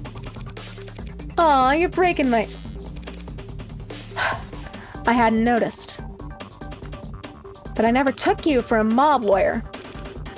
Whatever my client's associations might be, he's a cop killer. Innocent until proven guilty isn't a phrase I coined myself, detective. Okay, Reyes. Farrah Reyes, date of birth October 19th. Height 162 centimeters. Weight 63 kilograms. Blood type A-. Occupation, homicide detective, third class. Likes, sneakers, volcanoes, the Paralympics. Dislikes, scalpers, hoarders, and Nice. Favorite TV, civil engineering documentaries. Shampoo, I don't know, conditioner's more important. Undefeated at volleyball, good for her. Oh, no, I don't want to quit to the title screen. I just wanted to close the phone, thanks. It's actually somewhat important. Oh, don't worry about that. The proving won't take us long at all. Do you always take pride in rushing your investigations? We've all seen the same intake file by now, yes? My client was in bad shape when he was arrested, but his wounds were treated in a medical transport. Yet somehow, in between arriving at the station and his booking, all his wounds were reopened, and some of them had multiplied. Tell me if you can, great detective. How will we ever solve the mystery of the reappearing fractured skull? Your client was being moved between floors. He struggled, trying to escape. And then he fell down the stairs. Really? Was there a lawnmower waiting at the bottom? Look, we're all adults here. So let's just say it. Your coworkers kicked the shit out of him. Well, what do you want me to do about it? I want you to uphold the law. For some reason, I thought you cared about that. A police badge isn't a time machine. By the time we took custody, he was already... She's right, Tiger. What's done is done. You know you got a snowball's chance of hell in proving your client was assaulted while in police custody. And you'll never get charges brought against the officers who did it. So try asking for something doable. Don't go giving away all my best tricks. The door-in-the-face tactic is already fragile. I want him to see a doctor. You've got to be shitting me. That's a blooded KW in there with military-grade mods. He's not leaving this building. But we could have a doctor brought here. And give him the chance to take a hostage? He's not the 99 man race. He can't break his cuffs. Don't say 99 man. You don't know what it means. You're too old. I don't know what that means either. That's a new one. The 99 man, or a 99 man, refers to a theoretical state of being in which a human has replaced as much of their body with cybernetic equivalents as possible, thereby becoming someone who is 99% machine and yet technically still a human. This term first appeared in the speculative fiction short story Carved Out of Marble by M.P. Smith, but it rose to prominence after the 2072 Paralympics, when middleweight track and field gold medalist Ayid Safran quoted the story as inspiration after breaking the world record at the time for the 800 meters. Since then, the phrase has been popularized as both a meme and a thought experiment, opening up discussions about transhumanism in sports, the business world, education, and beyond. Some social media influencers, athletes, or tech evangelists have taken the 99 man as a challenge, modding themselves as much as possible with the explicit goal of approaching what they see as the current limit for transhumanism. Officially, the individual who has had the greatest percent of their body mass replaced with artificial analogs is an anonymous adult male living in the Eastern Hemisphere who was suffering from a rare and terminal form of bone cancer before signing up for an experimental surgery offered through How Industries' Theseus Initiative. Gee, I wonder where they got that name from. How has officially described the patient as currently living a normal and productive life, though Theseus has never produced any consumer market products and has not produced any additional research papers in the last 2 years, leading to some question whether the results are at all replicable.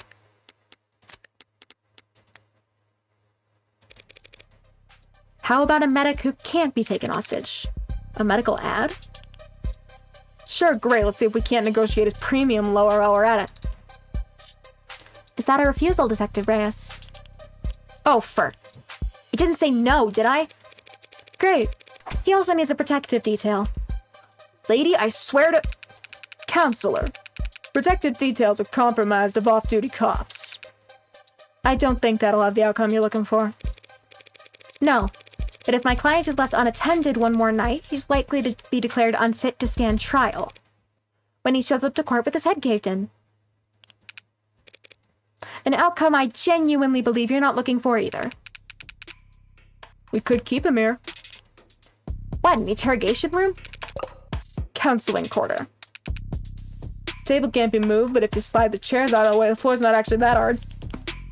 How do you even know that? Given what other lodgings he's had in the last 24 hours, I don't think your client will mind. So, if Detective Reyes and Detective London take shifts keeping watch... Now we're keeping watch? It is the homicide department's counseling quarter. You think I give a shit what happens to that son of a bitch? You think I wouldn't walk in there myself, and... You wouldn't. What? It's not in your nature. What the hell is that supposed to mean? You either have it or you don't. Trust me, if I had the chance to take a swing at that son of a bitch... Yeah, you already called him that. A piece of shit, a bastard, a killer. But unlike every other cop I walked past to get in here, you've yet to call Sosuke an animal. So what?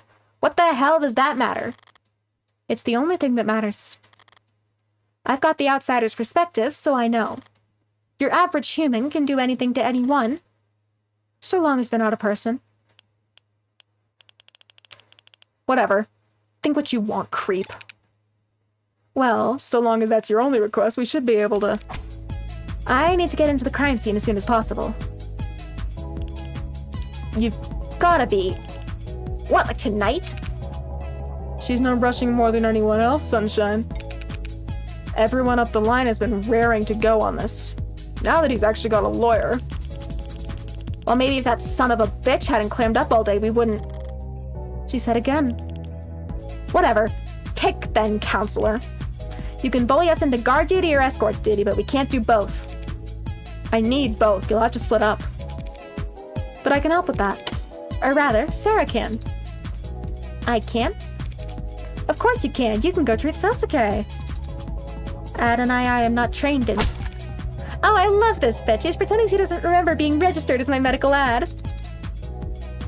Yes, I would never forget that, unforgettable experience that I'd never done first aid before.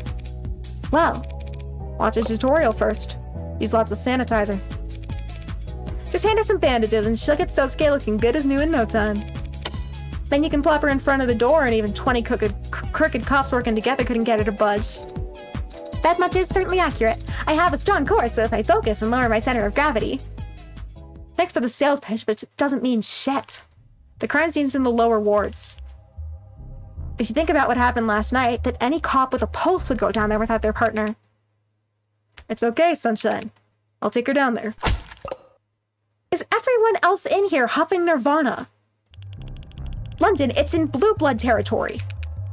Blue Blood territory outskirts, really. They lost a whole pod. They'll be swarming the place. We can't go down there without backup. Backup, huh?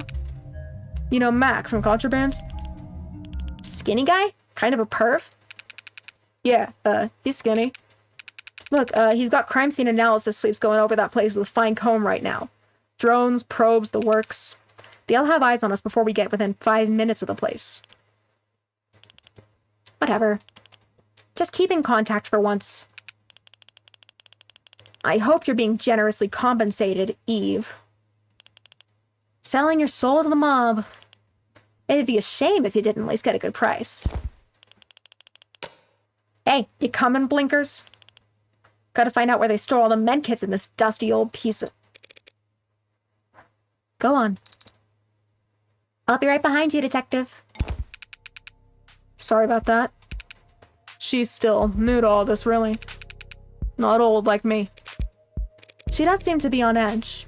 More so than usual. It's her first time losing a fellow officer. I think she's taken it pretty hard. Maybe even personally? Did they know each other? Oh, right. You gather up all your things. I'll go bring us up a ride. Great.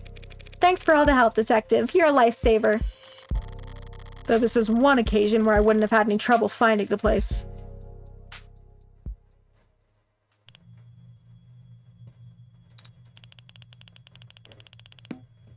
Really didn't take you that long to patch him up, huh? Now we just wait here. All night. That clock runs pretty slow. If you're not doing anything else, Detective, might you be interested in answering some questions?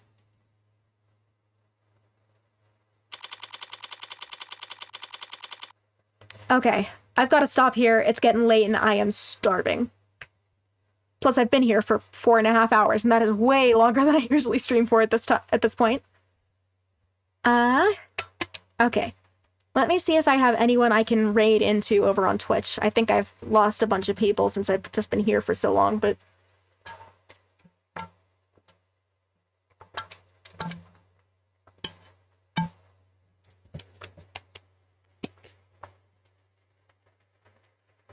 Oh, I have a friend who's streaming. I will go ahead and raid into her, if that's okay with y'all. I hope it is.